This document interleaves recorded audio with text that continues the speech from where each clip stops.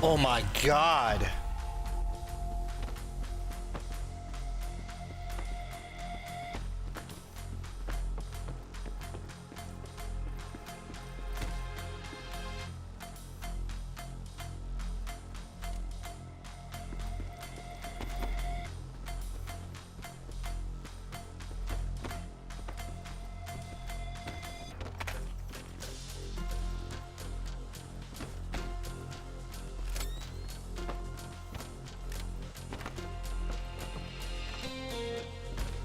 How many more people are...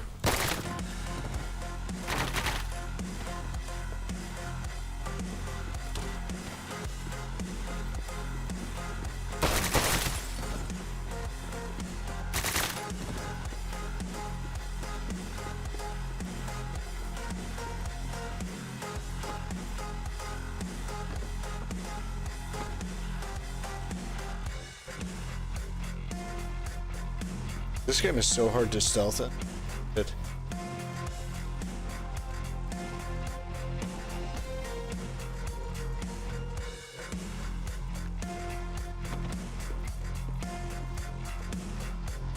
You go get the AR.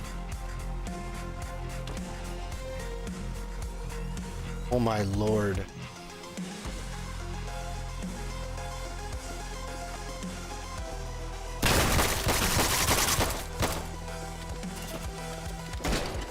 Damn.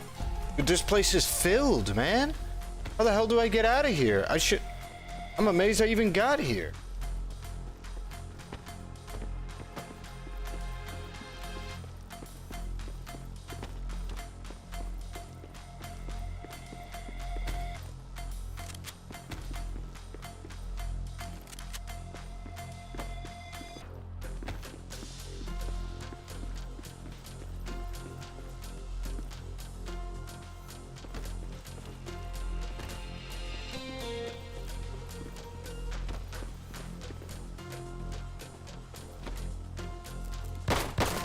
What? You can see over that?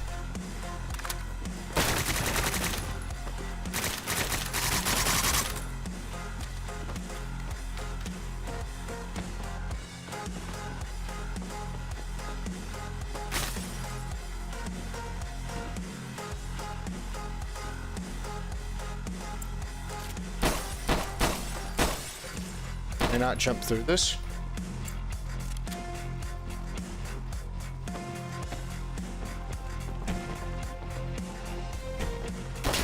Damn. They're just gonna surround this place? What is this? It's called an intravenous. It's like Hotline Miami and... Are they shooting at each other? What are they shooting at? It's like Hotline Miami and Splinter Cell.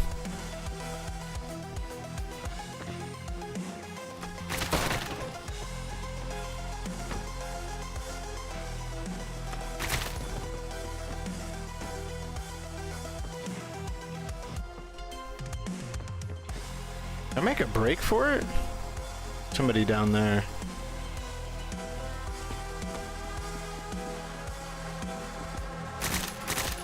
Oh shit.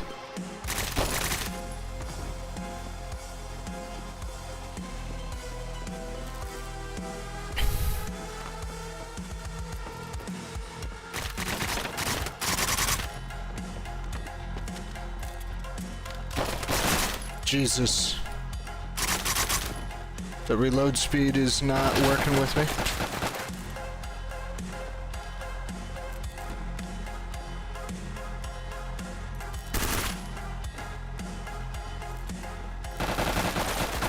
I can't see for shit down that hallway.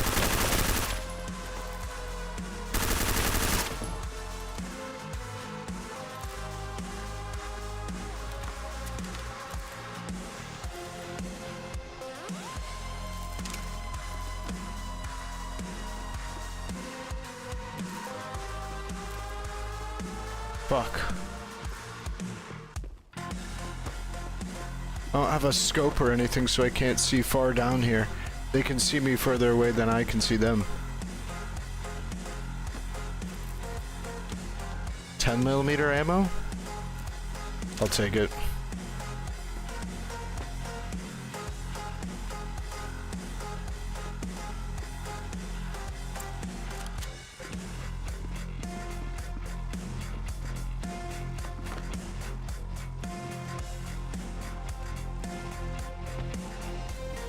I don't know how to make it on the... You watch the DNC? No, I probably will.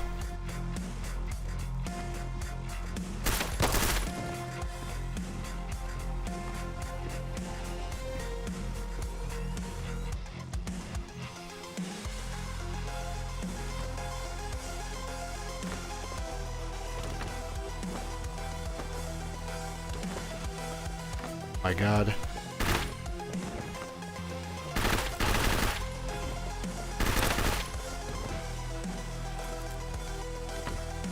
Can't believe I just did that. I couldn't even see that fuck.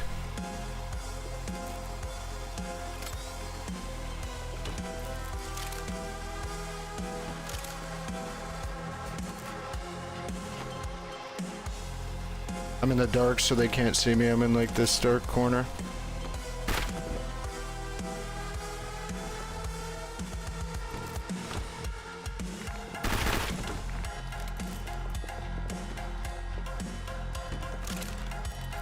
No way.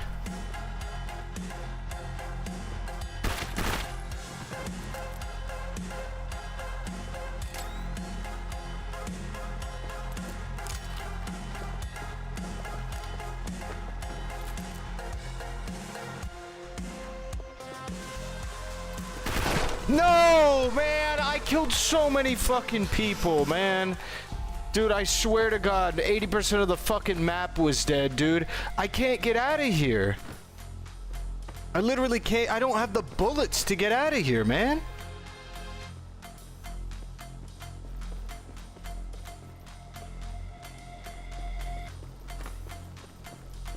Like, if I could hop over that wall, that'd be perfect.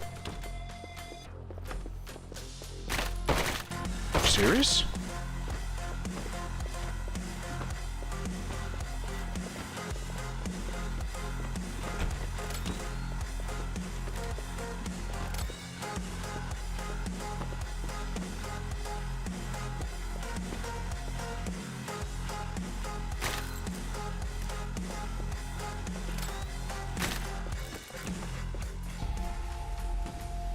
Really? Nobody's coming? Okay, there we go.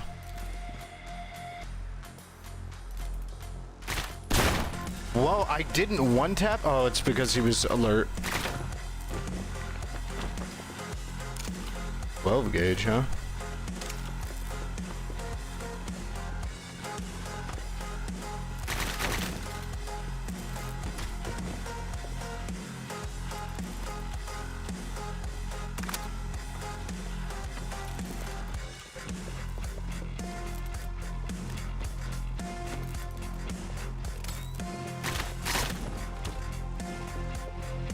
Come on, come inside.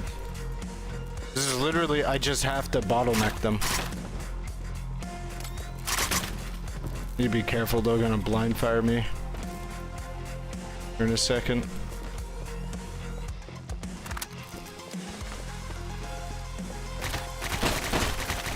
What?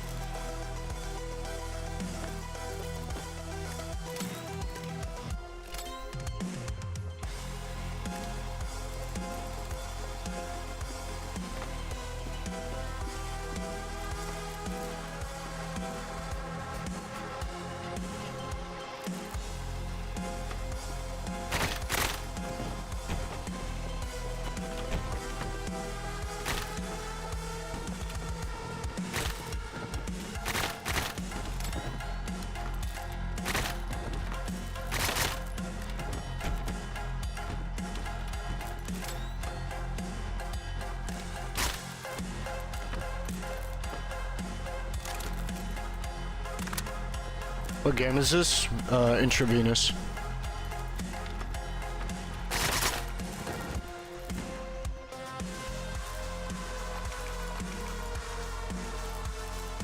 Oh wait, no, I didn't want to drop it. Drop? How do I just use it? There we go.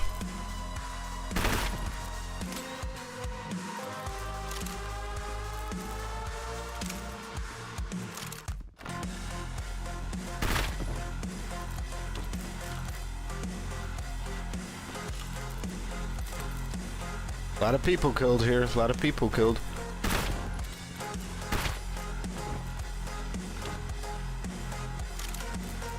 I need to go pick up the AR-15. There's an AR-15 somewhere on this map, but I can't walk around because I don't have the scope to be able to do so. And I guess they're just gonna keep coming to me. I didn't think that guy would be able to see me. Oh, the lights flickering actually does... Yeah, it makes me slightly visible, so I have to go find the breaker box somewhere.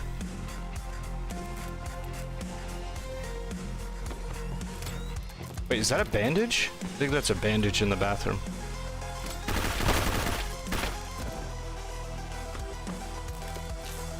It is. Beautiful. Oh, this is the breaker box. Beautiful. Please don't come in here. God damn it.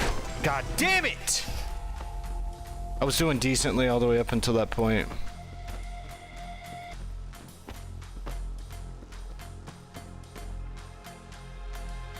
I should probably bring a pistol that is very quiet, and then a weapon that's good in combat. Because I thought I would just bring like a very universal...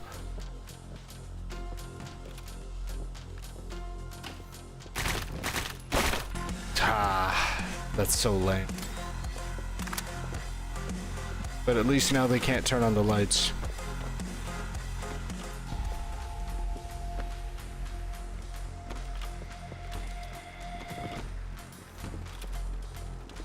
Wait, can they flip the breaker? Oh, my shit is fucked. Whatever. I'm moving on.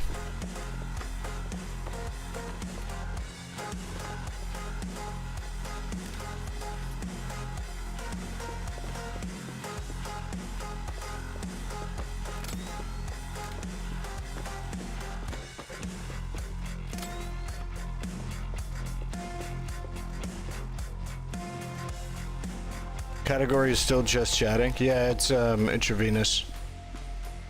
Like, welcome to the game and Splinter Cell. That's how I'd put together. That's how I would describe this game.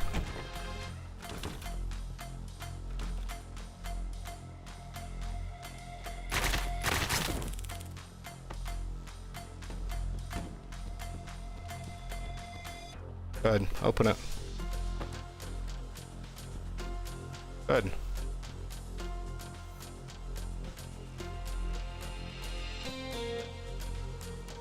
Wait, can I not turn this off anymore? I guess because it's shot, it doesn't turn off?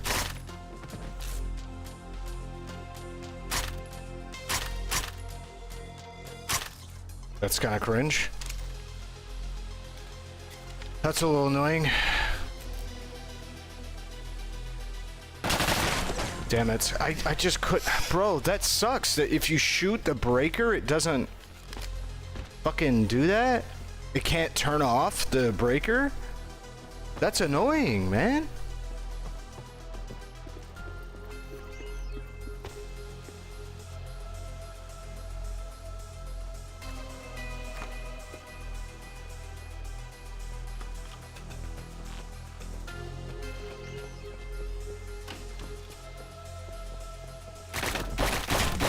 Really? Oh, it's because I right-clicked. I need to... I'm trying to, like, right-click for aim, but the way that right-clicking works is it shoots at high and low targets. So, like, the light, you see how it's orange? That's what it would shoot at. But if I do that, then it's gonna shoot just right at the people.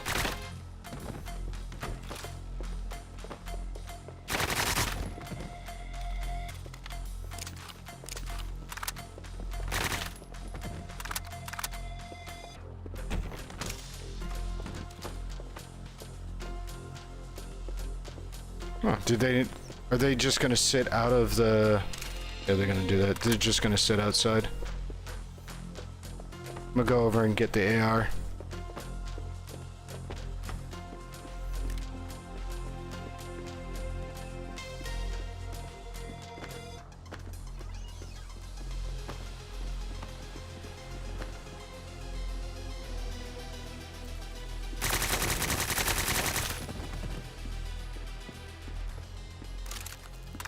Not bad. Killed 4 of them there. How do I just turn off this main room's lights? There's no light switch for the main room.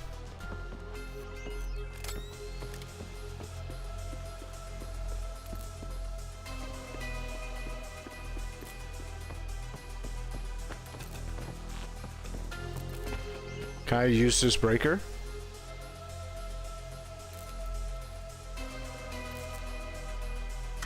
Here we go.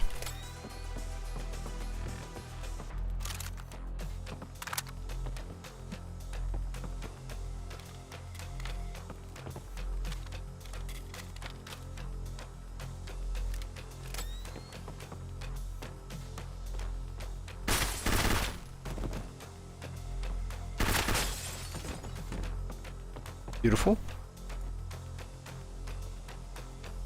How am I at all visible? It's a very dark alleyway.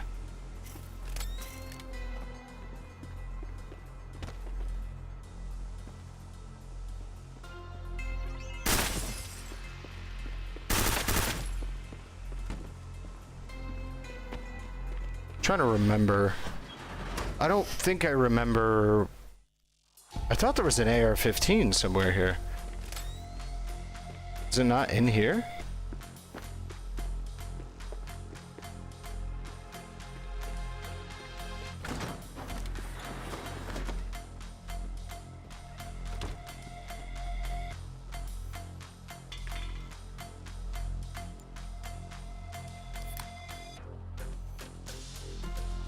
Drinking a soda do something for me?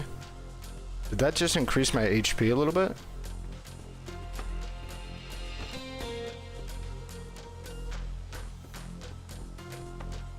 I don't think it did actually anything for me. Dude, what? I don't understand. Where are the light switches for these main rooms?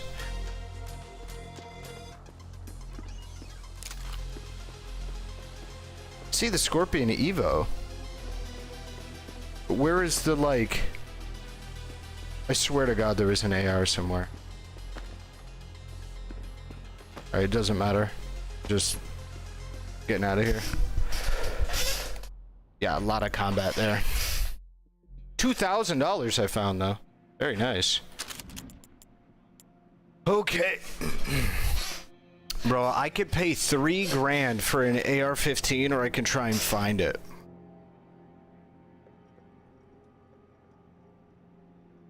Oh, that is... Oh my God, the AK-103? How much can I suppress an AR-15? Oh, my bad. I wonder...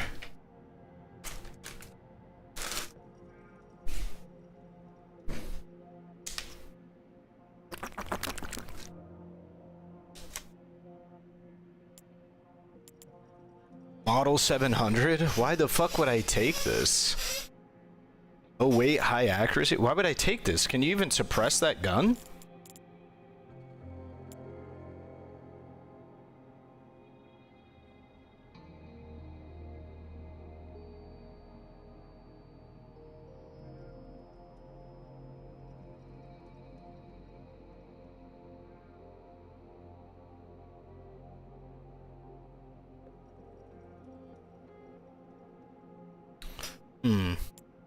The problem is the mini Uzi. Like, can I get the full stats list somehow?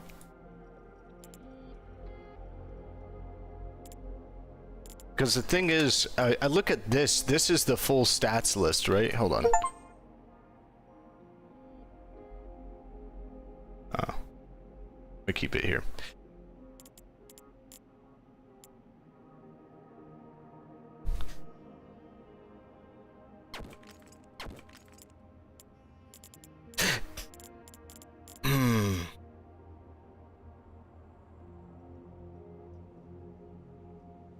Automatic shotgun.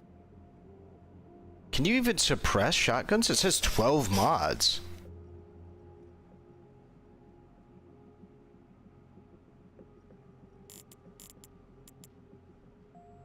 I really wish I got that AR-15, wherever the fuck I saw it.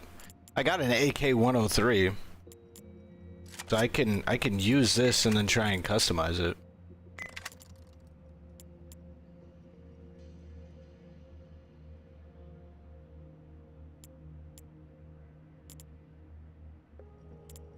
Shot noise. Wait, how much is it? 20% reduction on shot noise. What's the reduction on the this thing for a suppressor?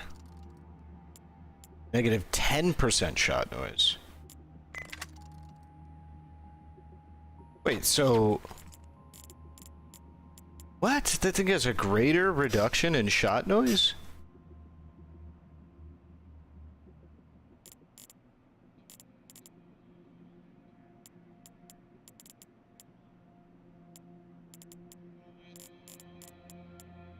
The thing I like about the MP5 is I can pick up ammo for it. If I get a sidearm that's like a 45,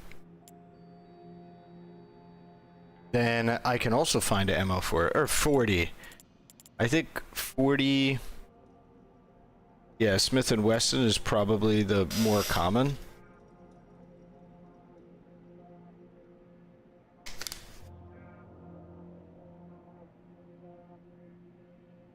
$11 bullets, 10mm auto, 40.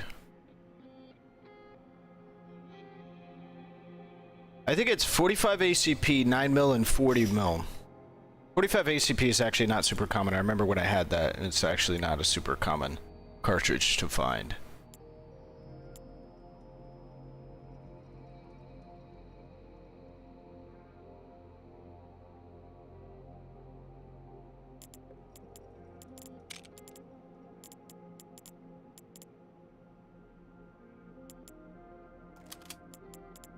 See.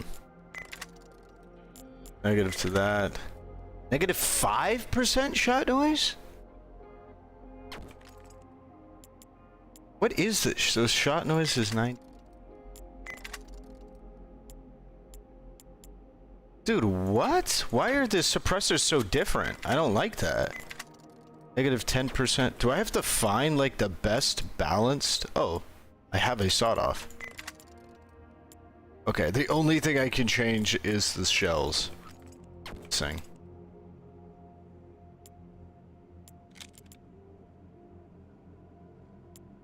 These have like 20 mods.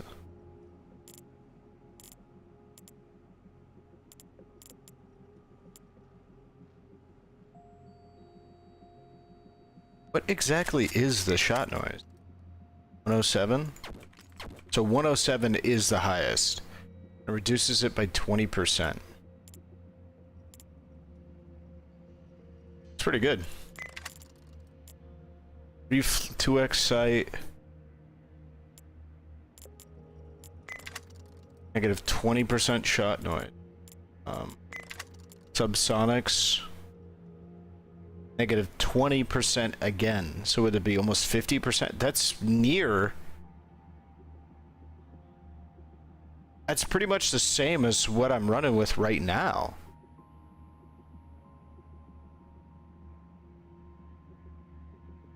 No, it's just never really been my cup of tea, necessarily, Mida.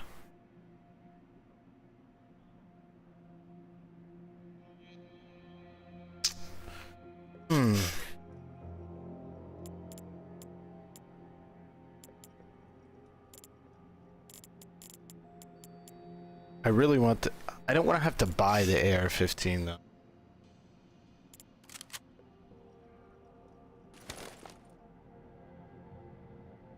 Ability, noise reduction.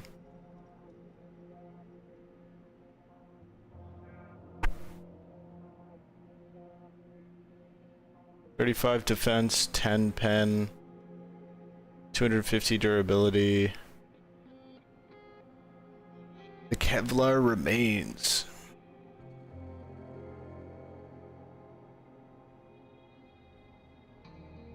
Alright, let's just do it like this. Just see.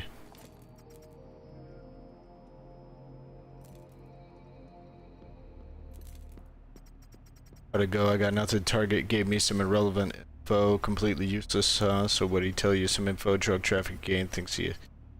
There's no way some drug peddlers would talk about a politician about take down. Worth looking into. We don't have much cash. Some kind of incriminating that we could bid. Back on the topic, I happened to the target and let him go. Good. Our friends are going to find out though. Got eyes everywhere, and the politicians will take the story to the media, no doubt. Not sure how these fuckers are going to take the news. Might take your dad out somehow. Right thing. Right thing. Kill my dad. What would you rather do? A bunch of innocent people to save a single person? Yeah, that's my point. Sorry, pal. There's no good ending here. The good one is making sure that you hurt as few innocent people as possible. The goddamn mess.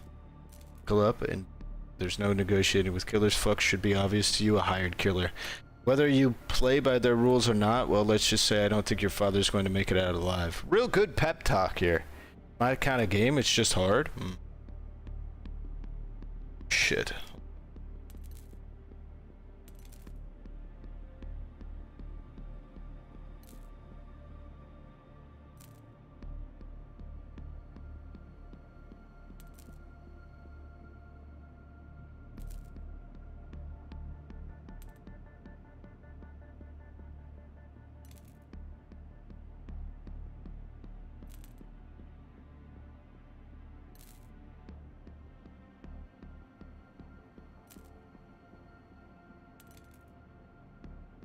Hold on.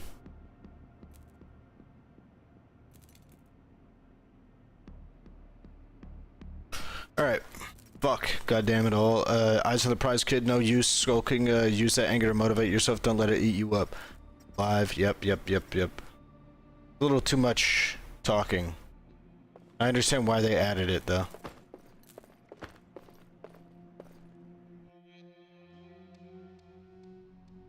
Road to police precinct? What did I do? Did I get stopped in the middle of the road? Steve, there are a bunch of armed guys waiting up ahead. Know anything about this? What? Are you in one piece? Yeah, but they're just up ahead, like somebody tipped them off. Well, shit, nothing we can do about it. You gotta keep moving forward. Assume they're looking for you and want you dead. Got it? I'm on my way.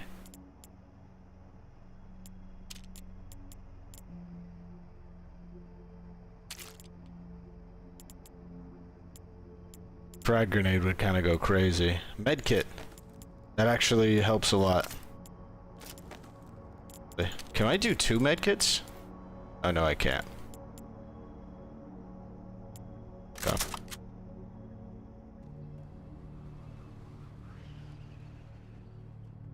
Get to the police precinct.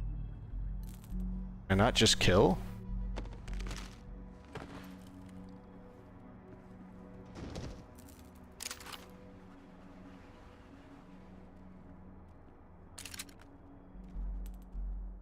Whoops. Oh, you can see me? Oh shit, I'm using that other gun. God damn it.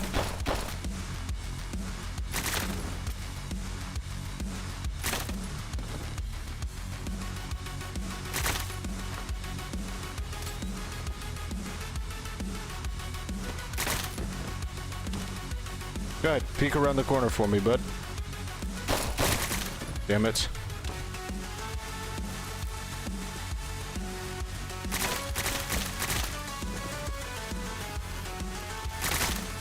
Pretty good music, man.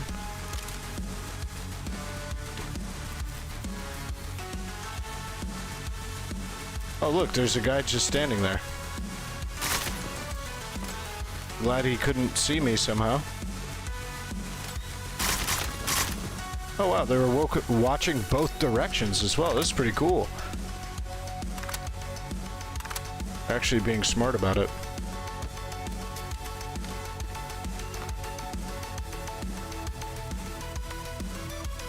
These bandages? Nice.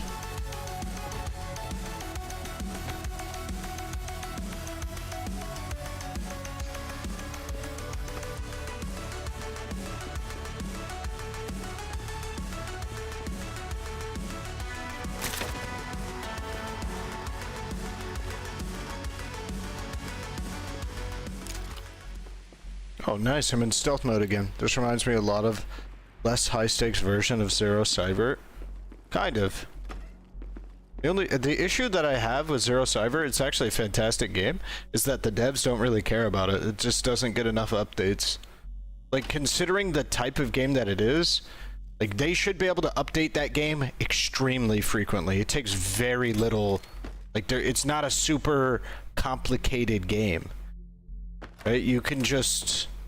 Fuck, you can just update some numbers and then have somebody make a sprite on Fiverr in, like, an hour. And you have an update. Like, their art style is not hyper complex and it's incredibly rudimentary. Pretty much every pixel artist on Earth is going to be able to do that art style. And it just feels like they can't do that. And then on top of it, like, the programming shouldn't be ridiculously complex. Should just be like, they should have like 300 fucking weapons in that game with like 300 different variants.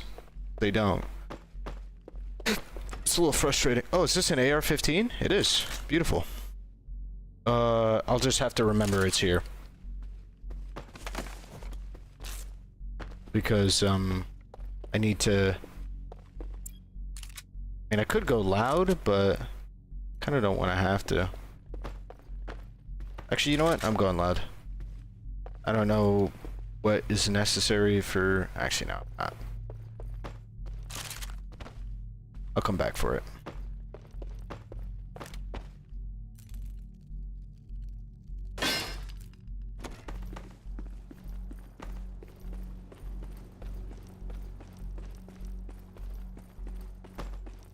Oh boy. Oh no, it looks like I'm moving on to another area. Let me go grab that AR.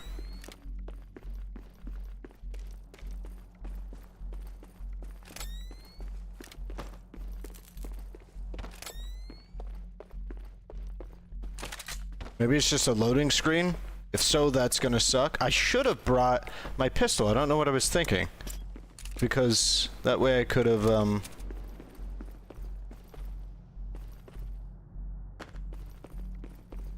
had a suppressed weapon. It's another option. Okay.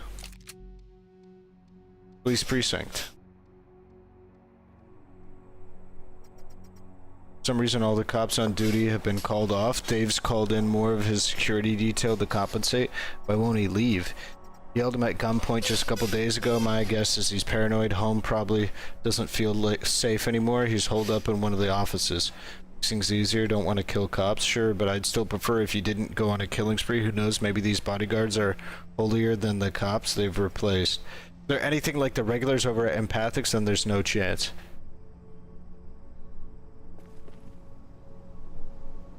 Yeah, that's my point. That's my thinking process here too. Oh, he can see me. I thought they couldn't see me over the hedges. I can see based on these lines what they actually can see. The like line there. If it's obstructed, then obviously they can't see me, but I thought it was him hearing me.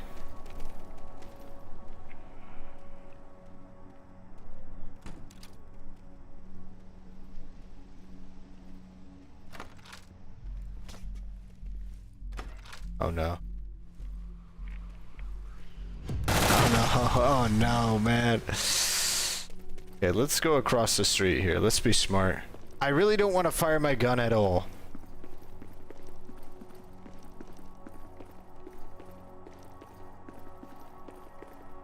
Because it's a loud weapon.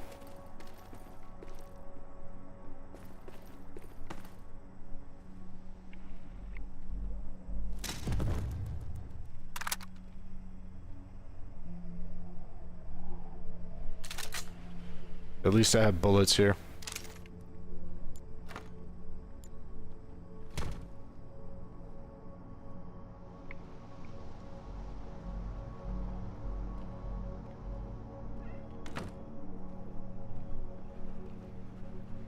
Can I find a breaker box, please?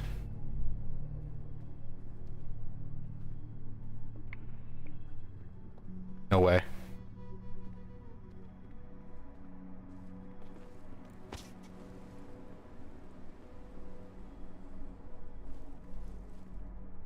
No way. Is this guy coming to check it out?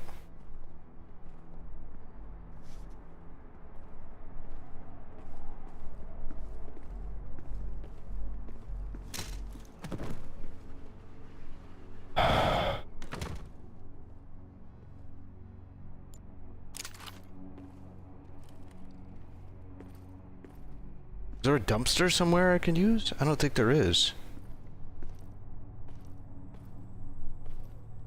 I'm just gonna hide him behind these hedges.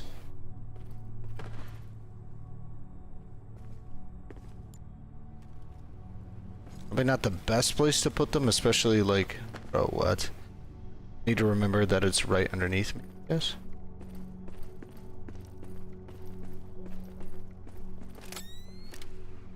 Let's control that.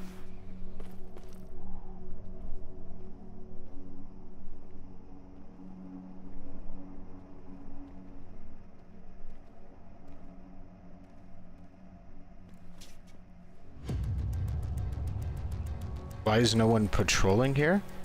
Okay, so he realizes somebody's missing.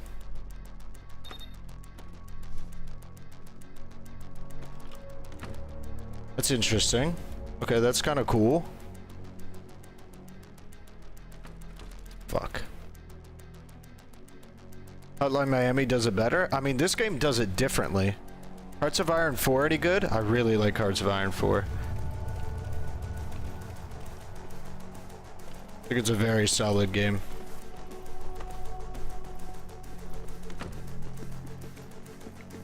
There's no breaker box on the outside, doesn't look like it.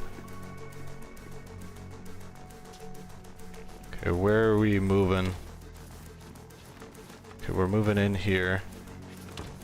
Even if they're on high alert, as long as they don't know exactly where I am, doing okay.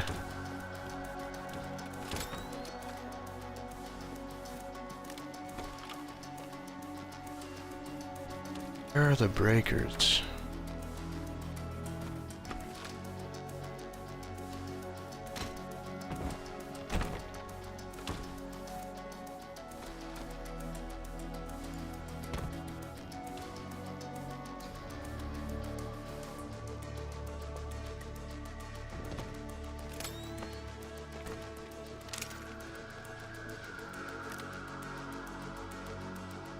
Is that ambient? I think that's ambient.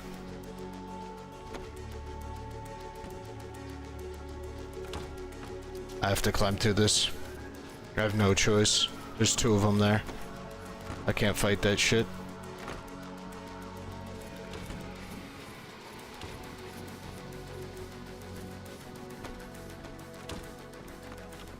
Okay.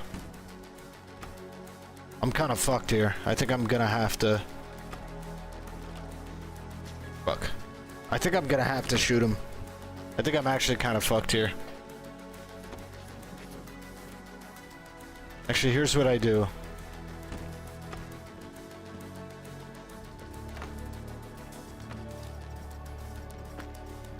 Oh my god, I need the key card to get back in there? What do you mean? Oh no, I actually didn't go through there before. There we go. I need to go to an area where they aren't, like, walking around like that.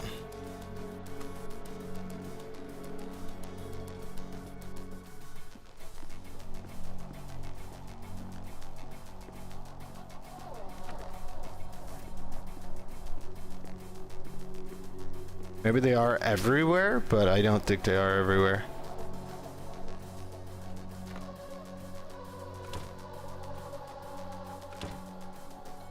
Bro, what?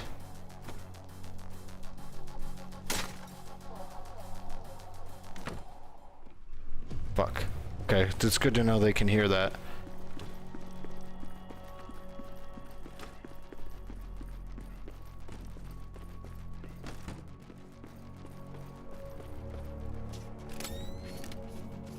Do they all move over there? Because they're not walking around over here anymore.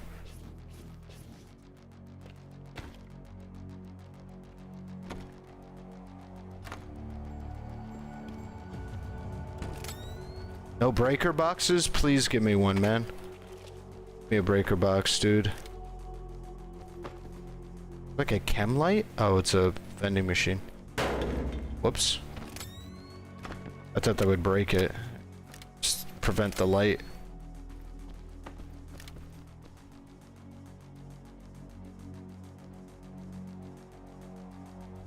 There's a breaker box over there.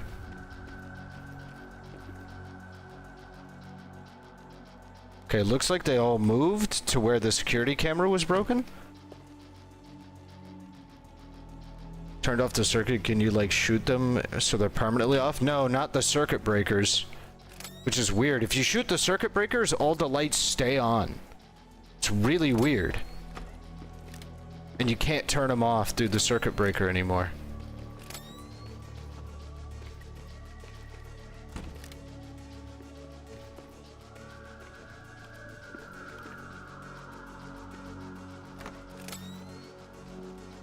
Okay, so it looks like they're investigating this, like, general area.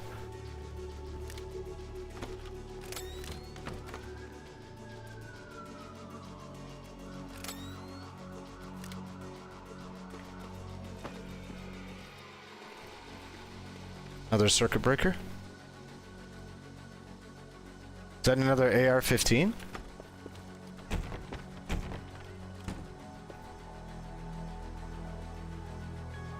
Okay, I need to make it over there.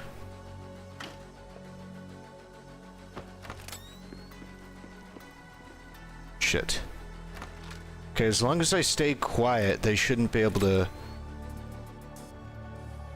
know where I am.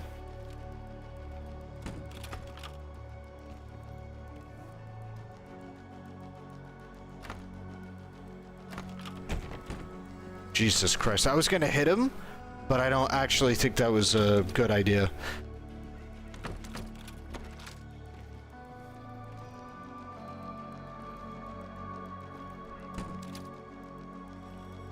Maybe I go over there and I grab some of the ammo for the switch firing mode. 3-round burst on the AR-15? Is that a thing? Normally? I don't feel like that's a thing normally. Can see you moving? Wait, how? Oh, the door was open and a little bit of light was coming through.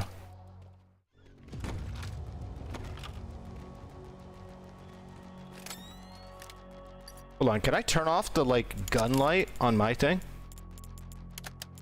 That'd be general.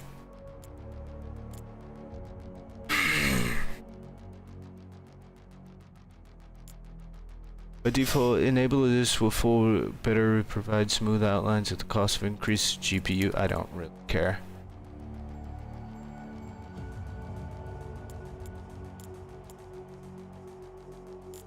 Okay. I don't think I need to worry about this game's GPU usage.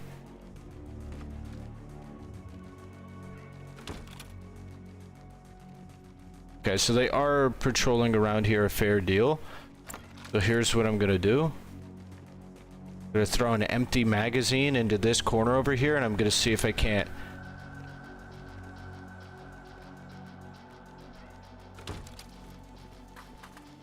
Okay. It's good to know that it's not that big of a... not that big of an AoE.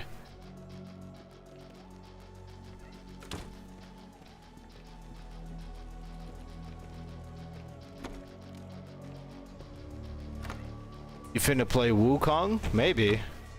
I don't know. It seems like a lot of other people like that game a lot more than me. How do I do this, man? I'm worried about that vending machine because it is making light. Okay, so there's two people coming up over here. Oh, shit. Shit, there's light there. Let's go the other way.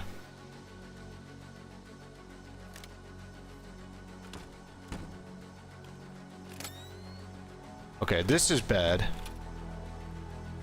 They come down here towards me. Okay, yeah, let's get in here.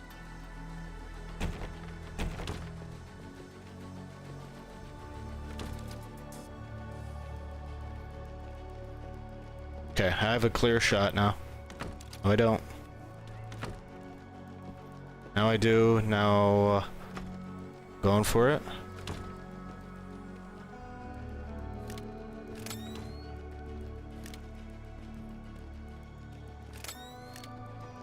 Shit.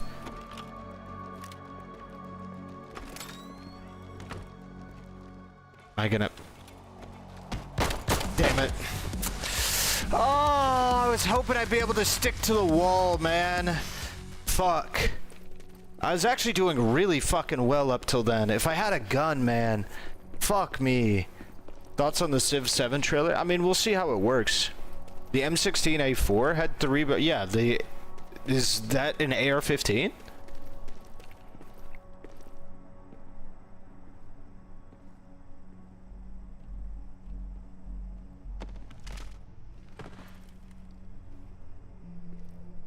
Here.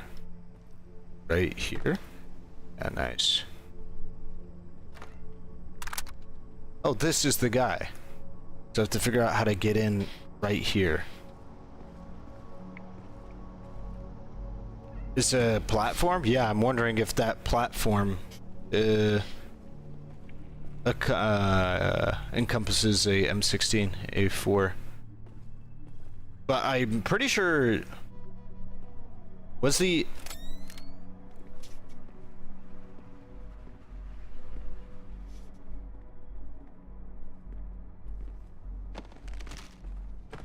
Ah, come on, man. Why we have to be weird, bro? Why do we have to be weird?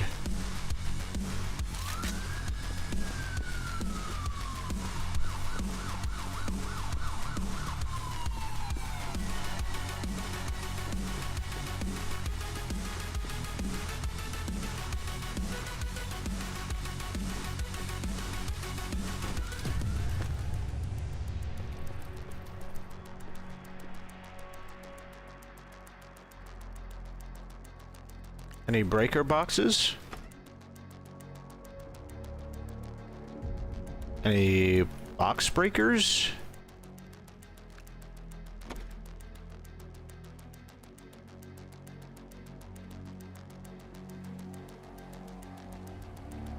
Kevlar over there with, I think, is a P5?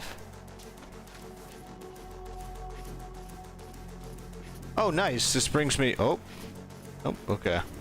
Not going this way.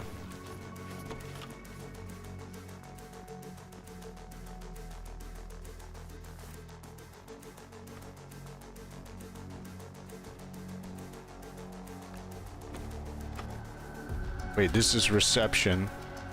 Oh, Jesus. Is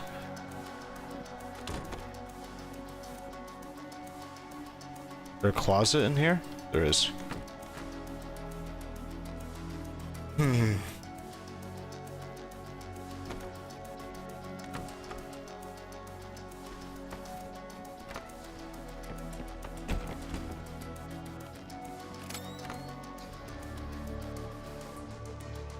Other closet I can get in here. Definitely not going the right way, but going a way, which matters.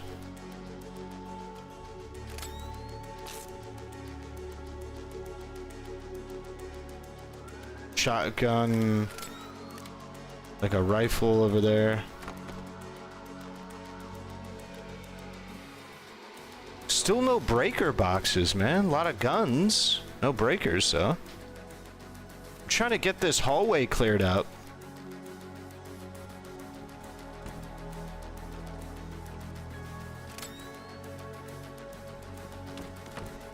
That is presenting as a bit of an impossibility. Shoot it? I don't want to shoot anything. I don't have a quiet weapon, so I'd prefer to not shoot a damn thing.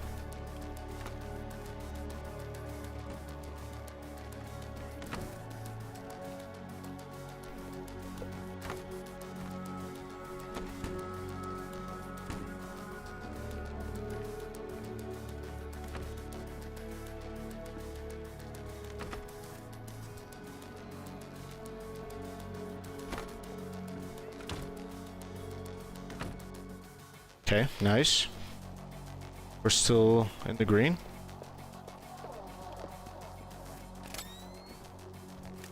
Is that a breaker box? No. Where the hell are all the breakers?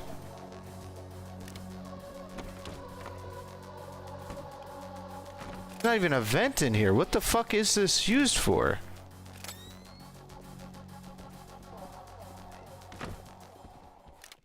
Dude, I fucked myself. This looked like where the breaker would be.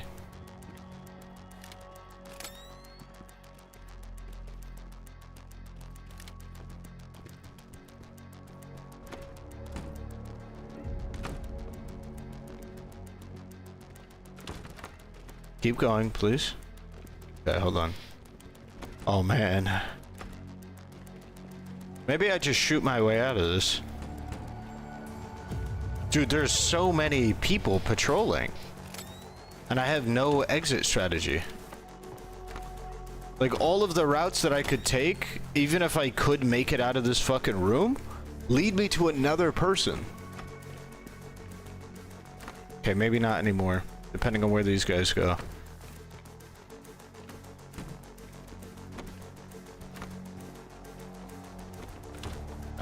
At least it looks like they don't come in here.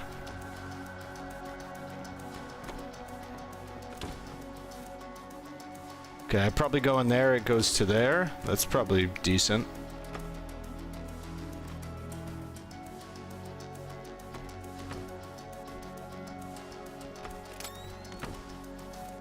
Oh, I thought he was gonna come in here.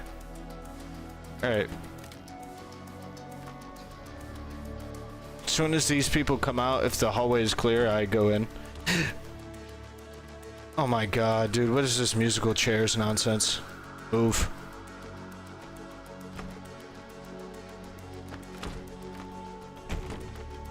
What? No! Oh, come on, man. Dude, I pushed E, dude. So goofy.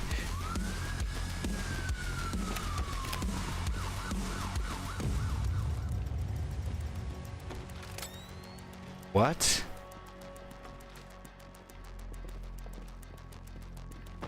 Oh, okay, there we go.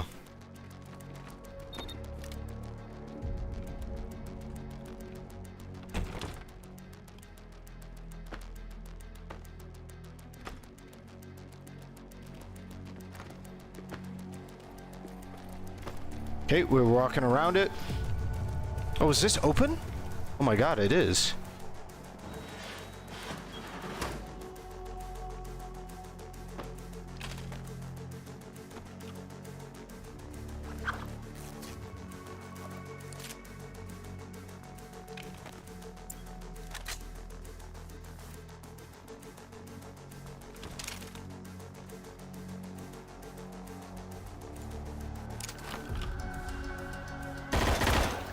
Oh, it's not great. Why the fuck is there a ventilation shaft here? This just feels goofy. Wait, are they not going to the right place? It's like they're not at...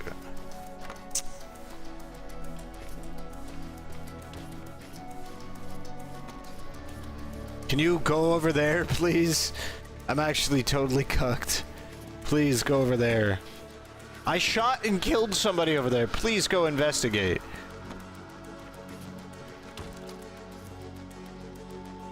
Climb out prone. Oh, you can climb out prone. Go investigate. Thank you.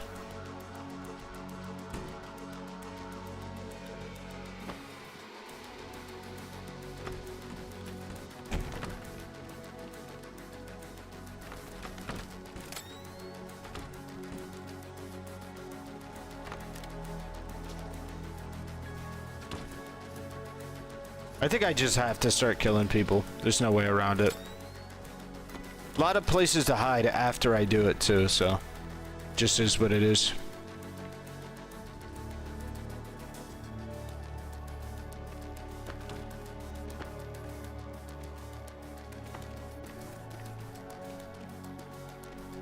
Oh. You seem to be clearing out. Nice. Oh.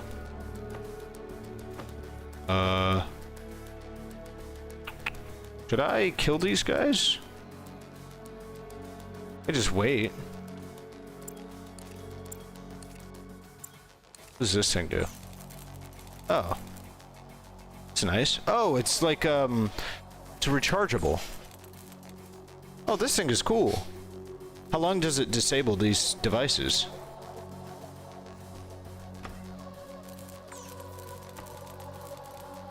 Maybe 15, 20 seconds.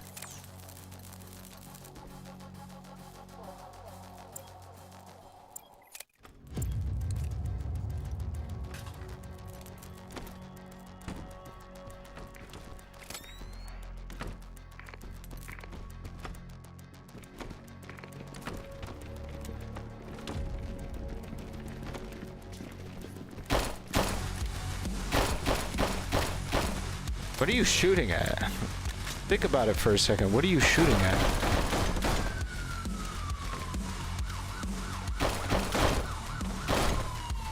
What are they shooting at? Are they allowed to just discharge their weapons like that?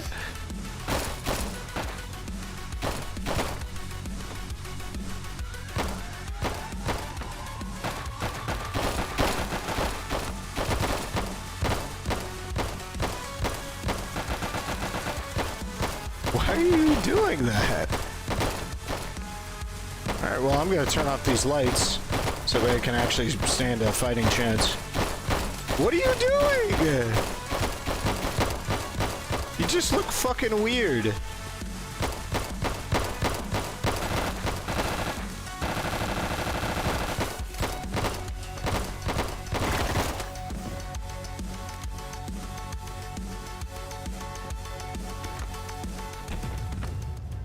How am I in stealth mode? I literally just shot. I don't know why I would take that fucking bolt action rifle. What rating would you give this to police department? I mean, it's like private security with the cops, so I don't know. Shit, you again? Calm down, I'm not here to hurt you. Well, what a damn coincidence this is then. I was supposed to kill you then. Now, whomever put a price on you is blackmailing me. I need to know whether you have any idea who this could be. You must be insane to do something like this after just holding me at gunpoint recently. If I was anyone else, I would have shouted for help by now. Politics can be ruthless. There is someone that could. I can't do this. I'm sorry. What? Can't allow myself to point you in a direction of a person and just state with confidence that this is who you ought to look for. That's kind of valid. I mean... I'd probably kill him, so... Those guards have stormtrooper aim. Wouldn't be able to live with myself if I stained my conscience.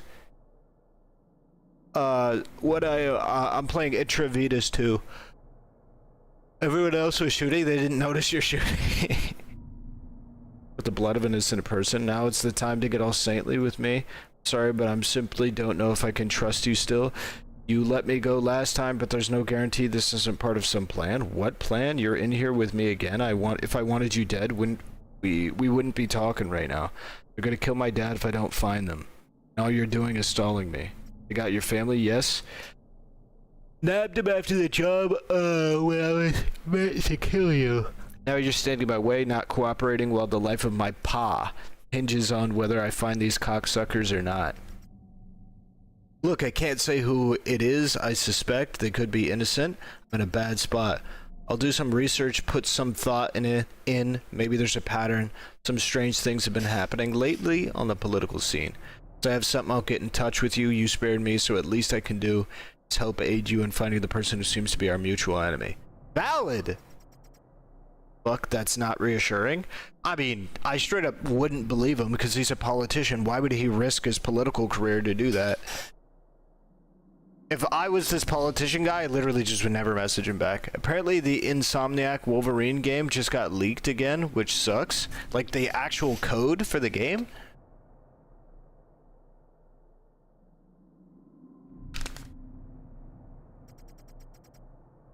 I ain't gonna lie, this game low-key Kino. I like this game. I just need my guns to be performance ready. Do that, be careful. I can't call off my men. I don't trust some of them, and if any of them happen to be informants, then your father is done for. Shit. Sean, heads up, you got more bodyguards coming your way. Bro, what? Dude, just call them off, man. Don't make me kill them. He's like, I don't want innocent blood on my hands, but you're gonna just kill most of my security, and that's just how it's gonna work. Like, what, huh?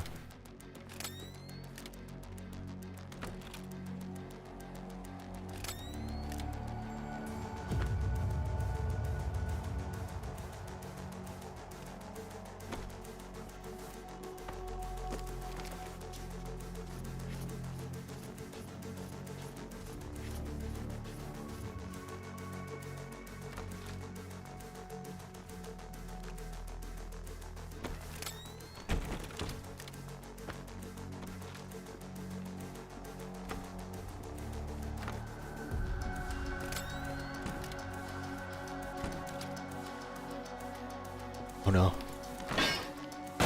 Damn it, dude! I was trying to get off of it, not do that, bro. Are you joking?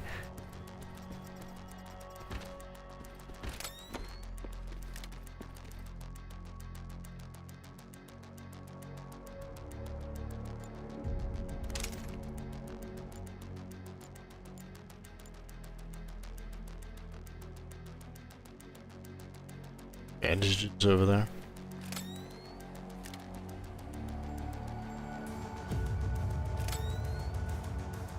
Wait, what am I doing? I can literally get out right here. Oh my god.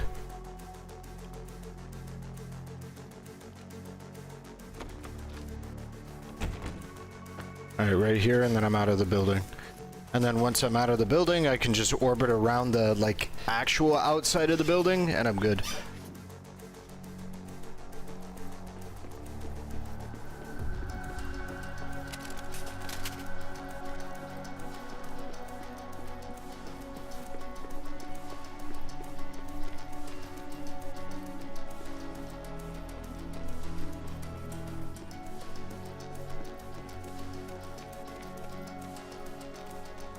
There we go.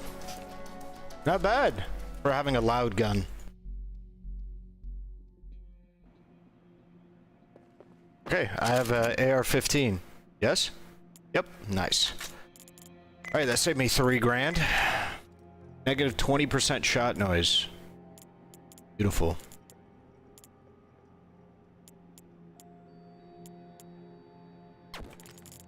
What about the subsonic? Another negative 20%. I think I'm just gonna do heavy fucking shit, bro. Actually, is there even a point in having a... I'm not sure there's a point in having a suppressed primary.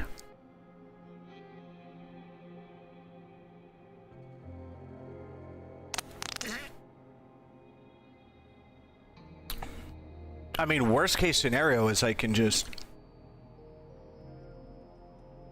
I don't think there is, actually. I think if I need to go hot, I'll just pick up somebody else's primary. Oh. I think it's better to have a pistol. What is this thing? 9x19? 30? First of all, we do this. 9x19 is reliable. This thing has so many fucking bullets. More accurate, same pen. The Glock has more pen. Not really too worried about pen. Because the pistol's only supposed to take me through the silent phase.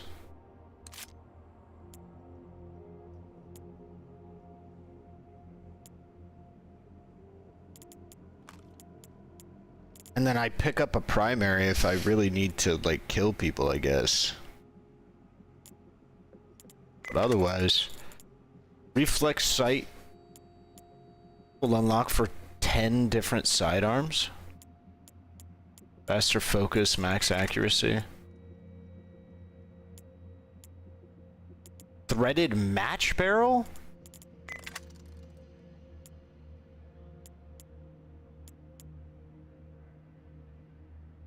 Extra noise. Oh, with the non-moving slide? No booster? LP suppressor? Low profile. Must rack slide after each shot. So this thing makes it interesting.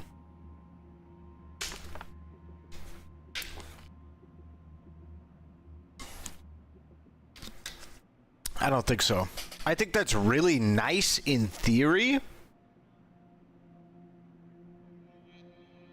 I would only take this if I was going to bring a primary.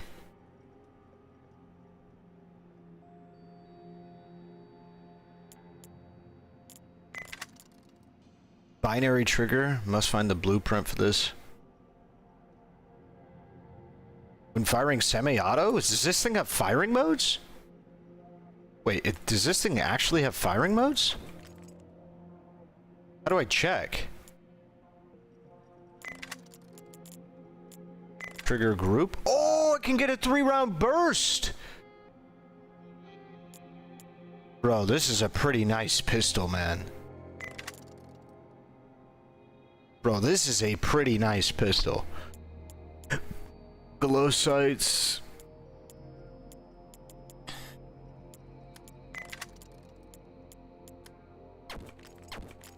I should be picking up other pistols. This thing is so nice. What about this? What do we got for this one? Trigger group. Another 3-round burster. Wait, what's the difference between these stats? This one's more accurate. Same noise, same mobility, same fire rate.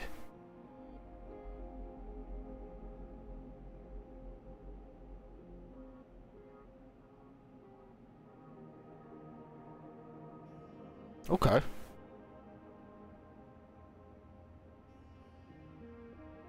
Turn accuracy.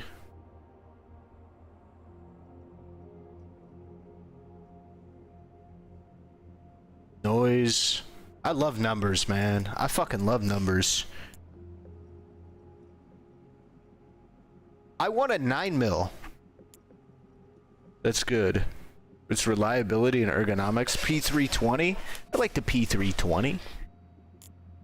I don't like how much damage that thing is doing, though. I feel like if I'm gonna use a pistol, though, it actually doesn't make too much sense to bring a pistol that is like as weak as this. I feel, oh no, it's sound profile, I forgot.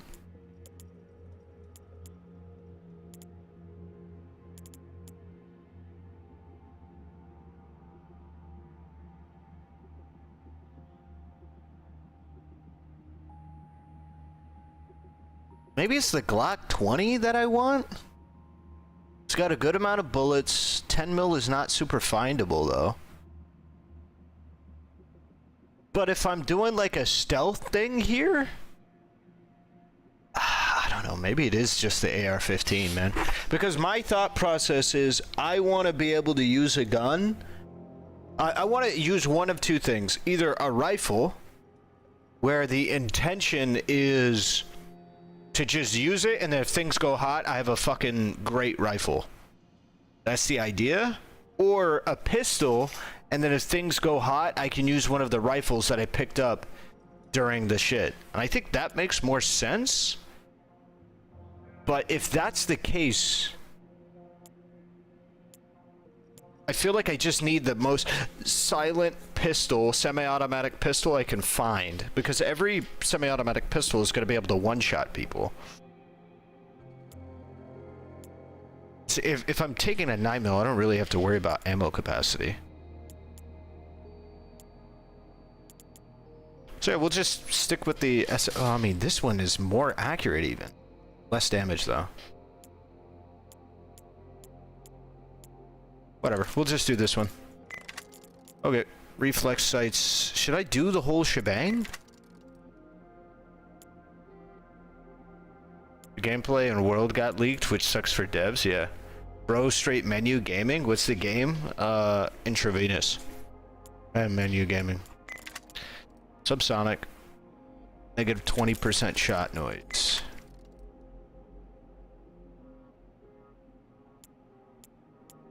%2 increase plus 5% bullet speed. Focus energy? I don't know what the fuck focus energy. Focus.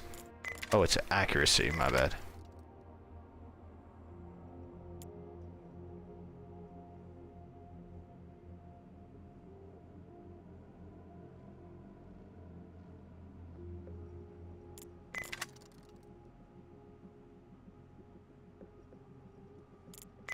Alright, yeah, let's make it happen.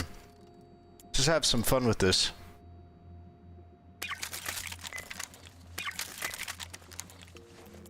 Don't need to get a sight just yet. Small mag? I don't know why I would do this to... Well, actually, neg 4 brings it down to 15. That's not terrible. And it's 9 mil.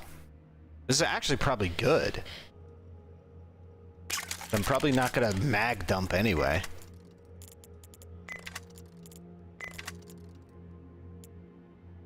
Let's find the blueprints for this. Faster focus speed, focus accuracy, trigger? Sure, for 500 bucks. Then do I get the sight? Fuck it. It's a rice mode it. IR laser pointer makes sense.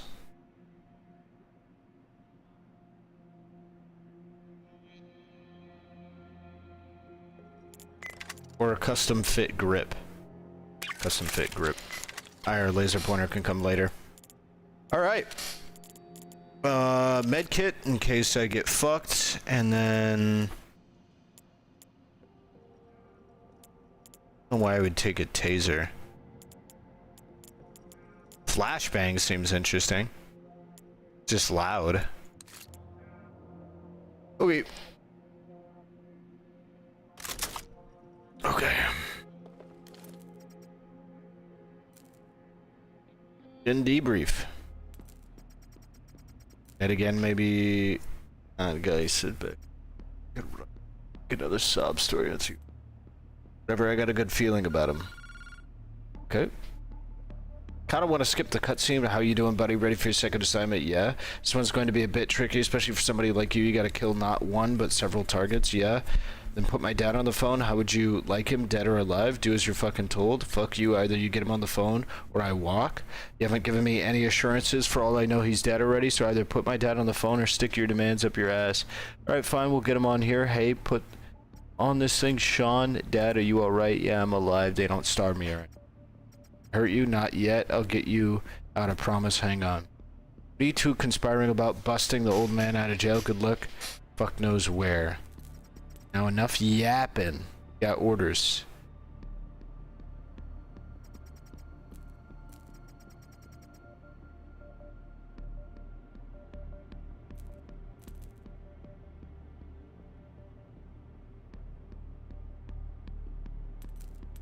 Hold on.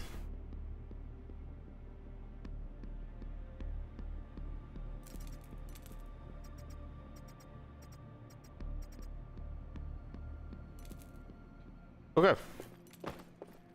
Not super crazy amount of talking there. Start the mission. My next target were too big to go unnoticed. You kill somebody at a party and everyone's gonna find out. It's impossible to off somebody at a place like that and not have someone notice. Even if you're as thorough as possible, somebody would ask where'd they go. Eventually they'd be found.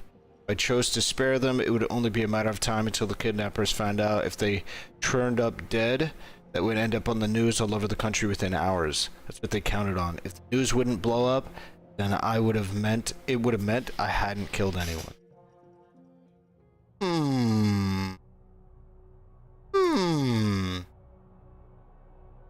I can conceal it. I have a pistol this time.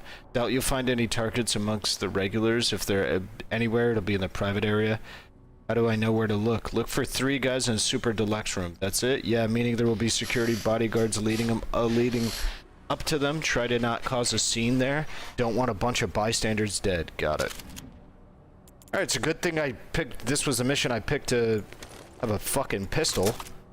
Because I can just hide it.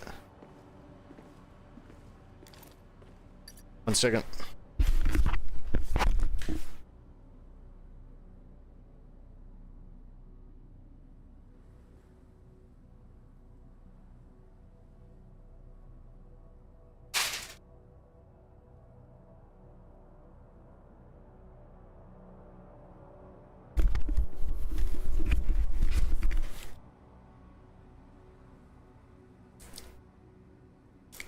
Ah, yes.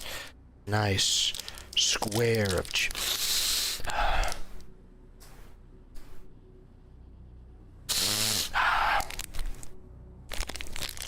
cheese.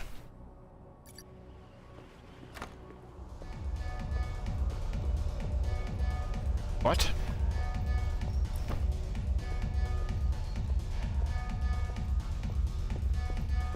It's definitely John Wick now. It wasn't before.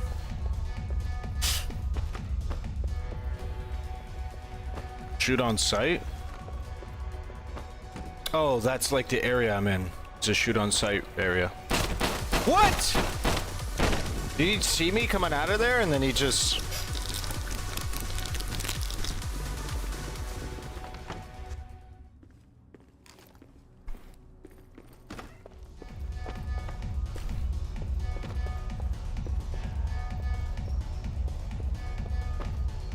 Who cares?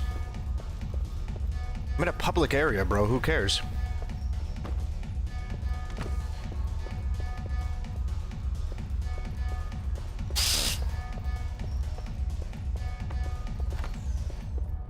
Prohibited?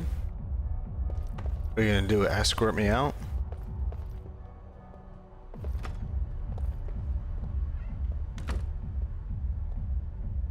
Say shit, nigga.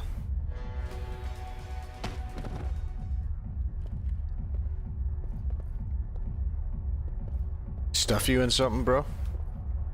Nothing personal. I stuff you, bro. Like, as a joke, bro? How knocked out are you? Like on a scale from 1 to 10?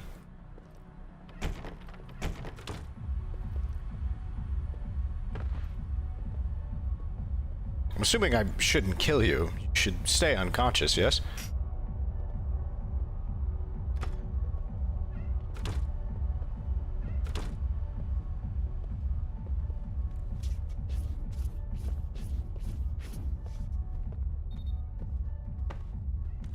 Is there no light switch?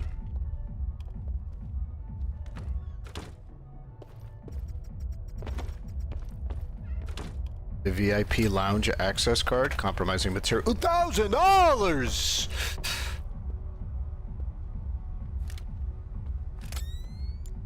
Oh yeah, I'm in a shoot on sight area, so we'll just do it like this. Wait for the guy to come back, I'll shoot him and I'll bring him in here. Actually, I'll just throw a thing in here. Will he investigate if I throw the door open? Right in front of him?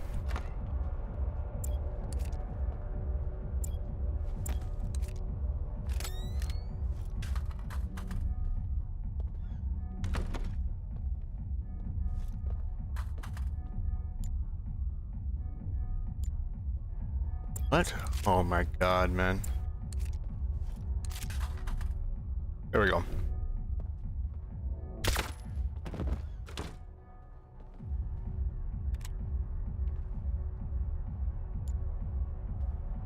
MK23? What is this?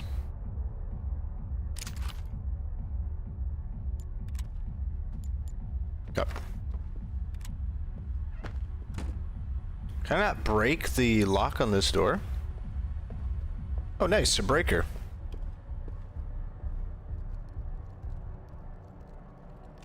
Does it turn off the cameras too? I forget.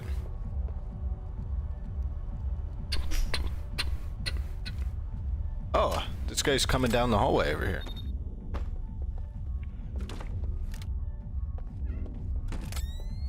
Doesn't actually go down it.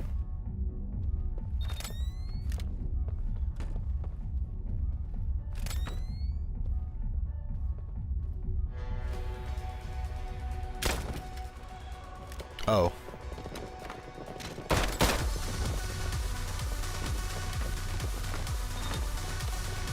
Okay. Well, this is not exactly the best environment. What? Was that gun really that inaccurate?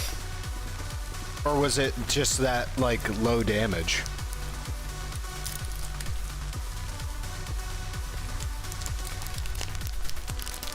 MK223 is a Counter-Strike USP? No? I actually don't know.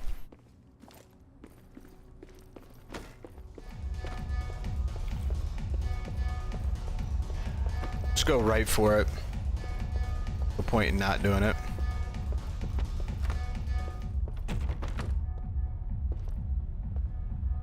These are the people I'm looking for. Oh, they're just niggas on break. All right, here we go.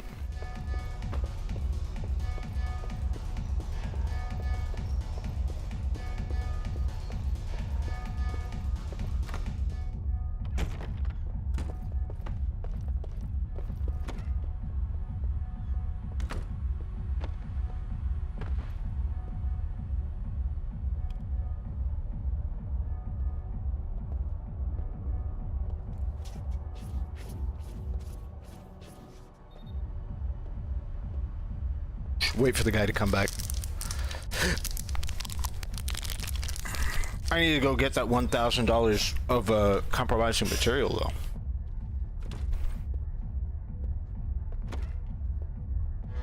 Oh. That's embarrassing.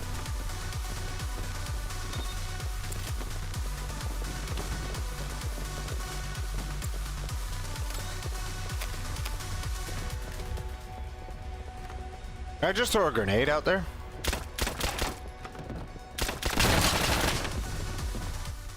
I want to restart anyway. First of all, I'm a far left fascist fighting 31-year-old librarian activist and author with a love of hope punk and utopian literature. Several genres of music and an anarcho-communist theory, so I feel like I am the perfect target audience for this game. I was aged to read. So what happened? See me on the cameras or something?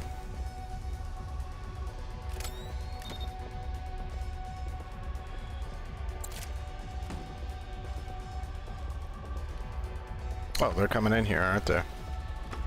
It's no good.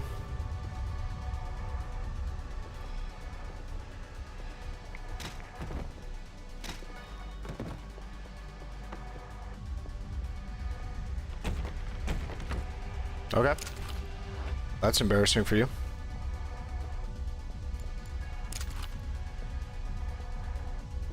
Yep, that's pretty weird. Okay.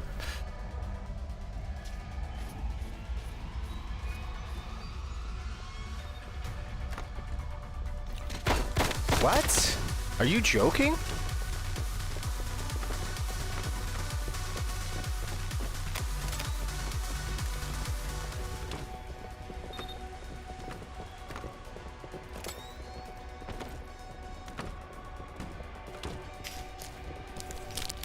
Alright, neighbor. Get the fuck out of the way, man.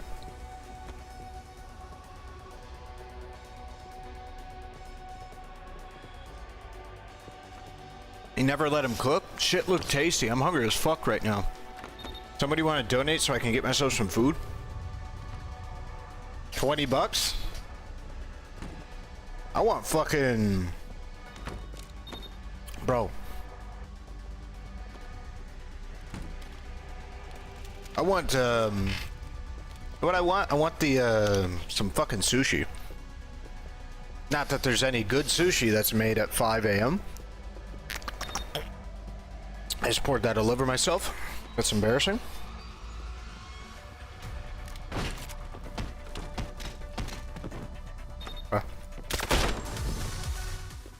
Alright. Try this again.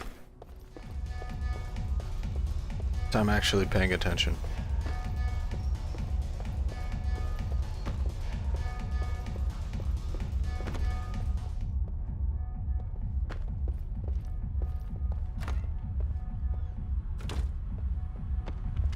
Oh, whoops, I killed him.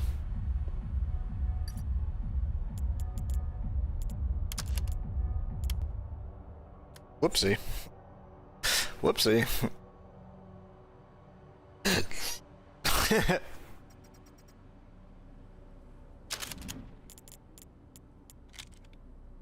What? This one.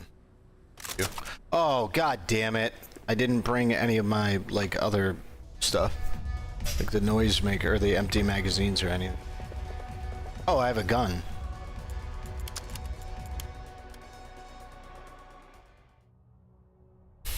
Enemies can awake their unconscious friends. That's a really good tooltip because that means that I don't believe that they can just wake up normally without their friends doing it.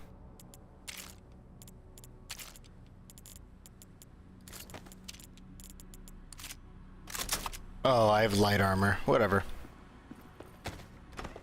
I don't think the armor matters that much.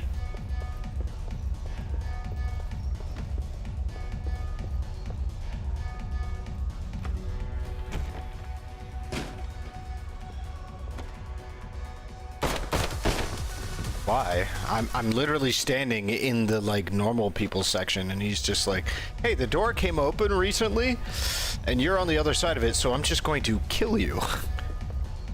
Like, this is the public area, and you're gonna kill me for having opened the wrong door? He's gonna do it again.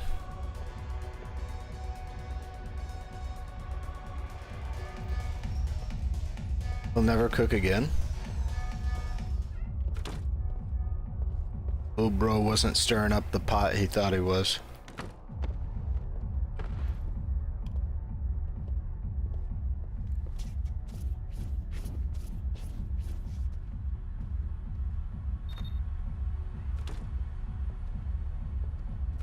If I kicked it, how loud would that be?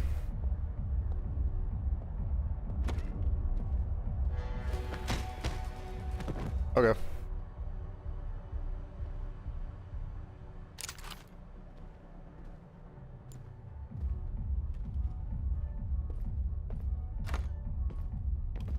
Can I stuff them in the closet? I cannot. Come over here, though.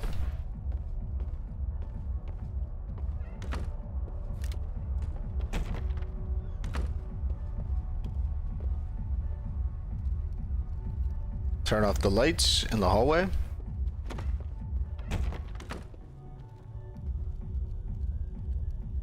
I can't make it through there without the key card. I don't know where the key card is.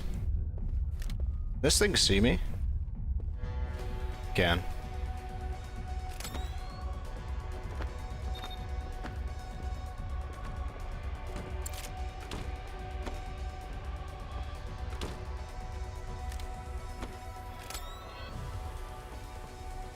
No way, can he turn? Oh my god, he can.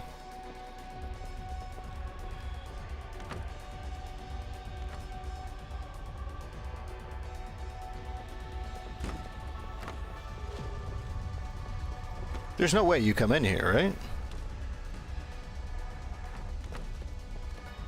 No way, right? God damn it, they woke up the fucking chef.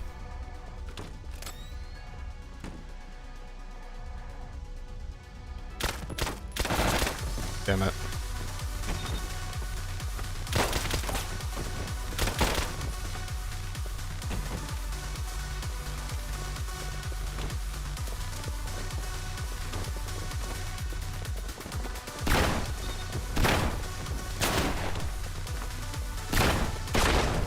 Damn! Shotguns were a bit nice.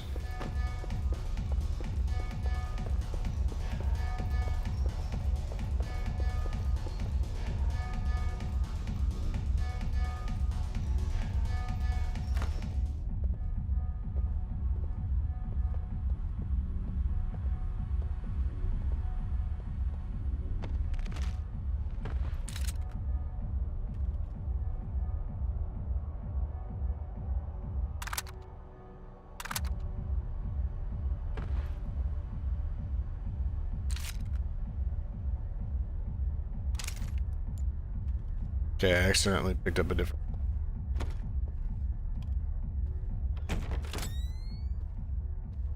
Drop the body. Play this game, Nodders Dustborn? The hell is that? I think I can kill these people and not have anybody else in the other room notice.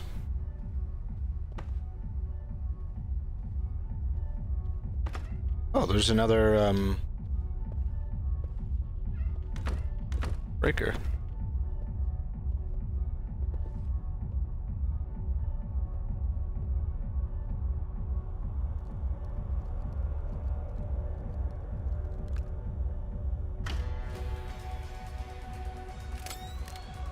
They coming over to investigate?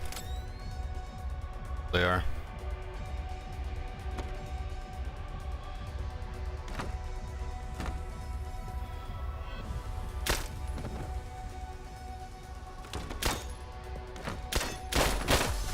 Damn it, man. It just kept hitting the fucking door.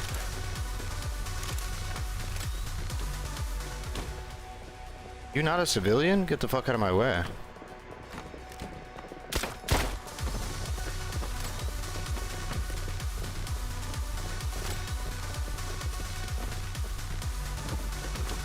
Oh, that thing actually does put out light, so I have to be careful.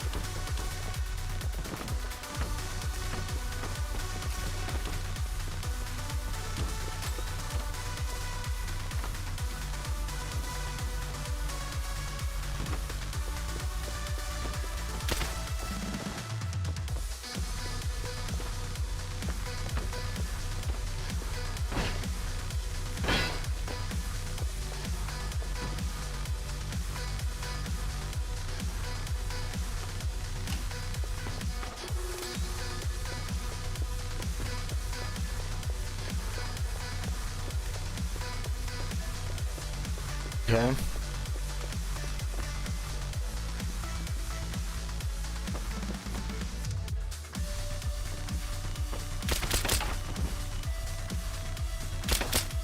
Fuck, reload it.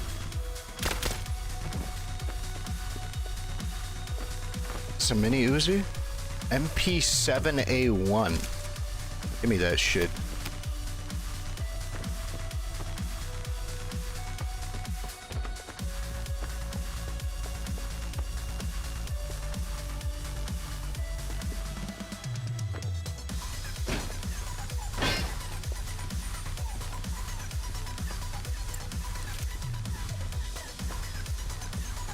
Bandages over here.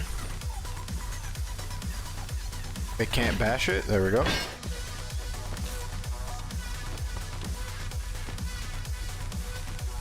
They still here? Oh.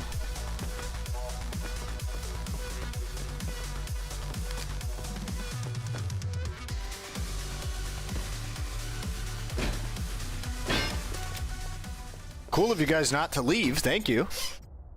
Shit. Who are you? Alright, calm down. It's a long story. I just need answers to some questions. Yeah, you... And what then? You gonna shoot us? Do you don't feel very safe with your gun floating around?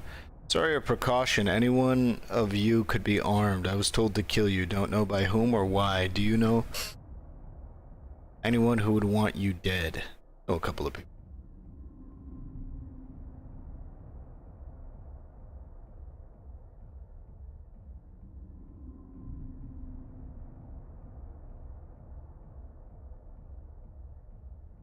Cat Jam.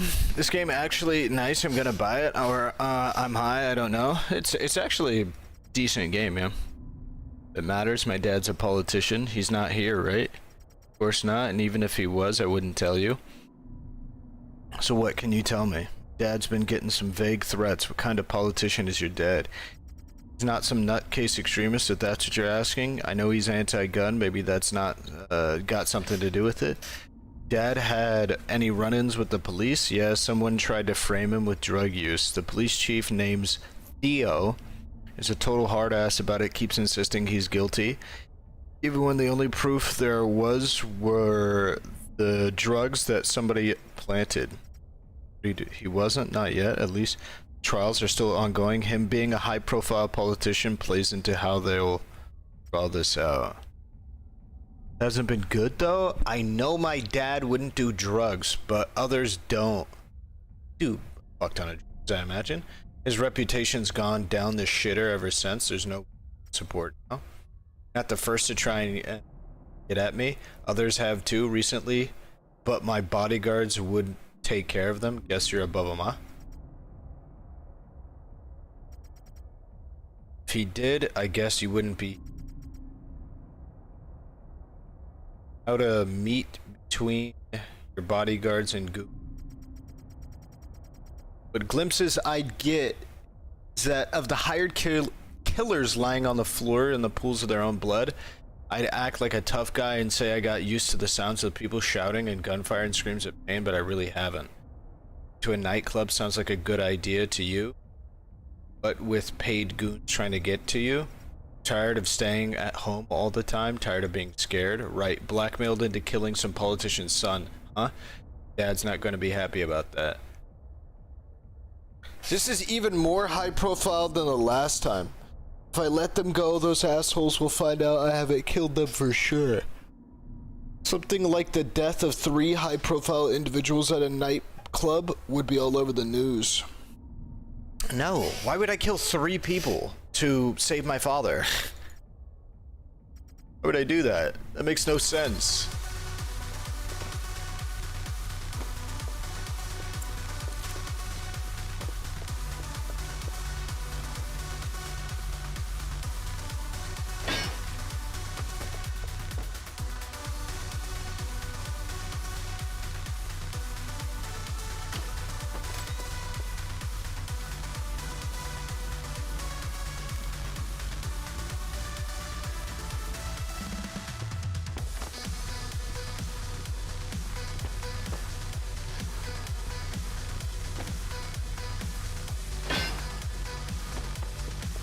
Where's this lead me? Nice! It's got some length to it, bro.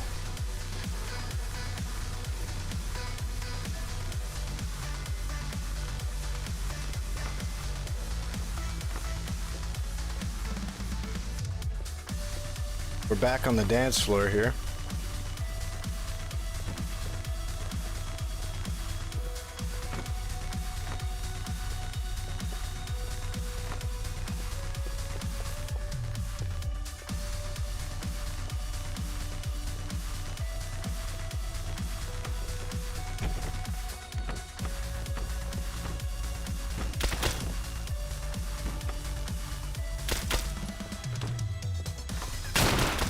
Damn it. Fuck me. Wait, is that fucking garage door already open?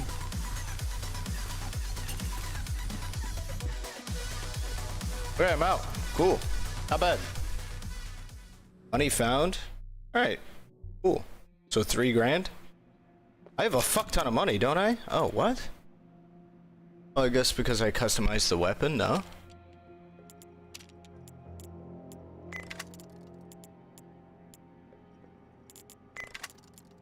IR laser pointer, yup.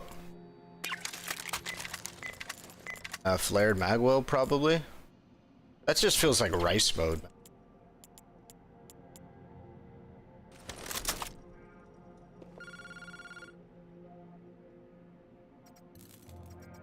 Sean, is this Castile? Let my son go at the nightclub. Oh yeah, he told me what happened. Too wrapped up in business, but I want to pass something along. Thanks. Find some of it useful. There's a place I'll send coordinates for. It's got shifty looking guys going in and out. They're always dressed like cops when they go in. They look more like crooks to whoever's got us this info. Pretty well armed too.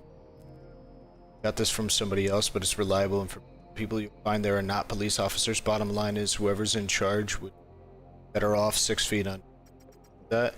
Yeah, but you gotta give me something concrete. I can't take someone out on a people involved are the same people that always find evidence in the most convenient places that others frame others to suspect so, but Theo could be unaware of any of this, playing into their hands. It'd be a benefit for anyone if they were to take these guys out. Alright, send me the Why, at that point, why wouldn't you just, like, as this politician guy, just get this dude to, like, kill people for you?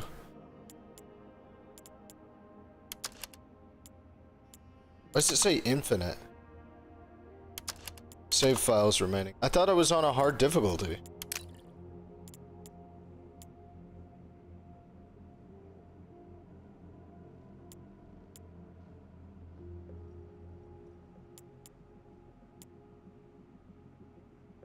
Huh. What? Physical training of Steve is unparalleled in both hand-to-hand combat and weapon situations where he's vastly outnumbers and give a slight boost reaction.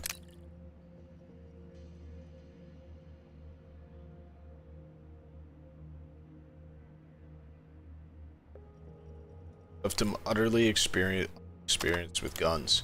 Okay, done with that for now.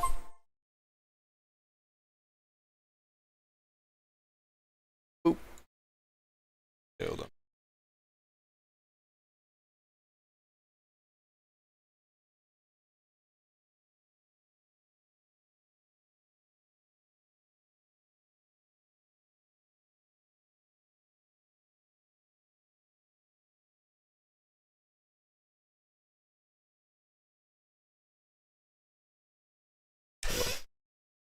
All right, I'm gonna be right back. Give me a sec.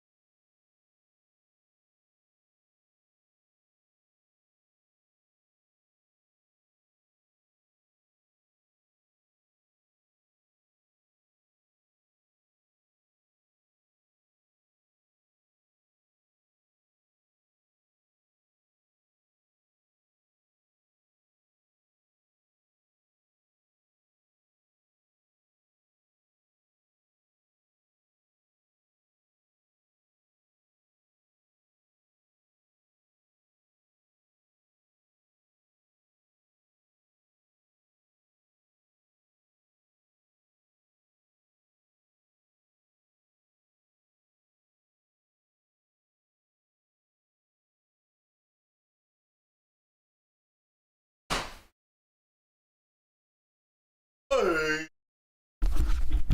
Hey. Hey. What am I looking for? Two guys try and impress a Detroit classic car show? I don't care. That's why people get injured. No one can match Clifton's freak. Nasty. Freak. Oh my god.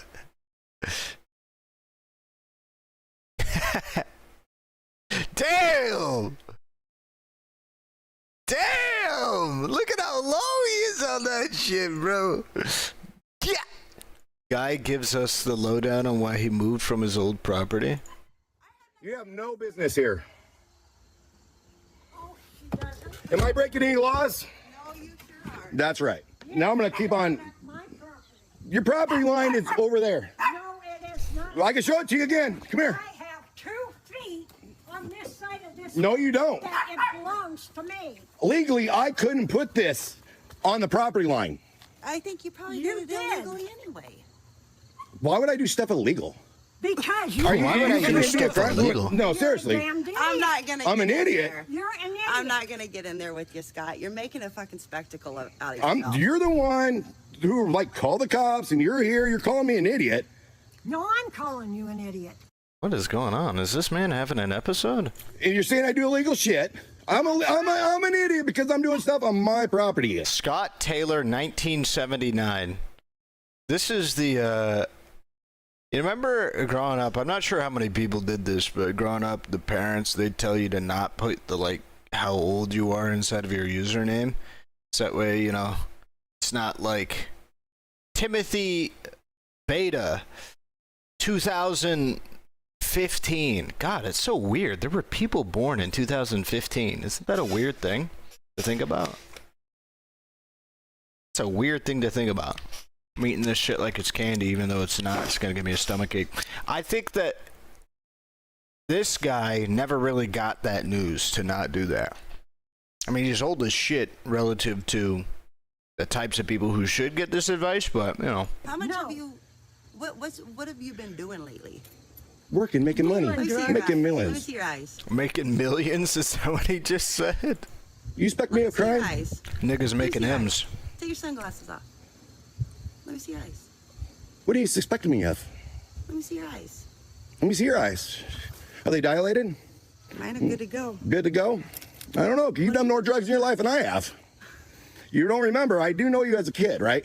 All right. Oh, damn. He little bro the fuck out of here, bro. Holy shit. Wait, this guy. Yo, hold up. Huh? Yeah, if that's what you Some people want to grow deal out with of that. it, and then some people never grow out of anything. Oh, anything. That's why you came to... Stupidity. Oh, stupidity. That's why you're here bitching about this, and I'm just here living my life. You you're not. haven't been living your life here, dude. You've been living your life in West Point. Really? Because I don't even live in West Point. Well, where? No. Why do you I think it's you not know here. me? I know it's not here. You ain't But know who him? owns this place? You ain't know him? Who owns this You place? can't tell who owns it, because look at it. It's a fucking mess. No different than your place. I mean, we could look. Damn. Go ahead, go look at I mean, it's no different than the place right there where you live. I mean, you even got a car This is actually a illegally nice parked. spot of grass right here. This shit looks You got trimmed that the car fuck. legally parked. You This is think like a being a golf law course. officer, you wouldn't have a car legally parked on your property. I'm streaming on Kick too. Want to keep on going? No, you've said Then you enough. guys have a great day. What the fuck You're is you? Smith. What the fuck is this old lady wearing on her feet? What are the?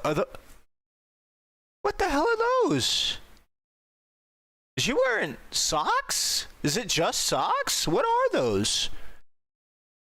No, you've said Then you enough. guys have a great day. Okay, you have a good day. You're dismissed. But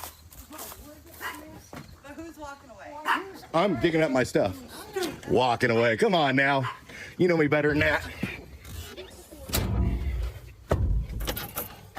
He's a hard-working man. +2 fire resist boots. Yeah. Got called a racist and was punched in the head for not giving a guy one of the beers out of my six-pack. Yeah, no, they are. All right, so yeah, that's me. Just checking out, talking. Yeah. And then wait, and then he tried to pick up the thing and he thought it was too heavy. It was too heavy. Okay. Canada is evil. What would you do in this situation? Girl, you know what's evil? Canada! Canada's evil! Canada's evil! Canada's evil! Is this nigga wearing a dress?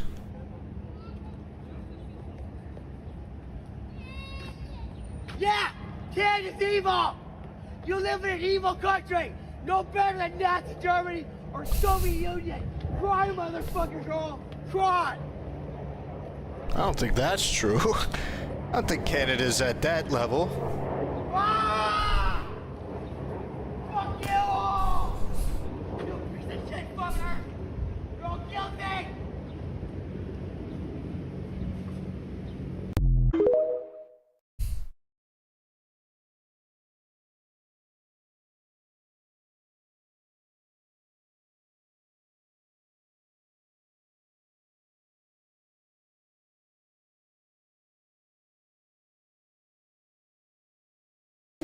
Okay. That's quite all right. I don't need a fork. I don't need a fork to eat kitty. I don't need a fork to eat food. I'll use my fingers. I don't know how the fuck to pronounce your name. Ildil, thank you for the 9 months? Primer 2, thank you for locking that in, okay? You could have went to anybody else, but you decided to give me your money. Thanks. Man gets assaulted by 2 men, later gets saved by his friend. Possibly not safe for life? Oh!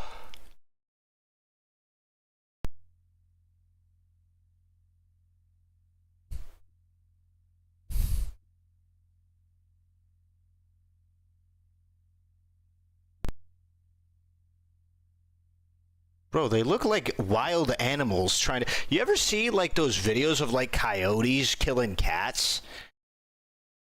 You know what I'm talking about. That's what this looks like. It looks like two wild animals trying to pull apart another, like, innocent animal. You know what I'm saying?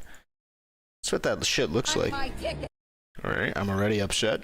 Karen wants her ticket. Let's see. I want my ticket. Fine, I want my ticket.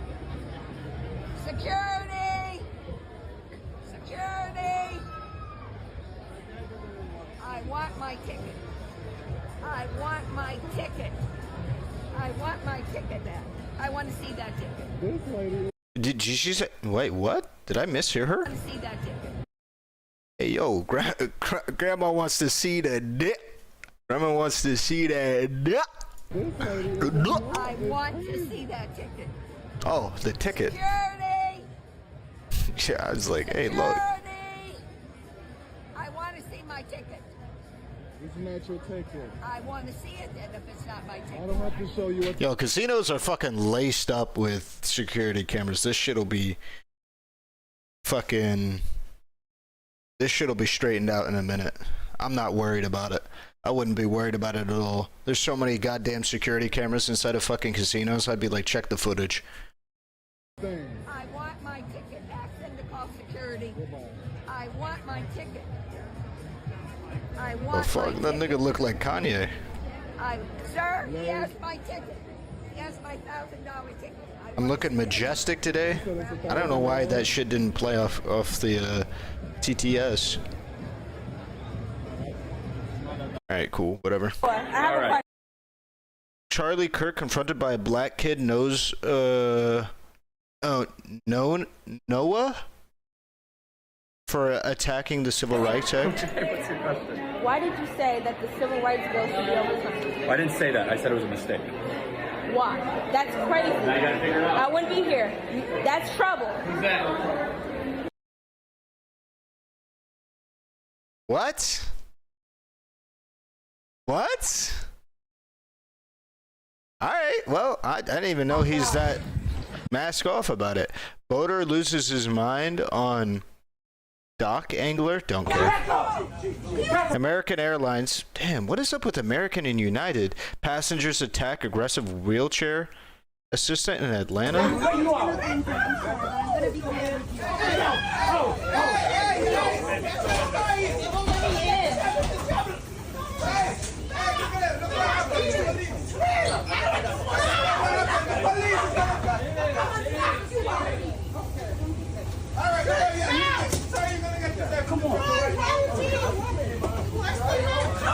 Man, I'm confused. What the hell is going on? Why did this nigga try to fight the bro with the camera, man? What the fuck going on in Atlanta? Woman brutally beaten by mob? Don't care. Pregnant shoplifter with a warrant attack. Pregnant shoplifter with a warrant attempts to flee from a Walmart, bro. God damn, bro. This is America, man. Alright, go ahead and put your hands behind your back. Me? Yeah. What did I do? Put your hands behind your back. What happened? Put your hands behind your back. Palms together like you're praying. Awesome. Come here. Come here. Turn around. Hands behind your back. Put behind your back. Put your palms together like you're praying. Grab my purse off the Again, you listen to me. You listen to me, not her. Check out the game I posted. We're going to the office and I'll... Wait, one sec. Let me check it out after this. I'll let you know. Okay. Walk all the way to the end. Do not walk too fast. I'm pregnant. My stomach hurts. Follow in behind him.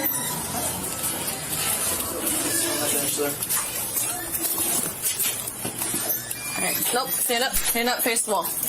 You got any weapons on you, anything? Alright, wait. Because you're pregnant, I'm going to swap these cuffs to the front. Palms together like you're praying out front. Alright, have a seat. So, God. Here's my fuck, question that to you hurts. guys. You guys almost hit me earlier, right? You saw me. Right, but you saw me, right? So you knew I was in the store, right? Okay. You also realize that there's thousands of cameras throughout this entire store, correct? Definitely Okay. not thousands. So, let's play devil's advocate. How smart is it to bag items without purchasing them and then putting them in a cart, concealing them without paying for them? You talking about the house shoes? In general, any merchandise. That's it. Right, because we stopped you guys. But I'm asking you a question. Hey, wait, is this it lady a smart to do cop that? or a... No. You saw me. I told her. You also saw Put them in me. the front because I didn't purchase them, but I have money to buy everything in that cart. Okay, well, here's the other problem. We also have you guys from another incident with your photos where you guys were not stopped because you guys pushed out before they were able to make contact with you. So at this point, today, you both are going to be trespassed from Walmart nationwide. You're not permitted in any Walmarts at all whatsoever. If they open one on Mars, you can't go to Mars and go to that Walmart either. We have facial recognition. I work this one, and I also work 62. If you show up at either one of my Walmarts, I will immediately arrest you and charge you for both theft, and I will also charge you for... My Walmarts? What the fuck? Is this like the... Is this like the resource officer, the goddamn on-site police from hell? What does it mean? You can't arrest nobody. Are you a real cop? Why'd you say my Walmarts? Is this like Miss Walmart? The cop? For trespassing. You both have IDs. Do I have my ID? In her jurisdiction, I guess? I'll have to look. What's your first name, ma'am? Mariah. All right. What's your first name? Michaela. It was almost $1,200 last time, wasn't it? Easily a felony that I can still file warrants on. Excuse me. The last amount that you guys pushed out, almost $1,200. Just because we don't get you the first time doesn't mean you won't get you the second time, or the third time, or the fourth time. But the time that you guys spend doing all this nonsense, you guys could be putting an application in somewhere for jobs and stuff. I can't. I get that 6 on. They... What the fuck? Does she think that she's gonna, like, say, hey, you guys are putting a lot of effort into stealing shit, you guys could just stop being bums and get a fucking job? And then they're gonna go, actually, you're right, officer, I didn't think about that.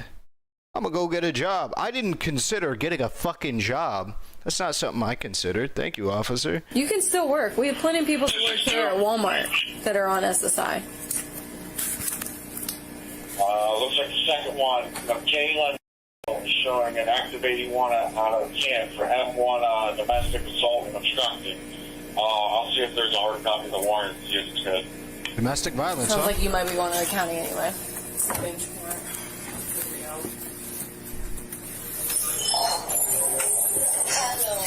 Nope. The police No. need my phone. I might be going to the county. Come on. You don't get I that gotta go. conversations. Sorry.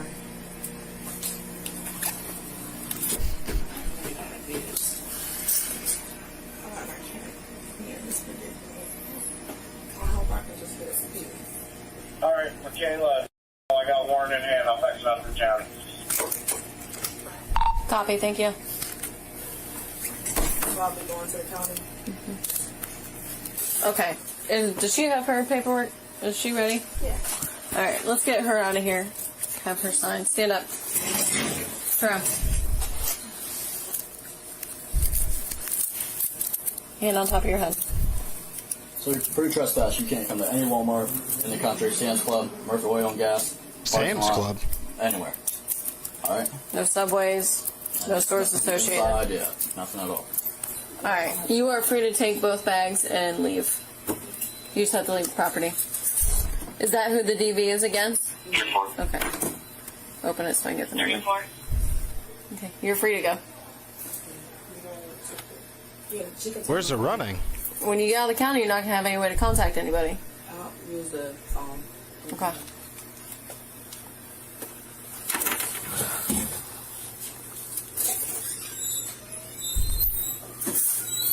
Nope, nope, nope, nope! Are you fucking kidding me? Stop! Nigga, you're You're getting a pregnant. pepper spray! Careful. Are you fucking joking? No. Bro, why would the Walmart employee do that? She's pregnant, dude. You opened yourself up to so much litigation, bro. I could just see the fucking money rolling in, man. Even if she's running, bro, could she sue? Honestly, I don't know. The laws are that fucking weird, man. She might be able to sue, dude. Fuck, not rightfully, obviously. Fuck this chick, but. Man, fuck. That's cringe.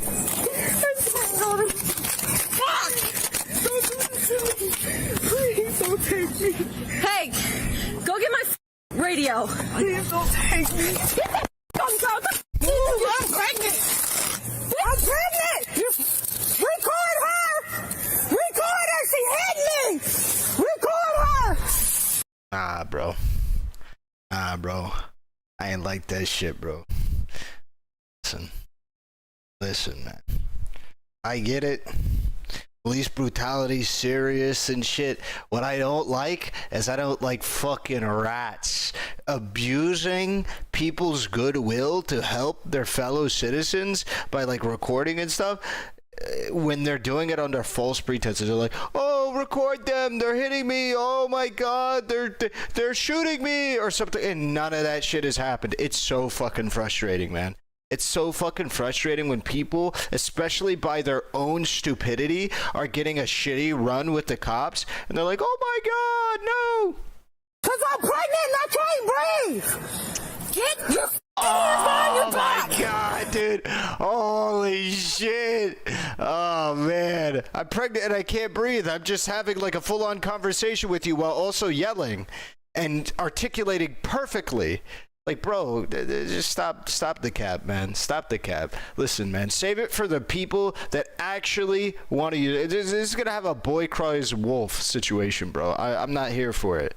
I'm not here for it. You beat the Wukong game, or did you suck at do you think I beat that whole ass fucking game in one sitting, bro? What the fuck? Nah, I didn't beat it. Get your hands behind your back! I will once you quit doing that to my head. I can't breathe. Get your hands behind your back! Madam, I will do that the moment that you get your hands off of my back. I'm having difficulty with respiration. Perhaps listen to my demands. Nigga, you're fine. Shut the fuck up. You're fine, nigga. Get your hands behind your back! You're gonna fight me! Get your hands I'm not trying to fight you. You already? I got you. She already slapped me. Oh, I got you. 262, I got one. Fight me. She ran from the police. I can't breathe and I'm pregnant. Okay. I got you. Here. I can't breathe and I'm pregnant. All right, well, get your arm out from underneath Let me turn to my side. No, get your arm out from underneath you. Arm out. Let me turn to my side. Get your arm out and we'll turn you to your fucking side. Why can't you listen? You have issues. I can't breathe. I can hear you breathing, and you're breathing pretty fine to me. But okay, all right. Yes, I can, because she asked me for assistance. She asked for assistance. Please. Yes, I can. I got people surrounding me, please. I can't breathe. I can't breathe. An officer asked for I assistance. can't breathe and I'm pregnant!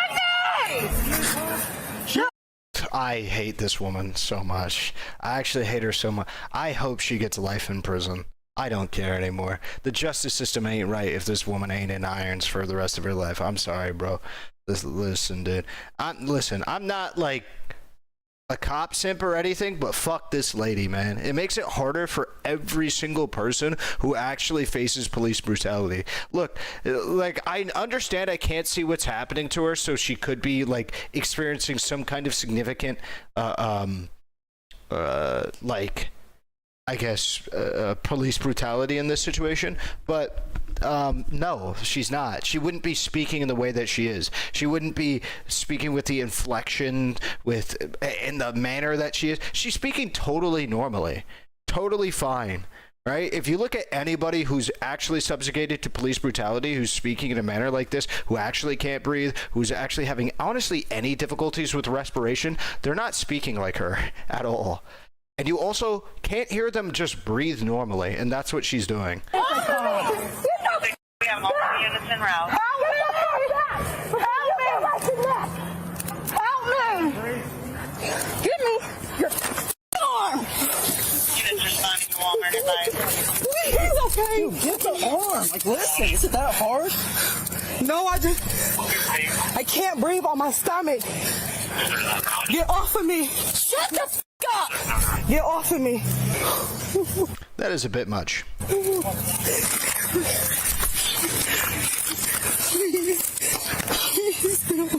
Take this. You got my arm. 262. One in custody. You can slow the other medics down. The other units down. Respond, medics.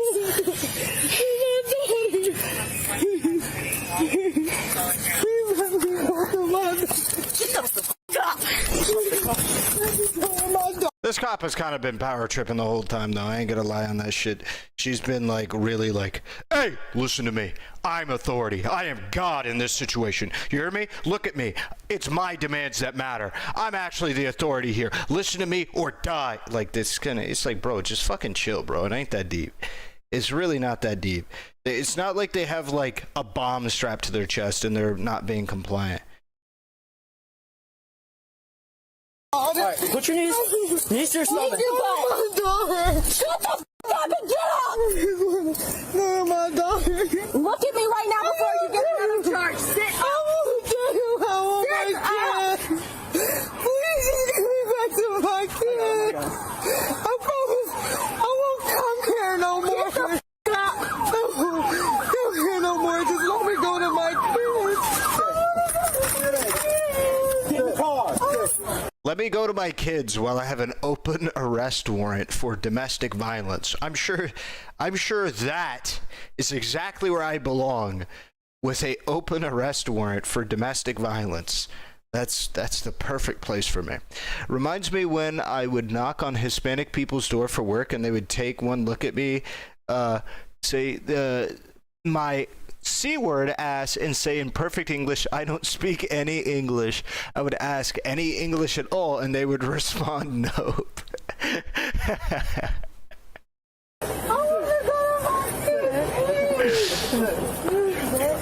I still beat your asshole? I lost everything running out here. I got your can. Take your time, take your time. Okay. France, you're good. You're good. Good? Yeah. You're good. Yeah, come back. You're good. You got it, Tom. Are you okay? She's pregnant. Are you okay? She slipped, come here, she slipped her cuff, or didn't get one cuff on. All right. Again? I'm gonna go to my kids. Turn around. Turn around. Are you all right? Turn that way. Turn that Yeah. way. We go to the ground and she just immediately. I just want to go to my kids. Give me your hand. All right. Hey, nigger!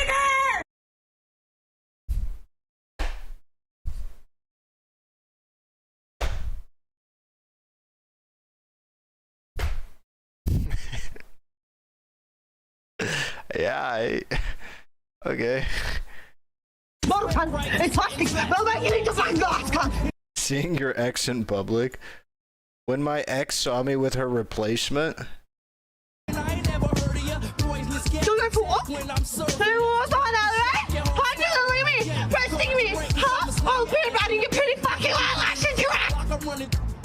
What? Do you punch one? You punch one? I'll punch you in the fucking face, cunt. No, you don't just... Is she speaking British? Oh no, she's on drugs. Throw that to you, cunt. Wait there.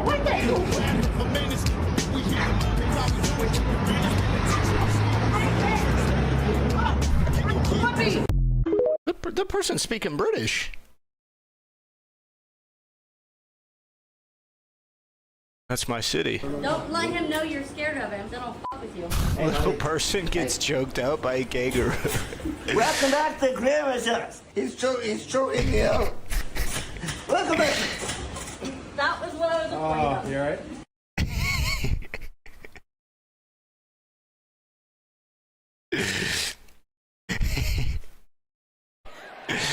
Because we know that Donald Trump would sell this country for $1 if it meant lining his own pockets and greasing the palms of his Wall Street friends. And I, for one...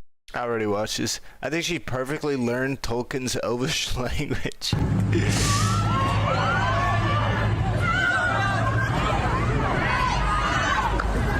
Polizei. That's Germany, right? Yeah, I'm racist, motherfucker. I got an AK-47 in my car and I'll blow your fucking head off. Update 3 years later, the racist is dead. Wait, really?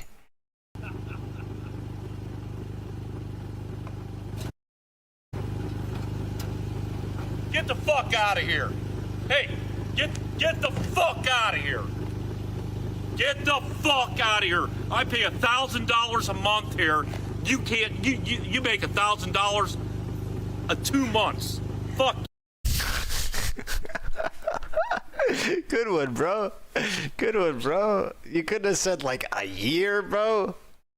Couldn't have said a year. What is he? Who is he talking to? Why is he acting like $1,000 a month is a lot to pay for? I get almost like, what is he trying to flex a parking space? Like, if he's trying to flex rent, that's not actually much for rent. That's actually a good deal. Like $1,000 for rent. Like, yo, hook me up, bro. For like a 1 bed, bro, hook me up. Like, I don't understand. Is he flexing a $1,000 parking space, or like a country club or something?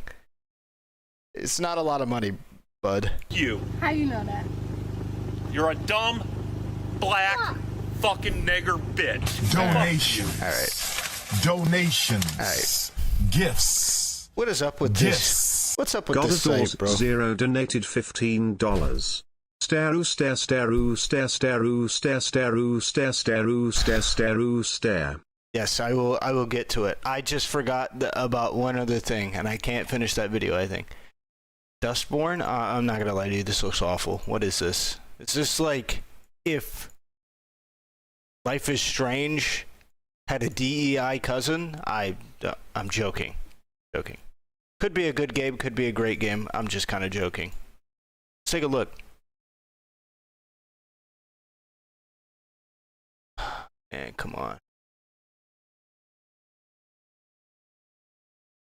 Hold on.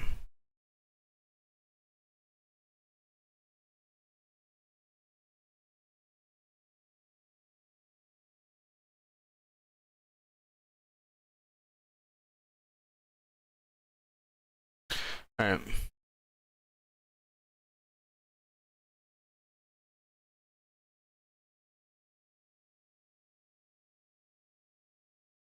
Huh? Oh.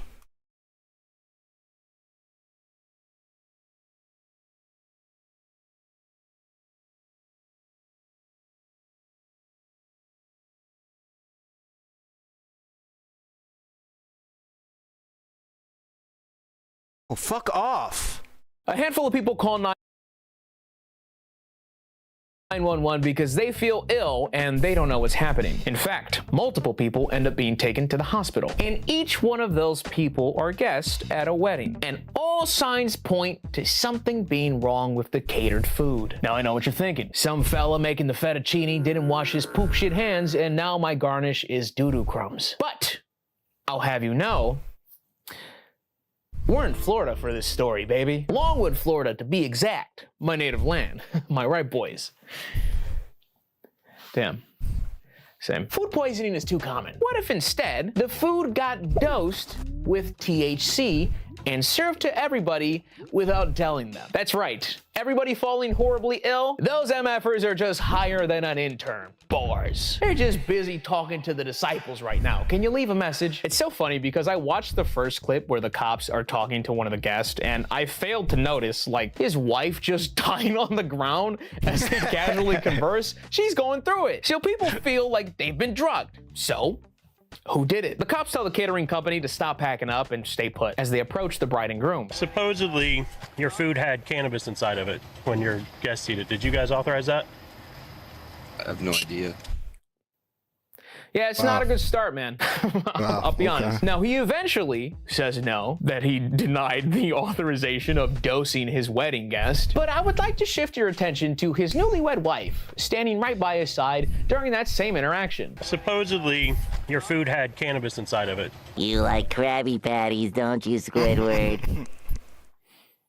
Yeah, maybe next time, don't do that when he gets to the word cannabis. Don't do that shit. Don't do that.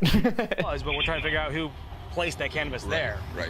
Whether it was the caterers on their own accord or if it was with their permission. Look at her. She has not moved her body once.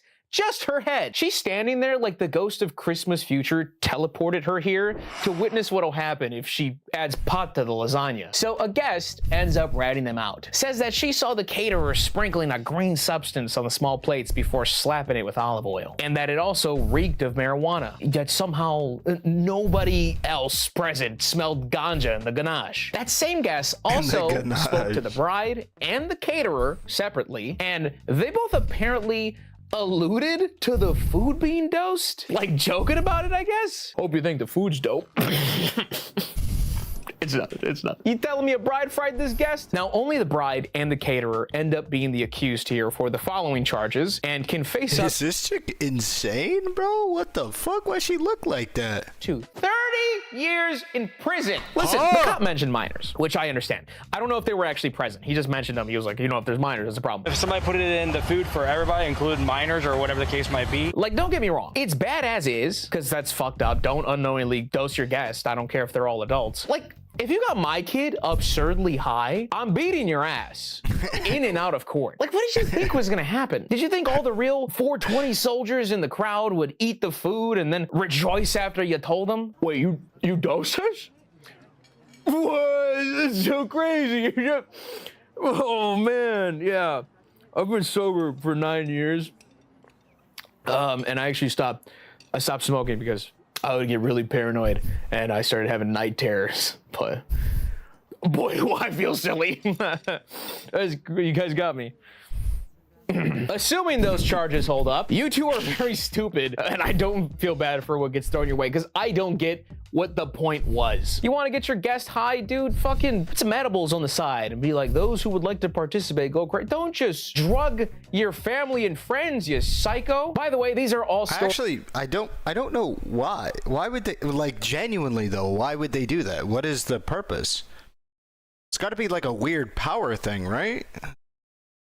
To not tell them and just do it? It's got to be a weird power thing.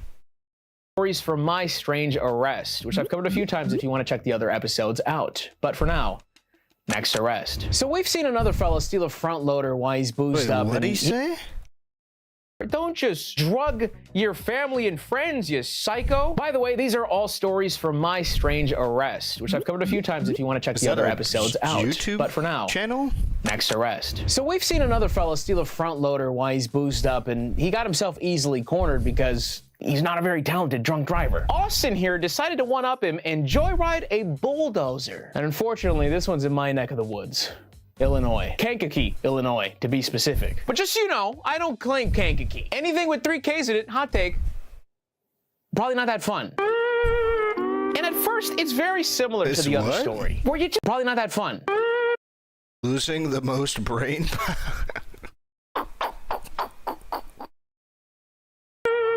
And at first, it's very similar to the other story, where you just kind of gotta improvise this arrest. I mean, it doesn't help that he stole the thing at 3 a.m.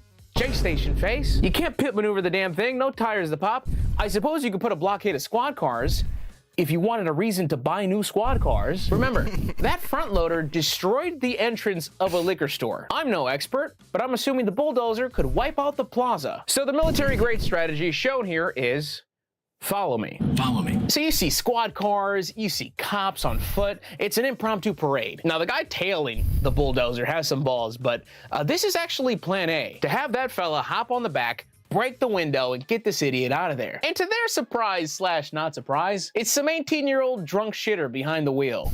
What do you do, Gen Z? What? Whatever happened to having a couple beers and just hitting some mailbox flybys out the window? Too many of you saw Hereditary? And truth be told, this fellow would have been in big trouble regardless, thing in but he Hereditary? really screwed himself when at one point during the chase, he decided to put that bad boy in reverse and crush the squad car behind him that had an officer in it that luckily got out. And see, that clocked him with an attempted murder charge. And aside from being a nuisance, cops really don't like when you try to game end a fellow cop. So that cop eventually gets on. I think the fella actually stops. Once he does, the window's broken, they get his ass out of there and arrest him. And listen, the dash cam footage has a total of 8 pixels, and I'm almost positive the officer wiped his ass with the lens before installing it. But I know a diving face buster when I see one. God damn. Buddy took a nasty spill coming out of there, and I'm assuming that's where this comes from. They also say he got tased. I don't know how much resisting he's doing after taking like a 5-foot face plant, but I do want to add, apparently, the department initially told the news that there was no footage of the incident. None to be found, which is clearly a lie, and you have to wonder why that was. 13 years in prison. Next arrest. 13 this fella here was taken in Jesus. for accessory to theft. There he is, unboxing this premium mattress customized to fit his needs. And get this, he offered an exclusive partner offer for anybody to get it. And sure, I say anybody, but what I really mean is just for his followers, for their continued support of the continued support. I mean, at least he's creative with his ad spots, you know? At least he's creative with it. Purchase plus 2 free pillows. Use promo code HelixPartner27. 30% off is a lot for a mattress, but I'm assuming they cost $1 billion. To take advantage of this special offer and act fast. This discount ends after Labor Day. Check out the Helix site for more details. And thank you, Helix Sleep, for sponsoring this video. What a monster. And to think there was probably some convenient QR code on the screen that they could scan. I need a coffee. Next arrest. Now, Brandon here is on the run, and he's caused quite a bit of stir because we got a chopper just for my boy. Apparently, he tried to rob somebody with a machete, ran off, hopped in a car, and once they found him by the gas station, they noticed, damn, yeah, he's packing. He's armed? You see that thing? Motherfucker looks like Doc Ock. Hello? Yeah, he's on foot. Doc Ock. Oh, 3 of them. Copy. So I've mentioned before, My Strange Arrest is so condensed that they often leave out some random details, but they also often leave out some pretty spicy details that elevate the story. Like, it's one thing to hear that Brandon attempted to rob a man with a machete who escaped unharmed in the episode. It's another thing to hear that Brandon was picking Saul Palmetto berries, then attempted the robbery, tried to take the guy's clothes, must have got impatient because he then threw the berries at the man and also threw the machete at his chest. But apparently, just the handle hit his chest and bounced off. I don't know, assuming he was relatively close to the guy, I'm going to assume he didn't attempt a throwing knife. I'm guessing he just threw it like a dart and scampered off. So yes, this man threw berries at somebody and later hyped himself up into some naked push-ups. That's the Florida part of the crime. Because this was in Florida. But this honestly could have took a turn at any point. Luckily, he gave himself up and they arrested him. Like, the guy's got 6 priors, so I don't know how this will go for him, but case is pending. Next arrest. We're headed to the Bronx for this one. The Bronx Zoo, because I guess the Bronx has a zoo? I was far more interested in this story when, one, I saw this angle where this woman jumped the fence, calling out to the lion, and I thought, okay, she's an idiot, but can we talk about this fence that wouldn't stop a wombat? They're not scared. What? That's the fence where a lion... Bro, what is this broke-ass shit, man? There is... I don't actually believe that. That is not the fence for the lion enclosure. There has to have been at least a dozen killings. There's no way a lion is afraid of that fence. The lion's scared of the Bronx. But of course, I just couldn't see the massive trench here, which is pretty standard procedure in zoos that have lions. I'm an idiot. And wait, what? Huh? Does that trench prevent them from jumping up? How massive is that? Does not look big enough. 2, I noticed this woman was just very clearly wanted attention and was more than willing to take some weak-ass trespassing charges to do it, because she came back like 2 years later, did it again, made a whole show of it. It's a thing on her socials. We're gonna move on. Next arrest. The spring training home of the Atlanta Braves is located in Northport, Florida. Now, I don't know about you, but I see a lot of videos of people who sneak into stadiums after hours, usually trying to get on the field, which is a crime that I dare call probably pretty cool, but a crime nonetheless. So a security guard at the stadium rings up the cops and tells them that there's a lady that just spawned, and now she's trying to get on the field. Please do something about it.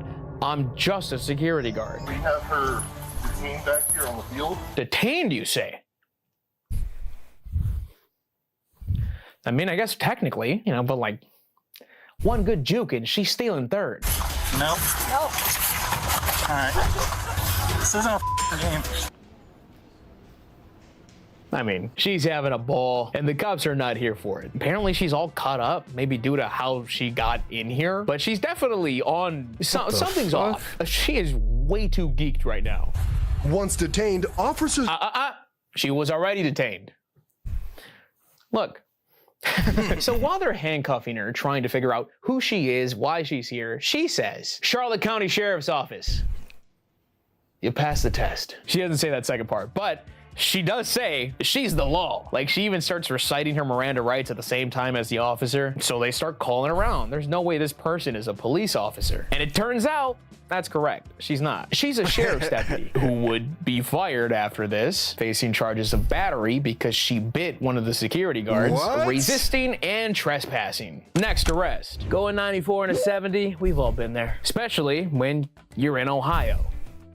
The fuck else is there to do? It's crime or leave. So the state trooper here approaches the car, and we don't get very far in the interaction because Stefan, the driver, can't really get his words out correctly. It looks like he's having trouble breathing. And the trooper is aloof, but quick on his feet. Tells him to get out right away, and he starts performing the Heimlich, telling him to puke, but it's no good. So now here's Stefan dying on the side of the road. And the trooper decides, all right, bro, you're not gonna ruin my day. So he gives it another go, and pop goes the weasel. Stefan here decided to wholesale a baggie of weed when he got pulled over. And that was gonna be the final chapter right there. And luckily, this trooper recognized the situation and gave the most competent bag shots to save this man's life. And honestly, I kind of feel bad for the guy. He started profusely apologizing right after, admitting what he did. The trooper didn't lay into him too much, just was straight up with him. Bro, you were ready to die over a minor misdemeanor? He ended up with an amended charge of a disorderly and was fined $150 plus court costs, which once again, it's not bad. This guy was just 24 years old.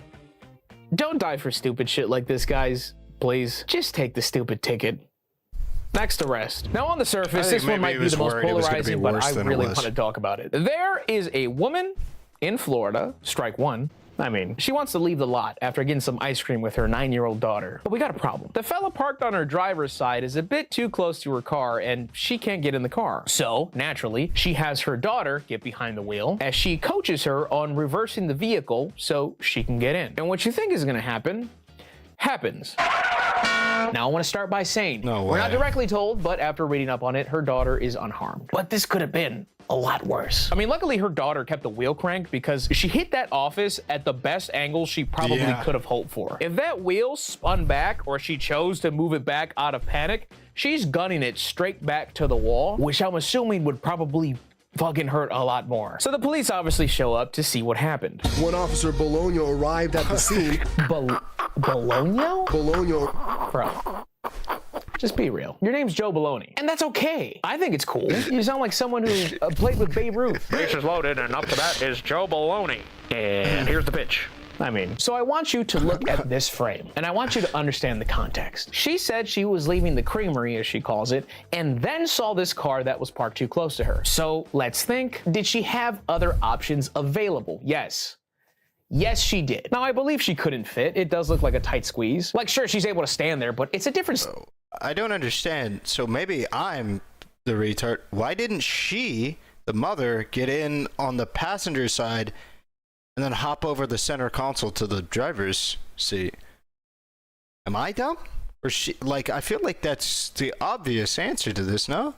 Story when your door can only be ajar this much. People in the audience who have been petite all their lives might not get it. Like, I've had to, you know, fucking SpongeBob it a few times where I just covert op mission trying to just get behind the steering wheel. But plan B should undoubtedly be to try to get in through the passenger side. Now, once again, is tooting your ass sky high, catching a cramp just to kind of fall into your driver's seat comfortable? No, but it's worth a few attempts. And maybe she did try, but it's not mentioned. Just crank those two front seats as far as they will go and shimmy the best shimmy you've ever shimmied. Plan C is still not the 9-year-old getaway driver. It's find out whose car that is. And I know this one can be embarrassing, but in hindsight, it's really fucking worth it. She said she came back from the creamery and then the car was there. I read up that she also had some pizza, so I went to go look for an area that had a pizza joint by a creamery in Newport Richey, and I'm pretty sure I found the exact spot where she was. This is the lot. And here's my problem. The tape says 7:16 p.m.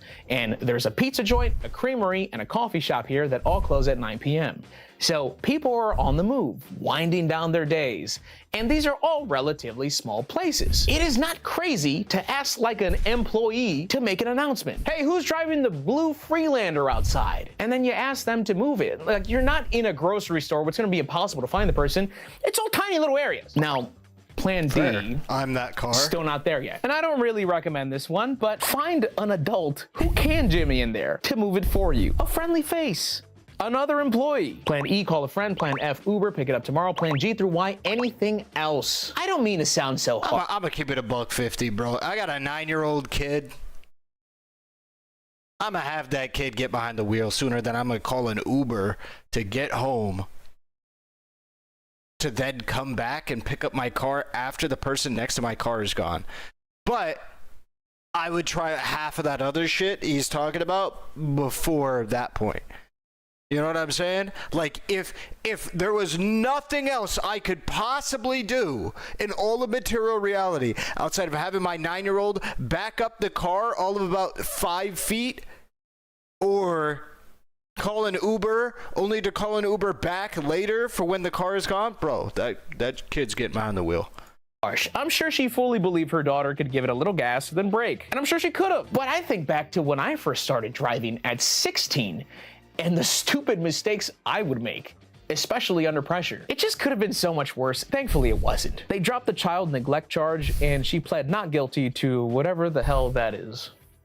Next arrest. This one I genuinely do not understand. The police show up to a woman's house with a warrant for her arrest. The crime? Not paying her trash bill. And I will reiterate. What?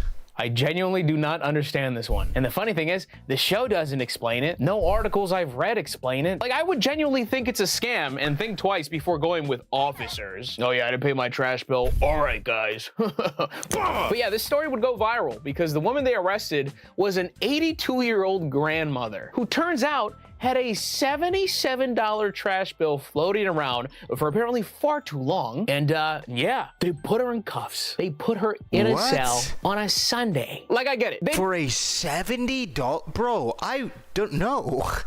$70? No. I would literally just say take it up in small claims court. What the hell? Getting arrested for a $70 trash claim?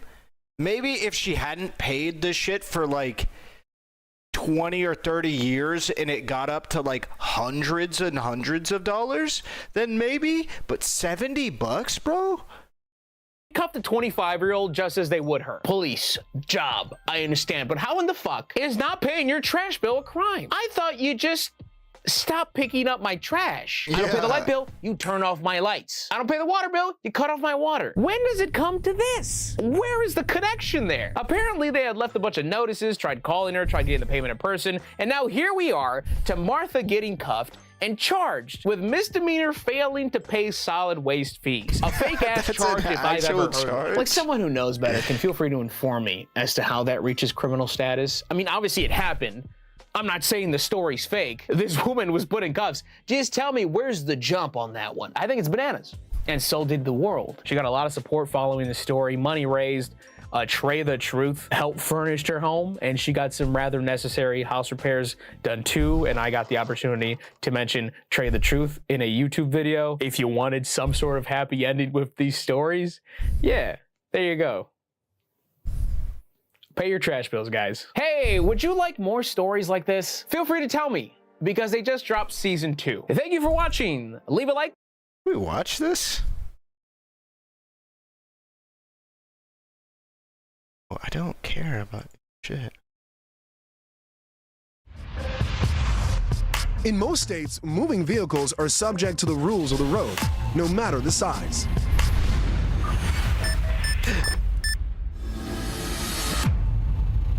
It's after midnight on an August night in Indiana. 2117. I've got a male adult driving down 2nd Street. How do I get the raw footage from this?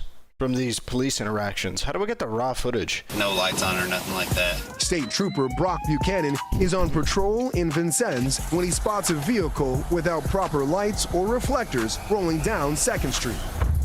Well, I'm not gonna be under arrest. It's a toy car meant for kids. At the wheel is 51-year-old John McKee. Come in. Dude, he's having You got a fun. license on you, bud? No. You have no license, anything, ID on you? I got ID. I see your ID? You know you just can't drive these things down the road, right?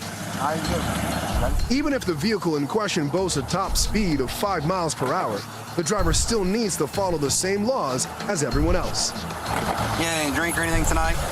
No, not at all? Okay. I'm gonna do a couple checks, make sure you're okay real quick, all right? Hands on your side. Eyes, can you follow to my finger, okay? Eyes only. You able to take a couple steps for me? Yeah. Okay. So go and turn, face towards me, okay? All right, we're gonna stand in a straight line in front of you. Go and place your right foot out in front, place your left foot behind your right foot, heel to toe, okay? A field sobriety test suggests McKee is less than qualified to be driving any vehicle at this time. I never could have been to that.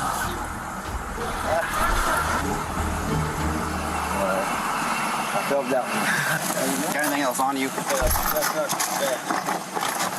Narcotics, nothing else on you? Don't use your fucking hands digging through that. You're being placed under arrest. I'll get a warrant. Still can't drive on their own, man. Dude, there's no way. Car here, okay? Is this citation or something? Okay. Front of the car? With McKee in cuffs, Trooper Buchanan still needs someone to get the toy vehicle off the road.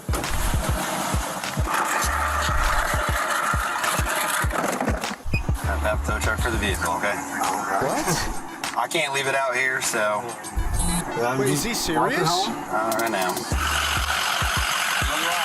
They actually got a fucking tow truck for this? I don't know. As strange as this job is, the tow truck operator takes the toy car to safety.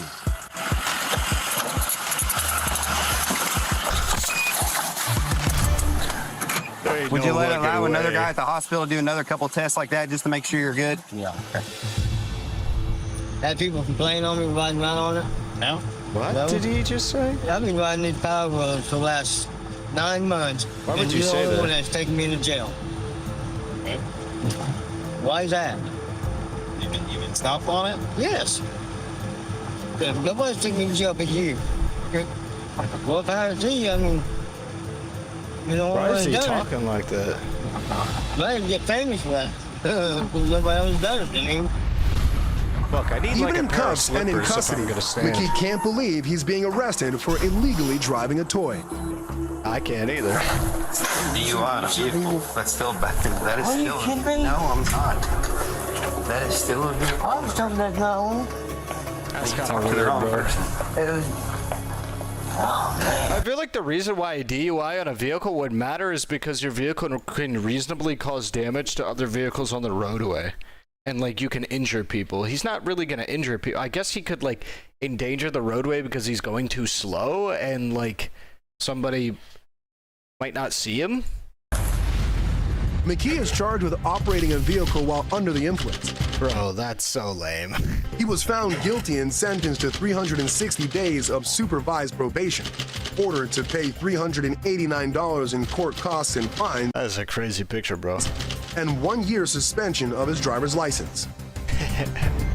Of his, bro, if all the guy had to do was just ride a bike, and he wouldn't have done that. He wouldn't have gotten that.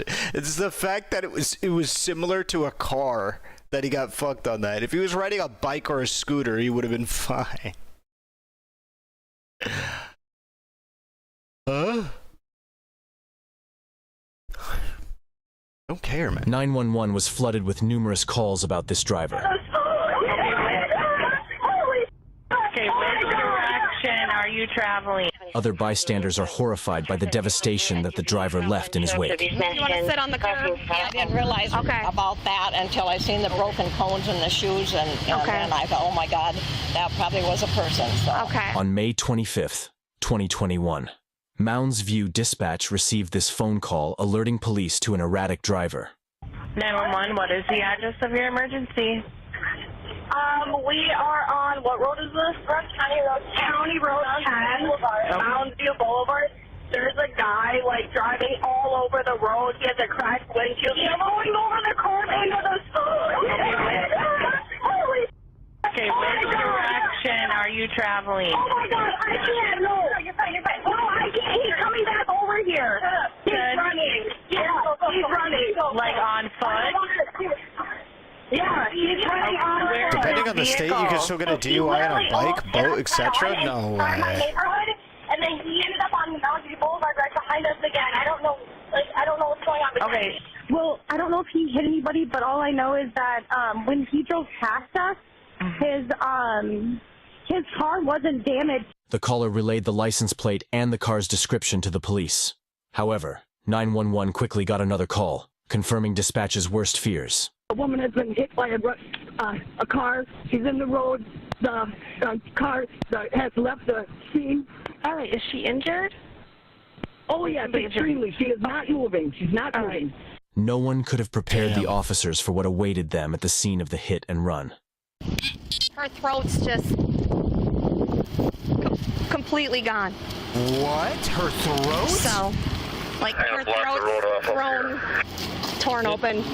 I think it's that's what I'm wondering. I thought it was a doll when I got here.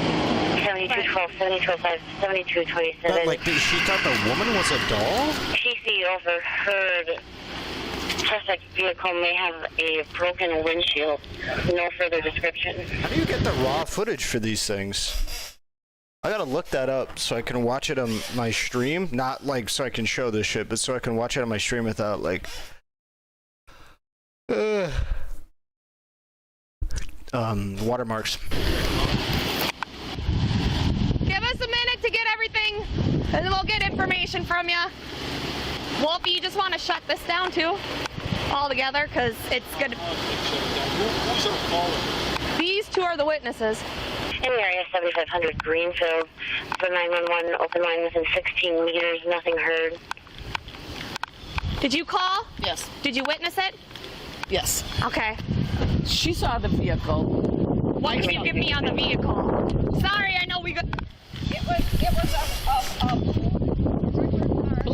a blue SUV, and its windshield is smashed in front of the driver. Okay. And it went that way really fast. South? South. Yep. 7227. I am getting a suspect vehicle description of a blue SUV. Front wheel windshield should be totally smashed in, and it was southbound on Long Lake Road. Male driver. Male driver. Of course, a man. 7227. Of course. Suspect vehicle, blue SUV, front windshield should be smashed in. You want to sit on the curb? Crossing south on Long Lake Road with a male driver. 1324. I don't know if it was an SUV. I don't know if it was an SUV. It was a... It was an SUV or was it a car? I think it was an SUV. Okay. I'm not sure. I'm going north from Silver Lake Road from Innsbruck here. The vehicle has your back and I have an SUV, and that, well, not this one, but it looked like that. 26 Heavy. Okay. I'm sorry, ladies, that you had to witness this today. I appreciate you. I just took me a second to figure out what had happened. I'm just going by and I seen this car driving south, and I went to look, see who was in it, and the windshield's all smashed right in front of the driver. Okay. 2260. So you were both traveling southbound as well? I'm going north. And he was going That's north. south. Okay, I was going south. He was going south. She was going north. Okay. She saw his windshield and then turned around and came back. Okay. So was she just walking across the street? No, she was over here raking in her yard in between the boulevard and the white thing. You know, on the side of the yard. She was, you know, standing here raking. He went around me and hit her. Kept on going. Didn't even slow down. Okay.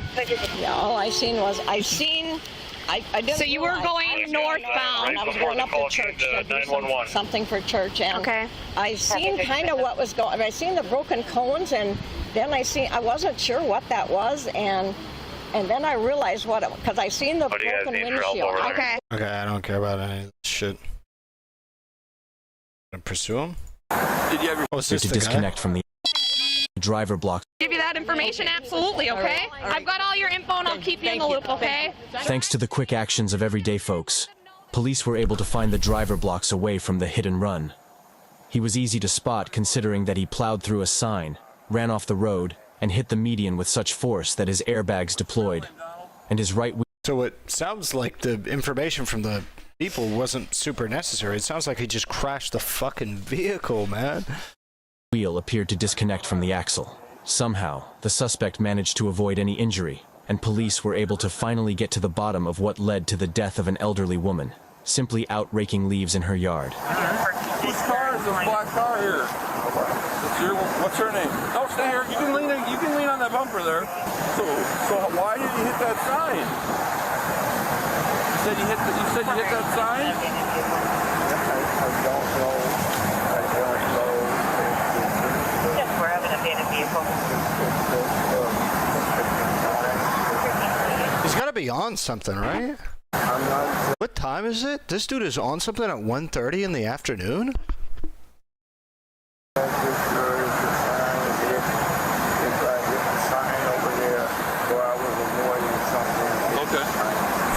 The sign you drove and you parked here? Okay, were you alone in the car? No one else was with you? Okay. Did you have your seatbelt on? Okay, that's good. And you're not hurt. You had no alcohol today. How about any pills or drugs or anything? Okay. So why do you think this happened? Okay. So you've had no alcohol. When was the last time you drank some alcohol? A day, a week, an hour?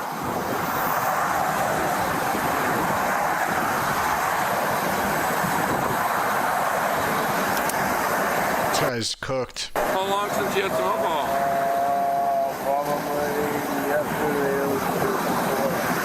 Yesterday? Or the day before?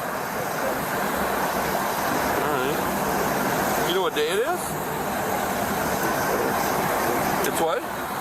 Tuesday. Okay. Do you know what month it is? May. Do you know where you're at? What road is this? 10? Okay. County Road 10. And where are you trying to get to? Your house is over this way? What's your address?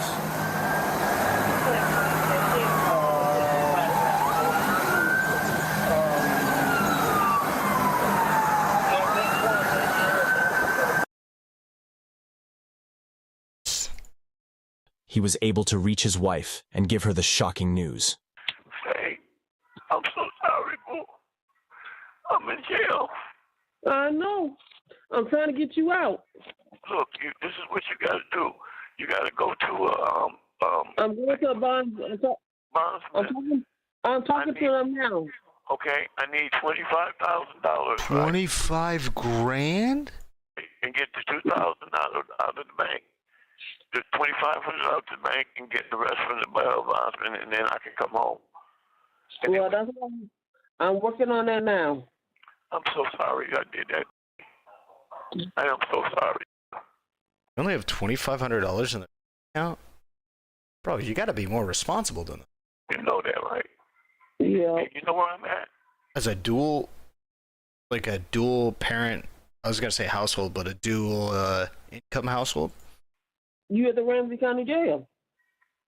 Is this the Ramsey County Jail? Yeah, okay. The car is all messed up, ain't it? The car is totaled. All right.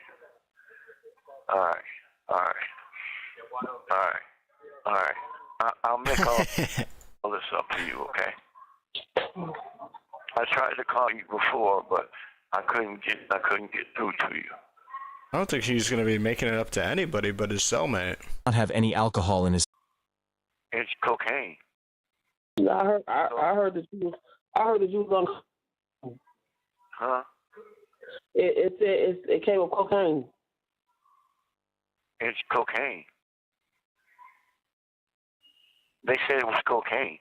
The suspect did not test positive for cocaine, and though a small, unopened bottle of liquor was found in the passenger seat of his car, he did not have any alcohol in his system.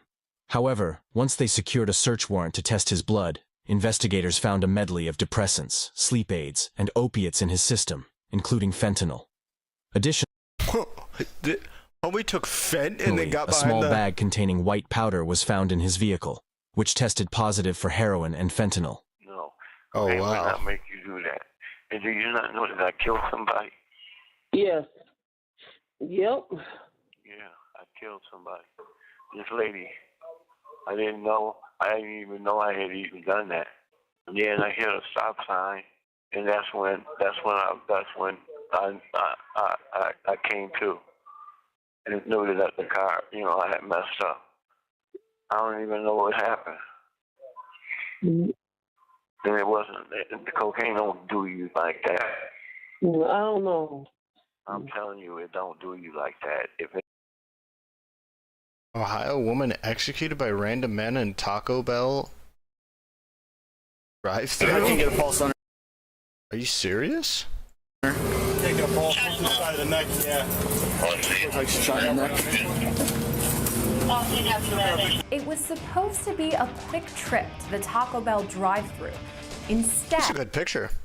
it was the last thing this Ohio woman ever did. Somebody was murdered in front of the Taco Bell I was literally going to get Taco Bell earlier. My roommates talked me out of it. Might have saved my life. The gunman first rear-ended her vehicle.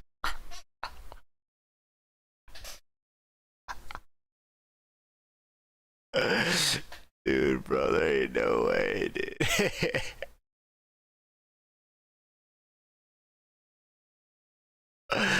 Bro, if I got killed by a guy that looked like this, bro, I'd want to stay dead, bro. There's no fucking way. Vehicle, and after that, pulled out his illegal weapon. The reality is criminals can get anything they want on the black market. It's something most of us do from time to time, visit the drive-thru. But on August 14th, that decision proved deadly for 25-year-old Megan Kellerman. She was a recent graduate from Cleveland State University, just receiving her master's degree in business administration this May. Before that, she'd already earned a bachelor's degree in finance and financial management services. Nice. In her free time, Kellerman was a volunteer coach for Girls on the Run Northeast Ohio, which promotes running and exercise for elementary school-aged girls. Kellerman coached girls ages 3rd to 5th grade, and according to her friends, the runners looked up to her as a role model. But the tragedy of Kellerman's death, a senseless murder, still echoes in the city of Stowe, Ohio, just 45 minutes south of Cleveland. Why is Stowe, Ohio? Right here is Stowe, Ohio. Look to get raw film. You mainly need to do freedom of information from the police departments. I found a few departments that will give raw film. Wait, really?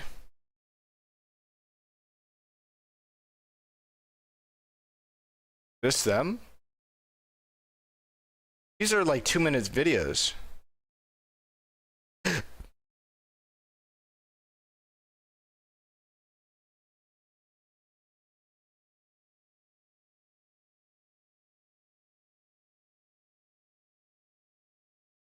Do I have to message them?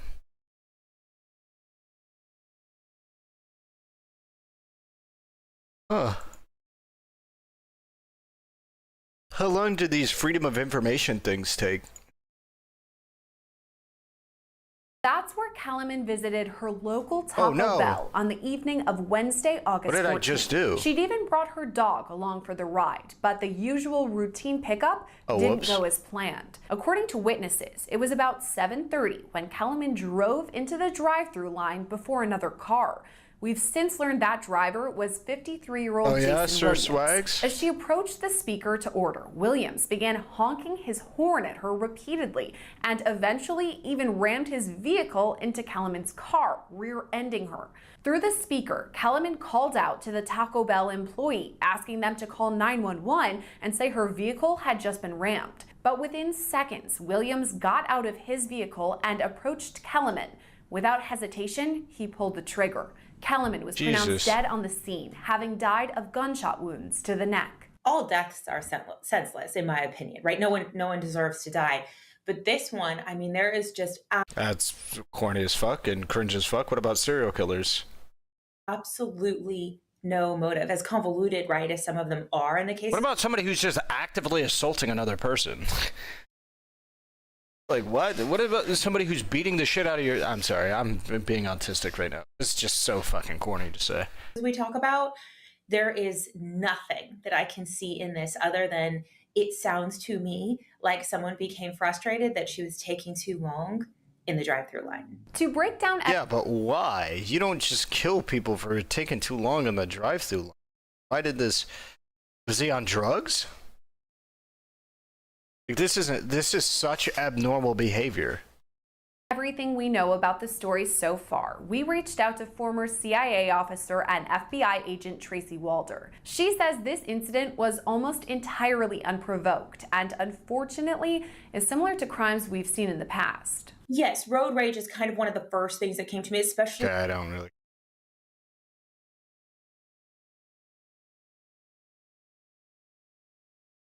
Oh, is there footage?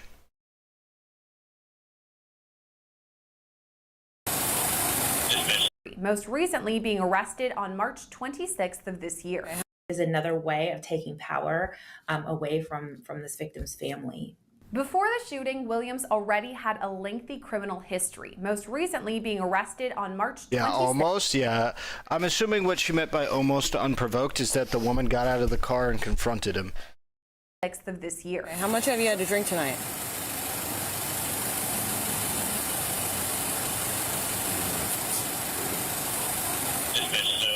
Enough to be bad? Okay. Williams was pulled over for driving erratically, and when law enforcement approached his window, they smelled a strong odor of alcohol. He refused a breathalyzer test, but later officials determined he had a blood alcohol content of 0.199. That's basically 3 times the legal limit. Inside Williams's vehicle, investigators found a near-empty bottle of Captain Morgan and a loaded Glock 30. No, it's not. 0.99? 0.199 is not nearly 3 times the legal limit. That's what, 2.5? Pistol, along with a loaded magazine. To be clear, it's way over the line, but it's not 3 times. That gun was reportedly stolen by Williams himself. He faced multiple charges for that incident, including BAC refusal, an OVI, which is the Ohio charge for driving under the influence, and improperly handling firearms. Stop the car. What are you doing? Put your hands on the wheel for me. Put your hands on the wheel. On the wheel. What are you doing, sir? You're driving the wrong way on a one-way street. What are you doing? Do people mostly know you from Twitch or what? You were definitely riding 1K a year ago. Am I retarded? Probably not on YouTube. I wasn't riding 1K. But on Twitch, I might have been when me and Darius were streaming on the thing. A lot of people know me from Twitch if they do know me anywhere, yeah. Like Destiny's community. Can you answer me? Do you know why you're going the wrong way on a one-way? I'm sorry. 123 radio, can I get it back? Do you know why? No. Okay. I'm Officer Hill Hudson Police. I stopped you for a multitude of things, including stopping in the middle of the road, going through a stop sign, and then now you're driving the wrong way on a one-way street. Do you have your driver's license?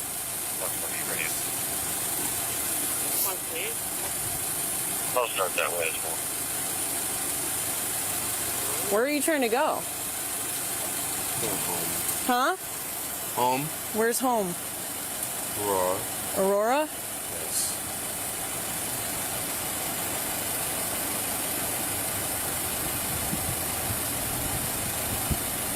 Where are you coming from?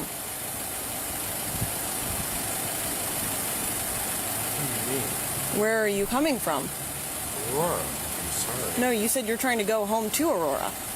Where are you coming from? Aurora. Okay, where did you go to? Where was your stop? Sir. 115 radio, yeah. Can you answer me that? Where was your stop? My stop was Aurora. Okay, that doesn't make any sense to me. You came from Aurora, but you're going to Aurora, and your stop was in Aurora. Do you know where you are right now? Yes, I am. Where? I'm here in Hudson. Okay. So what brought you to right here is what my question is. Trying to go to Aurora. I'm trying to get home to Aurora. Okay, but what brought you here to Hudson? Trying to go to Aurora. I have no idea. You have no idea? Okay, how much have you had to drink tonight? It's your swags, bro.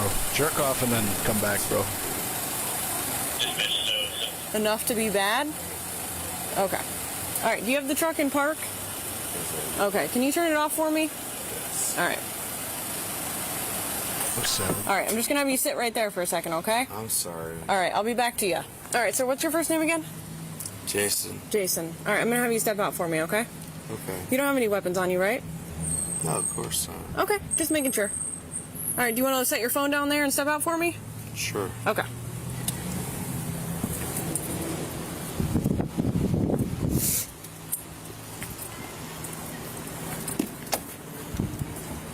Watch your step there.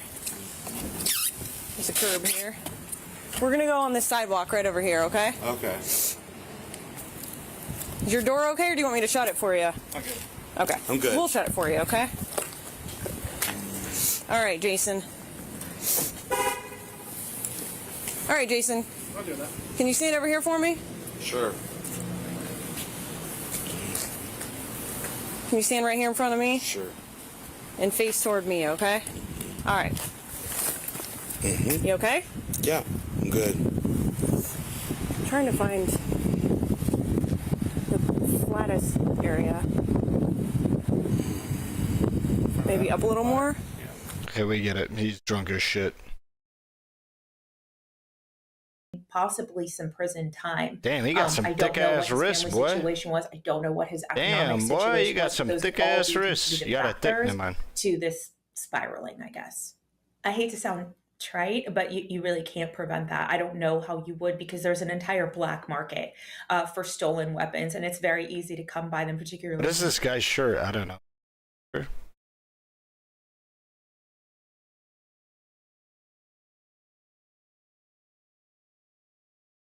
Well, Dad play video games? I'm standing by. Why can't I take a shower while you stand by? What is? It's not necessary right now. Okay. I'm not going to stand here and watch you shower. There'll be time for that, but it's not right now, okay? New details about what police say happened the day a 2-year-old girl was left in a hot car in Arizona and died are coming to light. I detail 6 disturbing revelations from the death of Parker Schultes. Welcome to Crime Fix. I'm Anjanette Levy. The day that Parker Schultes died in her family's driveway last month outside of Tucson, Arizona, police say it was 109 degrees outside. Officers say Christopher Schultes left his 2-year-old daughter in his car after returning home. The car, the police report says, was in direct sunlight and hot to the touch. Christopher Schultes had told law enforcement that day that Parker was only in the car for 45 minutes. I'm sorry this is all going on. We always park that car in the garage usually, but I just got a Peloton recently, and the Peloton is in the garage now, so that's why it's not even in the garage. But And how long was she sleeping in the car out there? I want to say it was no more than 30, 45 minutes. And I don't think their air was off that entire time. I think there was a time in between. I had checked on her last. It was still running. She was still sleeping. And then when I went back out, the car. What the fuck is the daughter in the car if you're in the house? Just bring her in the house. Oh. Am I dumb? Why? I don't understand.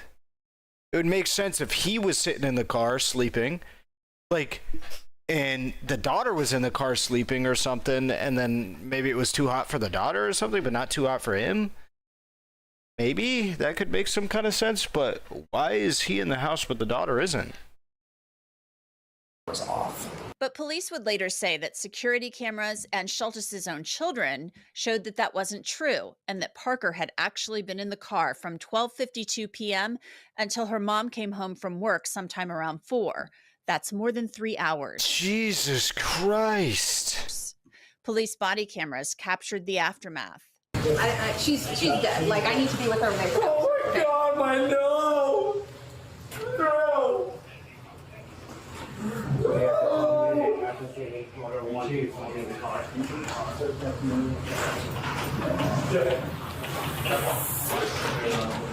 She's dead. We're nothing. Sir, we're doing the best we can. Oh my God, oh my God, oh my God. The day after. What? What? Wait, so there's other kids in the home? This dude went in the... Why is the baby in the car for 3 hours? I'm so confused. At least in the situations where it's like the people go inside of a store to buy shit, that makes some kind of sense because you leave the kid in the car because you don't want to deal with it or whatever. And then, just to be clear, you're a shitty parent. You shouldn't do that. But at least that makes sense in the context where it's like, okay, I'm just going to run inside, do something, and then be back out. And you don't want to bring them with you. But you're in your house. You're inside of your home. Just bring the kid in the home. I think I heard of this guy in that story. I think the guy is kind of a sociopath with a nonsensical story for why he killed his kid. Really? After Parker died, her older sisters were interviewed by detectives. A report states that one of her older siblings started the interview by saying, quote, her dad has accidentally left Parker in the car and that her mom had tried to do CPR, but that she didn't know that she was already dead. The girl then added that her parents had told her to tell investigators something very specific. The report said that her mom and dad told her that she needed to go there today so she could talk to them about how her baby sister died, and that she needed to tell them that he is a good dad and that it was just an accident. The girl continued and said that her big sister, her mom, grandma, uncles, her papa, basically her entire family, had all told her that her dad was a good dad and that this was an accident. At one point, she called it a little accident. Several times, the girl said that her dad, quote, was going to get her baby sister but forgot on accident, and that sometimes you can get distracted very easily. The younger Schultes daughter was asked what her dad was doing. She said he was bringing in food from the car, like chili, cheese, bacon, sausage, and eggs, and he became distracted. The girl then said she thought her dad got distracted by playing his game and putting some food away. The girl said that her dad plays this Super Mario game, and a game where you have to kill scorpions and where you have to kill aliens. Are you playing Super Mario Maker and StarCraft?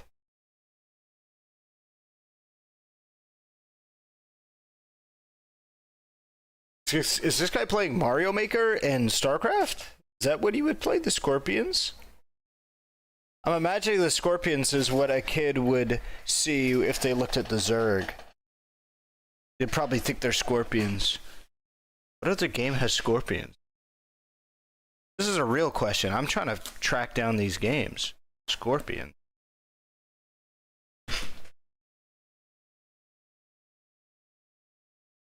The child said her dad sat on the couch when he played his game and the car was making a whir sound, as it did when it was moving, but she said the car was actually off. The girl also said that her dad had left her and her siblings in the car 59 times. What? And she said he had also left her in the car sleeping when she was a little baby and when she was a toddler. She said another time her... Why 59? That's so specific. Drawing my last breath in the back of a Dodge minivan while my dad plays Mario? That's tough. That's tough. He plays StarCraft, surely he knows about micromanaging. Yeah, but I mean, we all know people who play StarCraft don't know how to micromanage their life. Fallout?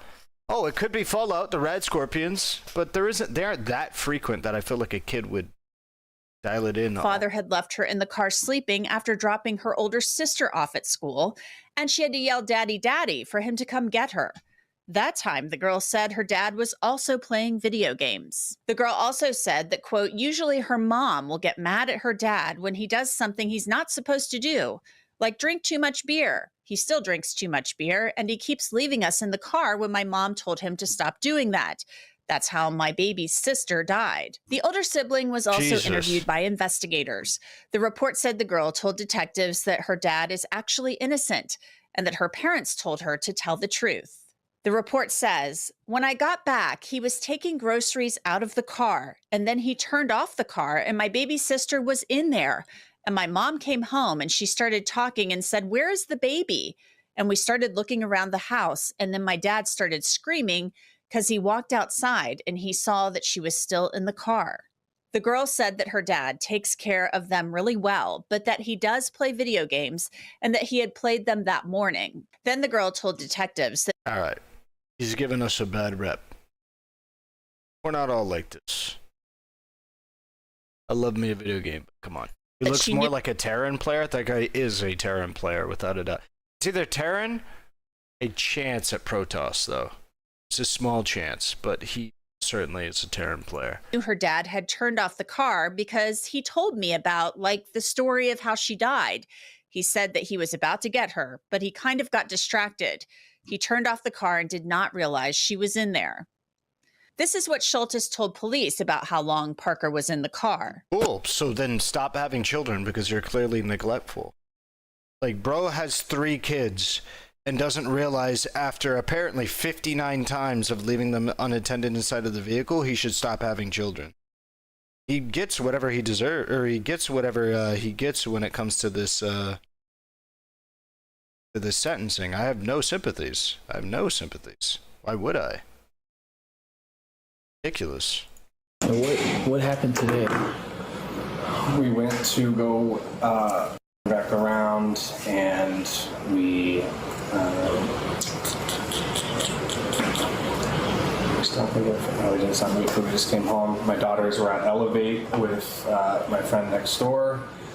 They got home about 2:45 or so, and then we've just been hanging out at home. She was sleeping in the car, and I had the car on, but it has a sensor where every 30 minutes or so it'll turn off if you haven't moved. I swore she was in the house playing with her sisters like she always does.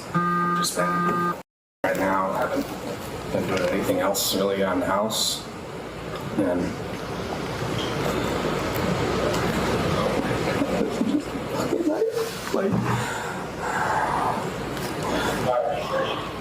What time? Well, we never do this anywhere, but I'm home, right? Like you're home, you're safe, your kids are home. The police report noted that officers seized Christopher Schultes' PlayStation. They said the PlayStation was powered on in the TV stand, but the TV was off. The headset and controller were on the coffee table next to a half-empty bottle of Dr. Pepper that was room temperature. The report also— Wait, playing on a PlayStation, but he's playing Mario? A Scorpion game? This don't make no sense. Somebody's lying. I think that kid's lying. I think that little kid is lying. Also noted that the pillow on the couch was positioned so someone could see the TV. We cover so many awful cases here on Crime Fix, like the death of Parker Schultes, and we can do that because of sponsors like Morgan & Morgan. I want to hear having a donations. Donations. Thank you for the $30, God of Doors. Gifts. God of Doors 0 donated $30. Stare. Oh no, it's not gonna. Can you relink it to me? It's not gonna let me. It doesn't let me click on the link from the donation. think it's annoying they're making a bad picture about playing video games as a root of irresponsibility. Yeah, I don't think it's great, but it makes sense in this case, you know? Playing video games is very distracting. Thank you, God of Doors.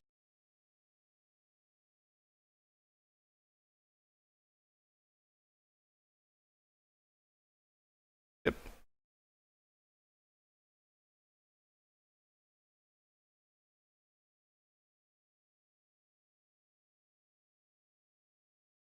Every city has nightclubs, social venues where people can mingle with strangers. Who is this guy? I recognize his voice. Oh, it's this guy. With friends and escape the monotony of life in an environment of darkness, music, and chaos. As businesses, all nightclubs face the same challenge every week. They have to convince you that their club is the place to be where you'll have the most fun on a Thursday, Friday, or Saturday night. People who go out want to have a good time. If a club is empty, people will just turn around and go somewhere else. If you're a club owner, the question is, how do you make your nightclub a desirable place to be? How do you pack your nightclub with bodies and energy so that more people will... I just realized this guy sounds like he's AI. His voice sounds AI. Come. You can book a famous artist to perform at your venue, but that's not necessarily sustainable and doesn't take into account just how much money the biggest artists charge per show. How can you make your nightclub pop on a regular run-of-the-mill Thursday, Friday, or Saturday night when you don't have any headliners? The answer is promoters. Where there are nightclubs, there are promoters. Promoters are a trade as old as the clubs themselves. Promoters are the invisible men and women who work to turn clubs from slow, empty venues into packed, exciting, desirable destinations every weekend. Cities are invisible? I don't, bro, this on 6th Street, dude, the promoters, I actually don't even know if these are promoters, but it's like the people standing outside the venue are fucking crazy. There was this one place where they just got like chicks with like their whole ass just hanging out in the like lowest cut tops in the world, just standing outside the place, like grabbing every single guy, like grabbing them off the street. I'm like, Jesus Christ, man. Holy shit. Defined by their nightlife, and Chicago is home to some of the best clubs in the world. In this Modern NBA exclusive, we're diving deep into the secret world of nightclubs and club promoters. We'll ride along with 3 of Chicago's leading promoters in Derek, Jay, and Eric, observe their hustle, and learn the strategies that they use to throw the hottest parties in town.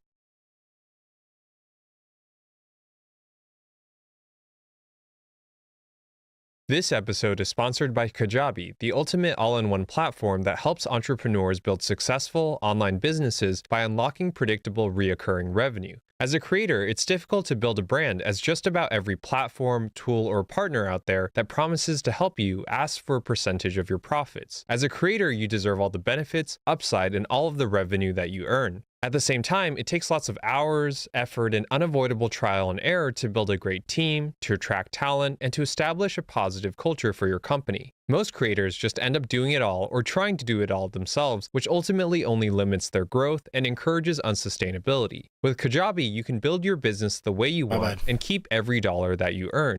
Jesus, that's a long ad. Holy shit. That's nearly a 2-minute ad. That's a 1 and like 40-second ad. In the simplest terms, the job of a promoter is to bring people, primarily women, into a nightclub and make the club look desirable, exciting, and attractive at all times. Nightclubs are businesses built on psychology as much as function. To comprehend what they do, we have to accept 2 realities of life. The first is the law of physical attraction. There are objective measures of attractiveness, and humans, by extension, are attractive, unattractive, or somewhere in between. I don't believe that they're objective. They are pretty universal, and I use the word pretty there, right? That I don't think that there is something that every single human being will find attractive. This is a bit nitpicky because the universality of it is so broad that you might as well call it objective, but like, you got to be careful because there are some people who would be considered incredibly conventionally attractive that a lot of people just don't find attractive. Right? This is actually why I don't really get upset. You know how there's people like, oh, these incel men say that Zendaya isn't attractive. No, to many different guys, she isn't attractive. Like, that's a totally normal and fine thing. She is conventionally attractive, but she isn't like every single guy needs to be attracted to her. The same way how I'm not going to call a woman a fucking femcel for not finding Chris Hemsworth attractive, or a Henry Cavill is a better example. Not every woman finds Henry Cavill attractive. Most women, like 90% of women, find that guy attractive because he's like the archetype of masculinity, physical masculine traits, but that doesn't mean that every single woman will find him attractive. Right? The same way not every guy will find Zendaya attractive. So let's just be, a little careful. People who are good looking get better results in the professional, dating, and social markets, and the same law applies in nightlife. It's a fundamental truth of nightlife that when people go out to a club, a concert, a festival, or a bar, and they see good-looking men and women, they'll stay for longer, especially if they're single. The second reality is the gender division of labor and pay. Through history, men are expected to be breadwinners, and in most cases, do indeed get paid more than women in the same roles.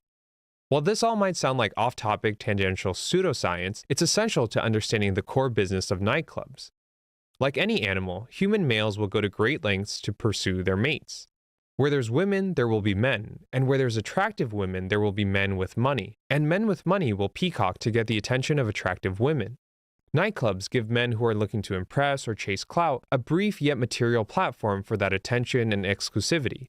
For a couple $1,000s, you can flex by buying a private table at a club. Men go where women are, and nightclubs make money off of men who are looking to make a statement.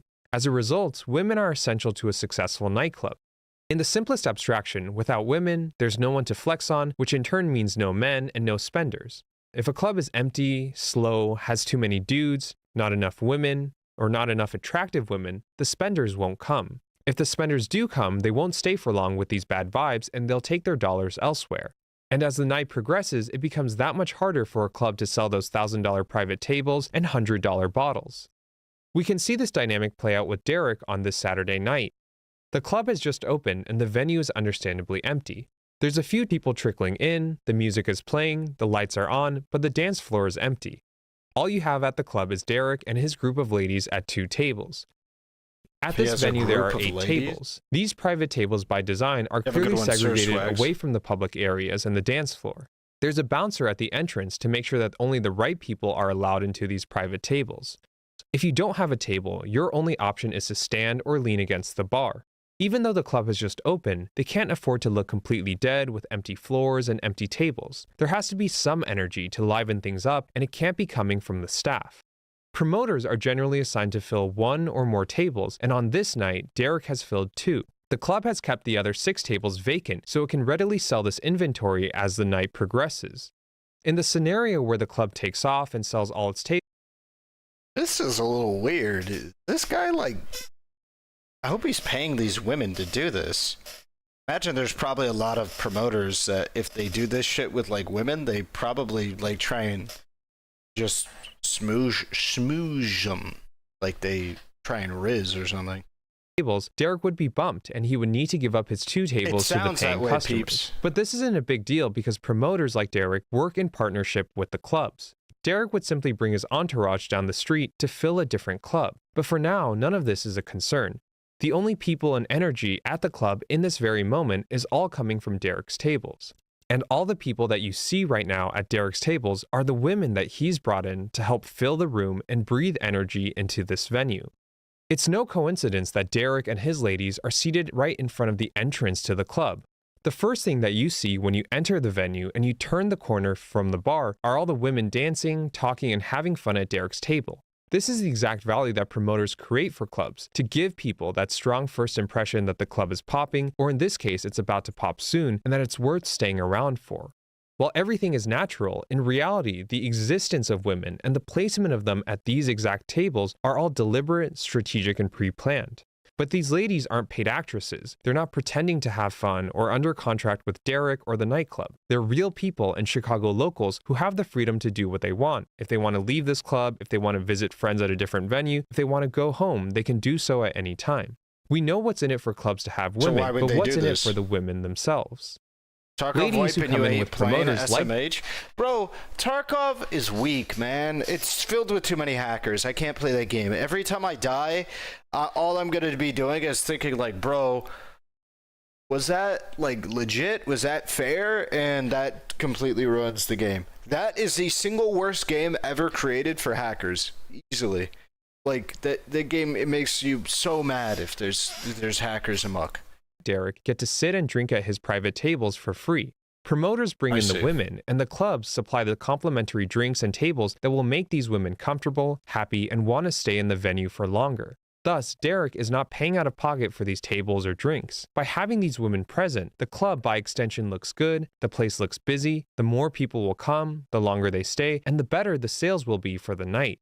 Good promoters like Derek build relationships with every lady at their table and are constantly growing their networks through word of mouth the same way that a good sales rep assembles a Rolodex of business contacts. And just like how a sales rep is only as good as their last deal, a promoter is only as good as their last night. Derek's professionalism is how he's built up his credibility and name over the years in spite of what his face tattoos and appearance might suggest. His name is his brand, and his standards are what elevates him above other promoters, and his power is in the results, which are all things that he can't jeopardize even as he scales. His tables get priority service, he gets to keep his tables when a big artist performs, he's the last to get bumped on a busy night, and he enjoys a deeper rapport with the club staff as a familiar, respected, and trusted face who's rolling up his sleeves every weekend to help make the club successful.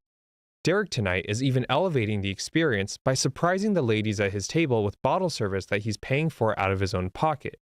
It's relatively unorthodox for promoters to buy bottles for their own tables, but these are all ways in which Derek invests for the future. That way, after tonight, these same ladies who were blown away by this experience will hit up Derek first when they want to go out again, and will even recommend him to their friends.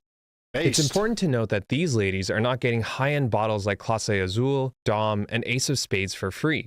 What they get are standard, everyday, inexpensive drinks and mixers, and free is better than nothing at all. Yet for an expert promoter like Derek, filling his tables with ladies is just the beginning of his night. So there's 100 different promotion companies in the city. What do I offer that they don't? I mean, everybody's got bottles, everybody's got this, everybody's got that.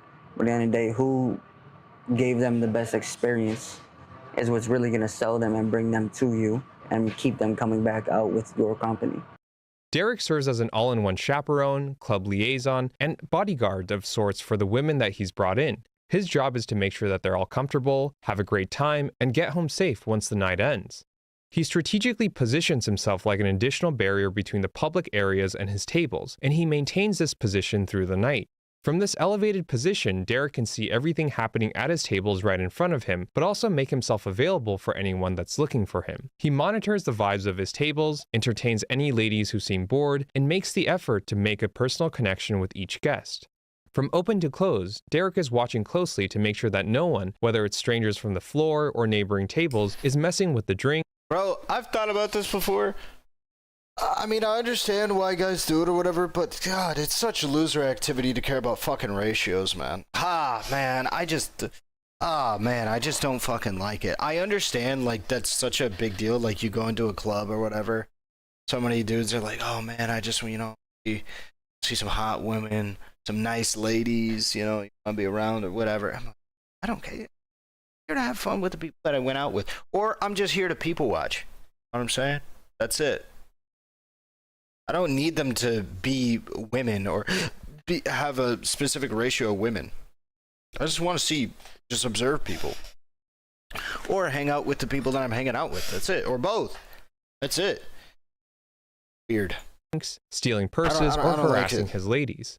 Some of the women will naturally flow from the table to the dance floor, even as the club is filling up, as the table is getting crowded, and the people around him are partying. He's not joining in, dancing, goofing around, or pounding drinks. When Derek's not watching his tables, he's on his phone coordinating with the next wave of ladies coming in, keeping track of the arrivals and departures, posting Instagram stories to build his brand, managing his team, and remotely checking in with male clients at other clubs that his company is managing around Chicago that same night. Yeah, but if you're going out to talk to women, the ratio, absolutely. If you're going out specifically to like meet women and stuff, your ratios 100% matter.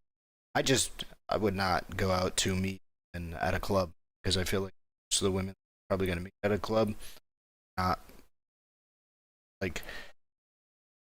they're not in line with my same idea for like how to begin a relationship, probably, because I feel like there's a significant nightclubs and shit to be very spontaneous. I don't like that. There's an overabundance of obviously drinking and drug use. That's just not really vibe. I also don't really like the idea of like dating somebody who like how they have fun on weekends is to go to a club. Even though I do go to clubs, I do not like the idea of people in general go to clubs for fun. That being said, I think there is more people who are opening up to the idea of going to public places for people watching, which if somebody is going to a club for people watching, then I'm down for it. It's just, it tends to not be, like, clubs tend to not have great people. That's it. Tend to be, not great people. In general, all around, men or women. That's why you go to bars just full of dudes who want to share stories. Boomer. I wouldn't walk 5 blocks to talk to a woman, Squad W. Chicago nightlife is an opaque, connection-based world where you'll find everyone on Instagram and next to no one on LinkedIn. Word travels fast and reputation is everything. Basically, promoters come and go. And the main reason of that is because they get too full of themselves and they crash out. Then they disrespect women, which is like, you're in hospitality, that's the last thing you should do. By developing close relationships with club owners, he can create the best possible experience for the ladies that he brings in. By midnight, the club is popping, and Derek's tables are the life of this party. The women at his tables from opening have generated this momentum and energy that is now spilled out onto the dance floor. You have guys buying tables and bottles all around Derek to join in on the fun in this exclusive section. At opening, the only area with life was Derek's tables, and now 2 hours later, the whole place is vibing on its own. Everywhere you look, people are having fun and dancing. No one would have suspected that Derek is a promoter, and the women at his tables were technically planted. But at the same time, no one would have really cared. When people go to clubs, they want to go to a place where they'll have the most fun, meet the most people, and experience the best energy. This is the power of expert promoters like Derek, who can jumpstart a party, breathe life into a venue, and energize. The mall is the best place to people watch. Changed my mind. I couldn't agree more. Well, actually, that's not true. It's actually not true. The mall is the best place that you can readily go to. For the very first time ever, I went to a rave like 6 months ago. It was peak. Absolute peak. Absolute peak. That shit was insane. I think there was like, I don't know, probably like 6,000 to 10,000 people there or something, if I had to guess. And it was so fucking good, man. It was so fucking good. But like it's my food.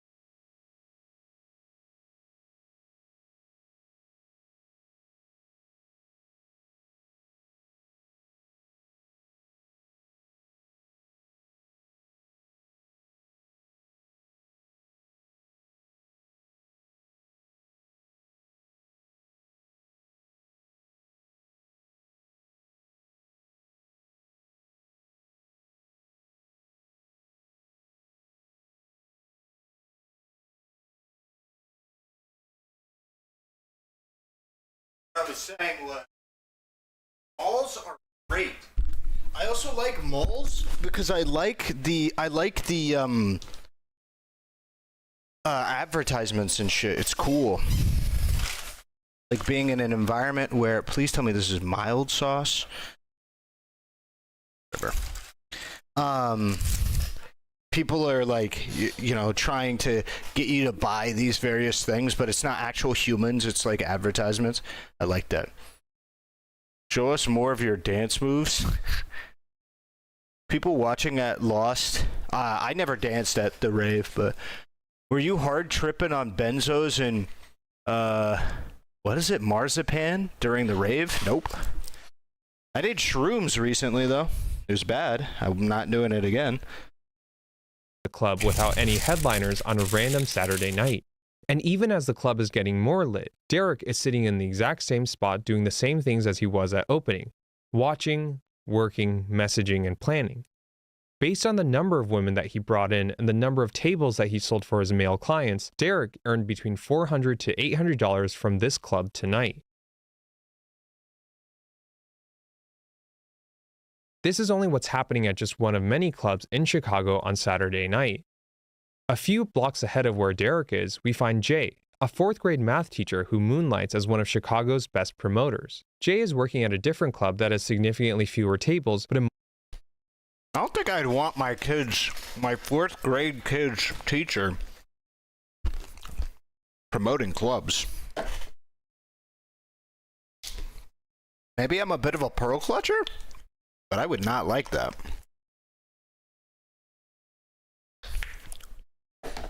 Much larger dance floor. And while every club has its own layout, the principles remain the same. By tagging along with Jay, we can understand and see some of the nuances of what it takes to be a great promoter. There's actually a famous artist coming to perform tonight at this club, and the event has been well advertised all over social media. This is not the first time that this artist has performed here, and every time the lines to get in have wrapped around the block. As a result, there's no need for a promoter like Jay to fill space for tonight, as the headliner is guaranteed to energize the venue and to draw in the crowd. But instead of saying they don't need promoters at all tonight, the club has put out requirements. The club doesn't want to just be busy, they want to look like they're the best place in town to the hundreds that come through the door tonight and to the thousands tomorrow on social media. So tonight's vibe is kind of, it's Summer Rae. A lot of people want to see Summer Rae, of course. They got Summer Rae?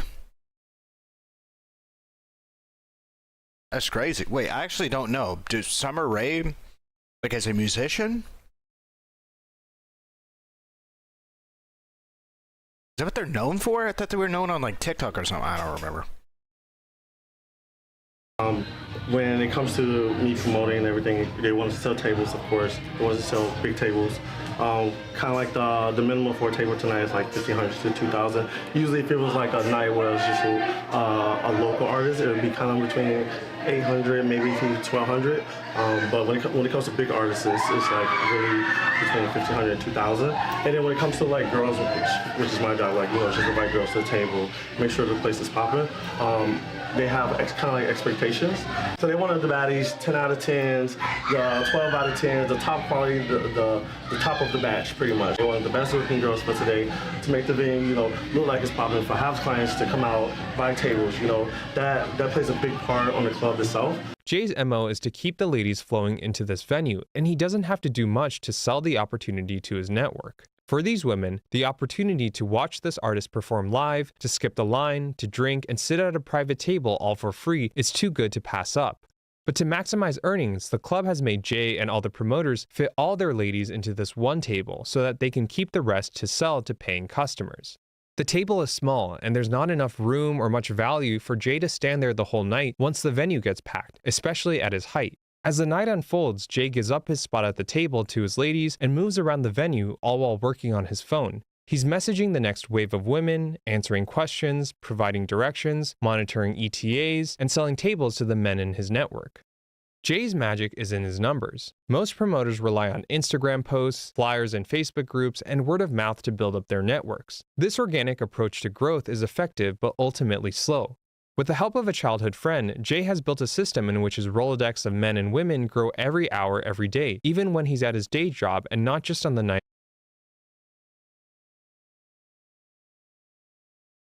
Maybe my mind is just like brain rotted from like movies.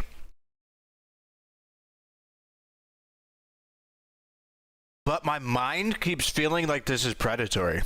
Even though it seems totally not. It seems totally mutually beneficial.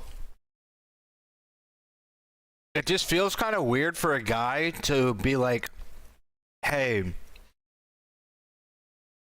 I think you're attractive enough to get men to come to this bar. I'm going to get paid to convince you to come to this one with your friends and with other people I know. And in exchange, you get free bottle service and stuff like that. Feels weird to me because the first thought that comes to mind is get rid of the guy, skip the middleman, just get a bunch of women and go there yourselves and then get paid for it, right? So if I was one of these women, I would just get all of the women's number and I'd just be like, hey, we can do this on our own and make the money that this guy was making, and we just pocket it at the end of the night. So we literally get paid money to go to the club. Instead of this guy getting paid money, we would all split the cash. All make like $100 going to a club for one day. I don't know. It's weird. I'd say he's working. In business, knowing what you're good at is 80% of the battle, and Jay's strengths are his in-person skills. His friend, in contrast, is great with computers, has a killer texting game, but doesn't drink and has weaker interpersonal skills. What Jay and his friend have done is they've combined their strengths and they've built a system that aggregates all the potential sources of where to find women and men who want to go clubbing. Jay has profiles on Tinder, Hinge, and Bumble where he writes in his bio that he's a promoter, the clubs that he works at, what women can expect when they match, and all of these accounts are actually managed by his friend. His friend swipes right on everyone, handles every conversation, answers questions, directs every match to Jay's Instagram, and records where each woman wants to go clubbing, their availability, requests, and musical interests. The last part is especially key since every nightclub specializes in a certain type of music. By the time Friday rolls around, Jay's friend has already organized for him all the contacts based on their likelihood of response and where the criteria of the club matches the preference of the individual. This nigga's making an algorithm for the ladies. That's crazy.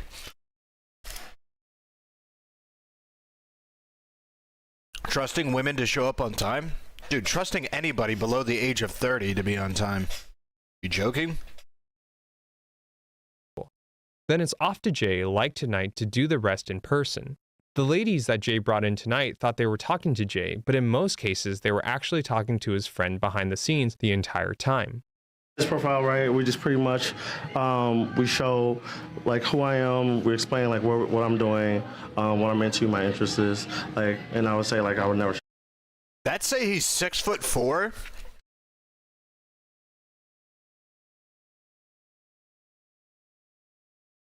Pause. I saw that guy standing next to different dudes. I feel like he's a max of 6'2". Let's just be honest. I think he's a max of 6'2". Clubbing, I'm known for DJing, of course. I'm a big DJ here. And pretty much I'm gonna go here to Tinder. You know, we just kind of explain what I'm doing, what's my job, what ladies can do when they come to the club, when they come in and say my name at the table and everything. So pretty much with that being said, they can come in, depending on the artist, depending on the night, depending on how big the night is. When they come in, they would say, you know, they would say my name, they would say J All Access, of course. And pretty much they come in, I would come and get them. We would just walk them to the table, and then from there, they just pretty much they sit down, drink, have fun. You know, just typical things that ladies would do at the club. And then from there, this is the guy with the social skills. Not to be mean or weird or anything, but he just doesn't seem to have the it factor with the social skills.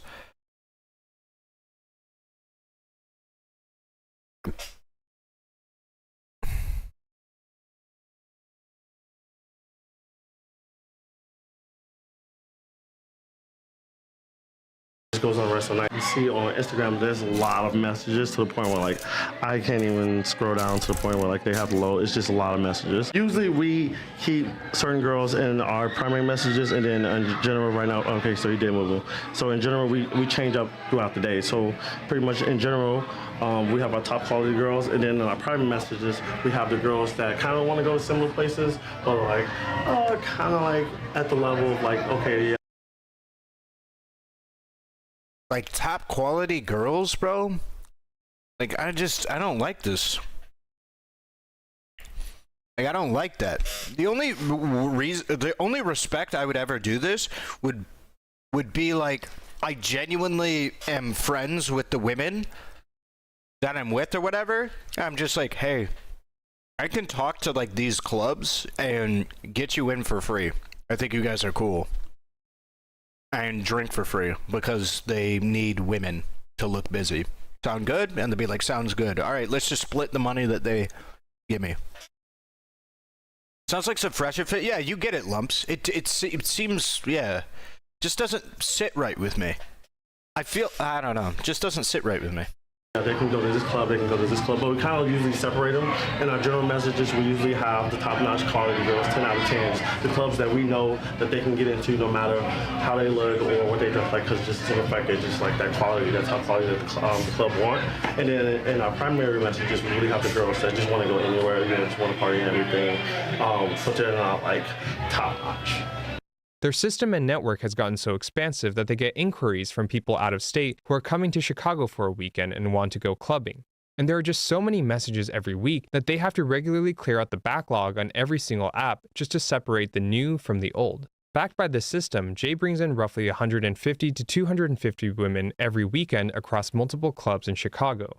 As the lines start to wrap around the block, it becomes harder for Jay to bring women in. With the venue almost at capacity, the bouncers outside are getting a lot more selective about who they let into the club. They're taking measure of how each person is dressed, how they look, if they seem like spenders, and what they'll add to the crowd. The only people that are getting to skip the line and aren't having a hard time getting in this freezing cold are the ones buying tables.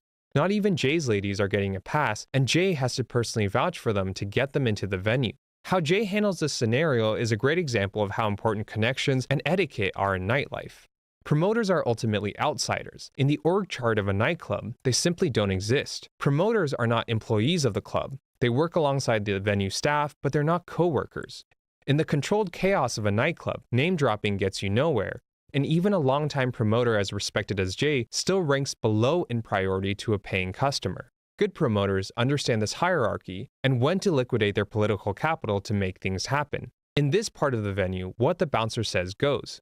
Bouncers are more than just security. They're how the club enforces its preferences and hold the promoters accountable.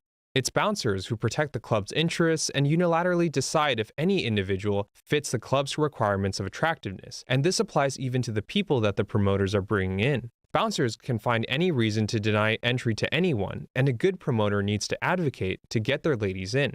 Jay has to exercise patience, and only once the bouncer has shown that he's ready to listen can Jay make a case for why his women should be let in. Despite his long-standing reputation at this venue, Jay ultimately doesn't get any special treatment.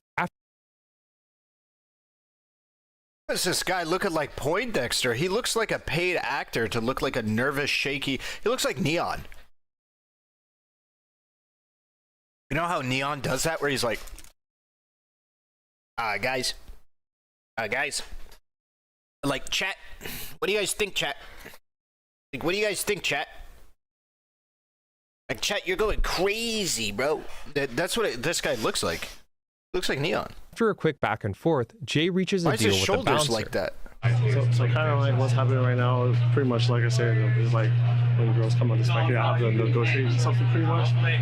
So like for instance, right today, there's a group right here that's behind me. Pretty much the only negotiation was them for pay $20. That was the only negotiation. If not, then they couldn't come in. So that's pretty much what they're doing right now. They're just pretty much charging them $20. For most of the women that Jay is bringing in tonight, this is actually their first time meeting him in person. Jay takes the extra step to make these women feel at ease by waiting for them outside before they arrive, introducing himself, escorting them through security, and walking them into the venue. Once the group is inside the club, he points out where the table is, how to get in, how to reach out to him if they have a problem, but for the ladies that Jay's bringing in, he explains to them that they can go to the table and get their free drinks, but they can only sit and stay there once they see someone else leave. The small table has complicated logistics in that it's not easy for Jay to keep track of who's where. His ladies are spread all over the venue. Some are at the table, others are at the bar, and a few more are downstairs at coat check. Jay makes himself tall and walks through the entire venue regularly, so it's easy for his ladies to spot him if they need anything. And sure enough, another unforeseen issue occurs. One of his ladies calls over to him and points out a man who's been harassing her friends on the dance floor. Jay immediately tails the culprit, reports the problem to the nearest staff member, points out the man in question, explains the situation to security, and makes certain with management that the man is never allowed back into the venue. This is something that only Jay can pull off given his familiarity and political capital at this venue. Because the staff know him and he knows them, they can take Jay's words at face value and instantly act. Once the situation is resolved, Jay checks back in with the lady. He provides an update, makes sure she and her friends are okay, apologizes for what happened, and thanks her for raising the issue. In an environment as chaotic, dark, and crowded as a nightclub, communication can be difficult, trust is expensive, and simple messages turn into long-winded games of telephone. As a promoter, you have to use the limited tools you have at your disposal to provide a good, safe, and comfortable experience for all the people you bring in, and for Jay to do this as an outsider is no small feat. On this Saturday night, Jay brought in the most women out of any promoter at this venue and earned $150 at a flat rate of $5 per lady. But since Jay also sold tables to the men in his network, he earned an extra $350 for a total of $500.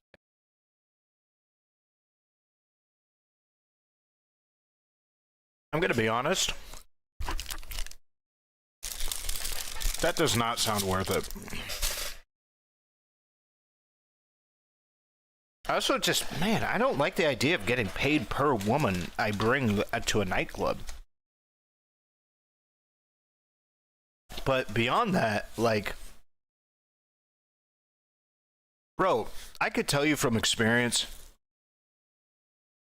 You know, I did Tinder streams, man. That shit is exhausting. Like, messaging people is exhausting. I could never do that shit where I'm messaging 300 women to try and get them to come. Bro, I'm not doing that. Dude, I get exhausted. When I was doing Tinder, I got overwhelmed trying to message 3 women at once. Some days I got exhausted messaging one that wasn't like my partner. Because it's easy when you have a partner, because you can just be, they know you and they know whatever this shit's going on, and they know it's not personal if you just go, hey, I'm busy, I'm doing something. I don't know, man. That's crazy. That's crazy. This is just a weird environment. And just like Derek before, these are just the numbers from one venue. As a promoter, you can take your entourage. The clubs my family owns are the same. They only get paid if they're attractive. Come on, bro. You got to be on your player shit. Nah, man. Nah, dude. That shit's for different people, bro. I can't do that. I'm like I want to be a family man. That's what I want to be. Yeah, that shit was doing the Tinder shit or whatever. Not only was it exhausting, it was like emotionally draining. I can't invest that much emotional bandwidth in as many people as I was doing it with. Like it just is so much. Other venues and get paid multiple times in the same night for having the same people. Jay eventually brought his group from this club to a different club and earned a grand total of $990 for this Saturday night. Okay, that's worth it. As we've seen with Jay and Derek, promoting is ultimately a numbers game where the more women you bring in, the more you get paid. But is it possible to fill a club on Wednesdays and Thursdays? Can a promoter create an experience that's fun for men and women, and along the way generate even greater business for a club? Meet Eric Boss, a veteran of the Chicago nightlife scene, who's redefining the value that promoters can create. It's 9 p.m. on a Thursday, and Eric is at his apartment doing the final touches for his house and sushi party. He's coordinating with venue staff on his phone, reviewing his to-do list, texting his team, and posting Instagram stories to hype up his party. No detail is too small, and no part of the experience can be compromised. There's bubble guns, cash cannons, sunglasses, megaphones, light sticks, and even custom fortune cookies branded with Eric's Instagram handle, all of which will be given away for free over the course of the party. There's so many props that the only way to get it all from his apartment to the venue is with moving boxes and in checked luggage. Eric is a one-man army. He's the planner, designer, host, and maestro for each of his parties, and this Thursday is no different. Nightclubs generally only operate Fridays to Sundays. Unless there's a famous artist or a major holiday, there's typically not enough customers for a club to justify opening Monday to Thursday. The target audience for Eric's parties are not socialites and wealthy elites, but rather everyday men and women. There's no ticket, no cover at the door, no strict RSVPs, and no emphasis on the traditional nightlife factors of gender, attractiveness, or wealth. For club owners, Eric's value proposition is powerful. The immediate impact is that they wouldn't have that many people, they wouldn't have that much revenue, they wouldn't have that allure on a weekday. It just wouldn't happen. And it gives them a different demographic too, because automatically when I am with a club, I do my party, you're getting my network, you're getting my social media network, you're getting my network of friends, people that come to my parties that support. Eyes on the party, eyes on the venue that would not normally be there, automatically. Now I'm doing the marketing, and I'm also giving the experience so that when people come there, number one, it's different than any other night a place is open. So it's giving them an experience there that they're not going to get any other time. And it's definitely something that's, you saw, very, very fun, but something that's, now they're going to remember that place forever, forever. They're going to remember that.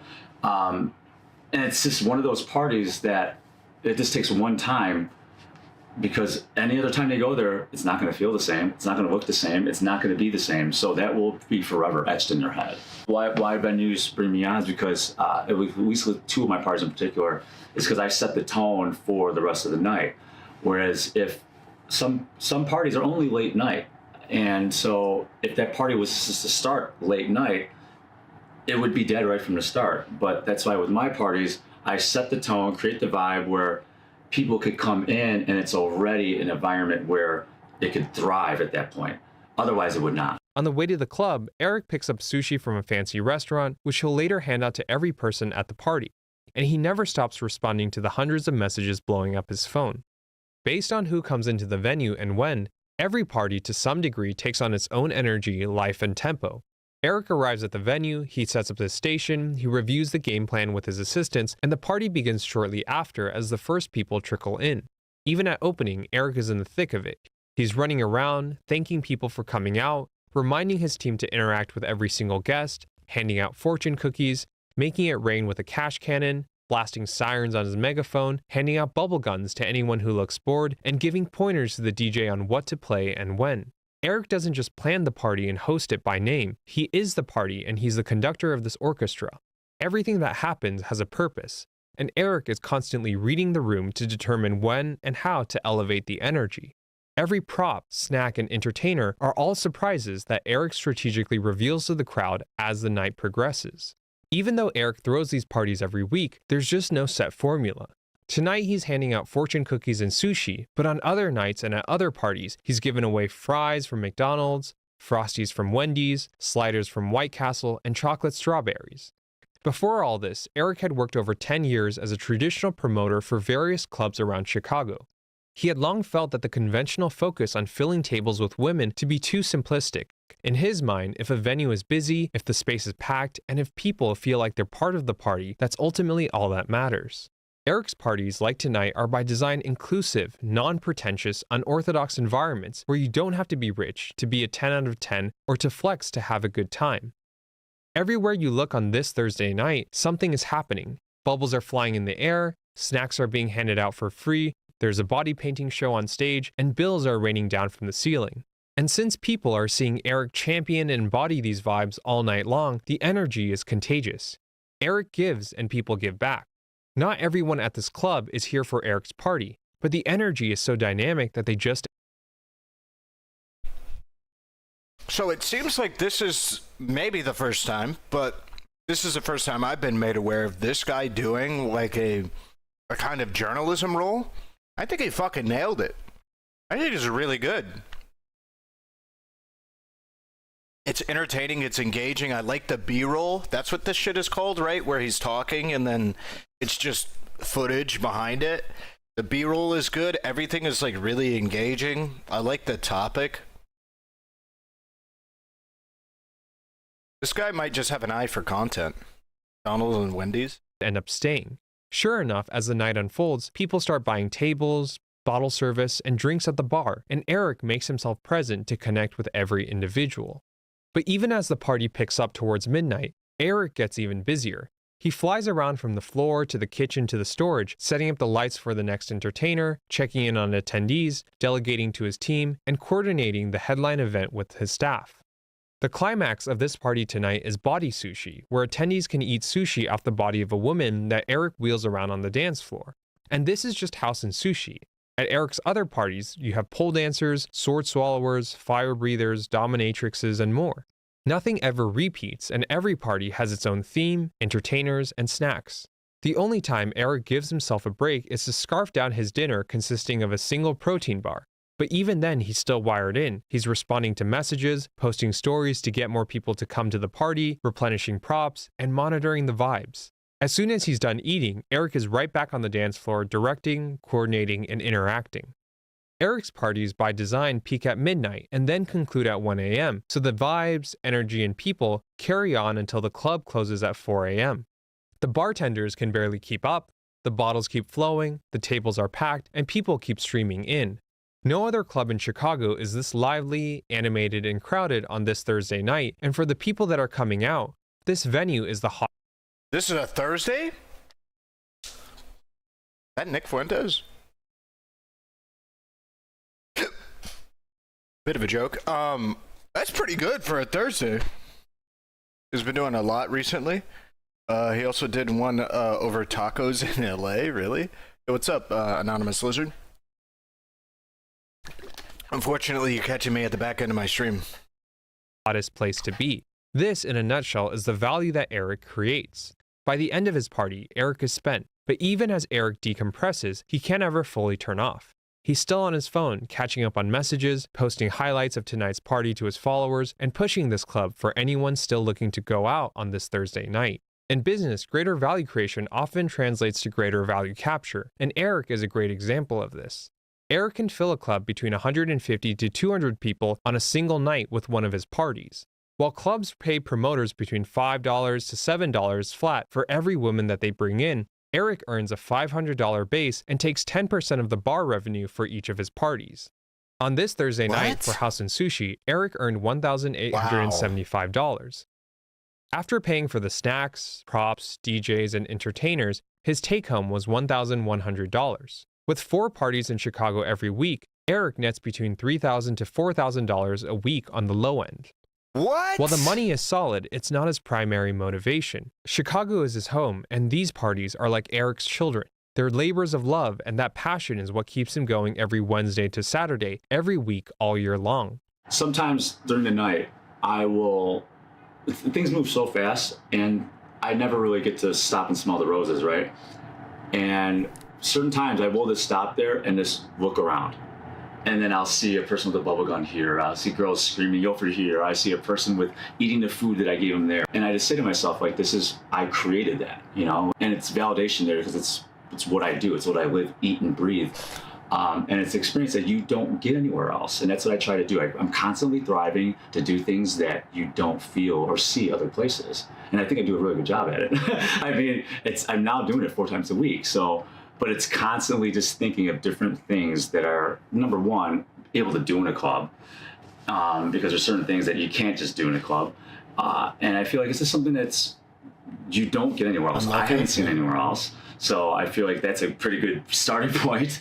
But I've also found it too that usually anything that you play with when you're a toy, when you're a kid, anything you play with when you're a kid is translatable into the club when you're partying. And I feel like that's another thing I do is I unleash the inner child in people, and I see it constantly. When you give a bubble gun to a girl or to anyone, usually the elation, the screaming, the joy, like you don't see that anywhere else. So I just feel like maybe it's not that important there at the moment, but it definitely feels good, looks good, and I know that person's feeling good. His long-term strategy is to bring his parties beyond Chicago, to help drive business for other club owners on their slow nights, and to give people in other cities an unorthodox, inclusive, non-judgmental nightlife experience that they can't get anywhere else. Nightclubs are a secretive business where information and numbers are rarely ever shared with outsiders. But through the grind of Eric, Jay, and Derek, we can see that Chicago nightlife is ultimately no different than any other industry, where the core business principles of differentiation, professionalism, and value creation still apply.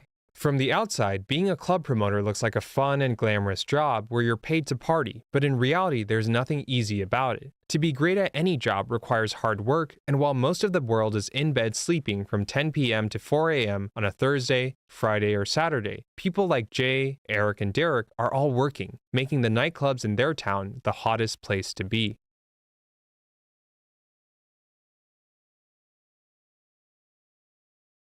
Nice, this is a good video.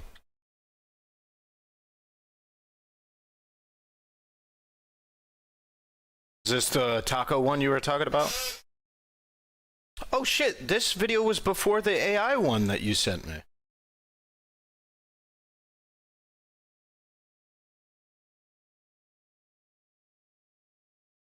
Damn, it has more views than the AI one. I feel like the AI video was good. I mean, I didn't really agree with his shit, but... Oh, he's kind of popping off right now. Oh, kind of. Like popping back off.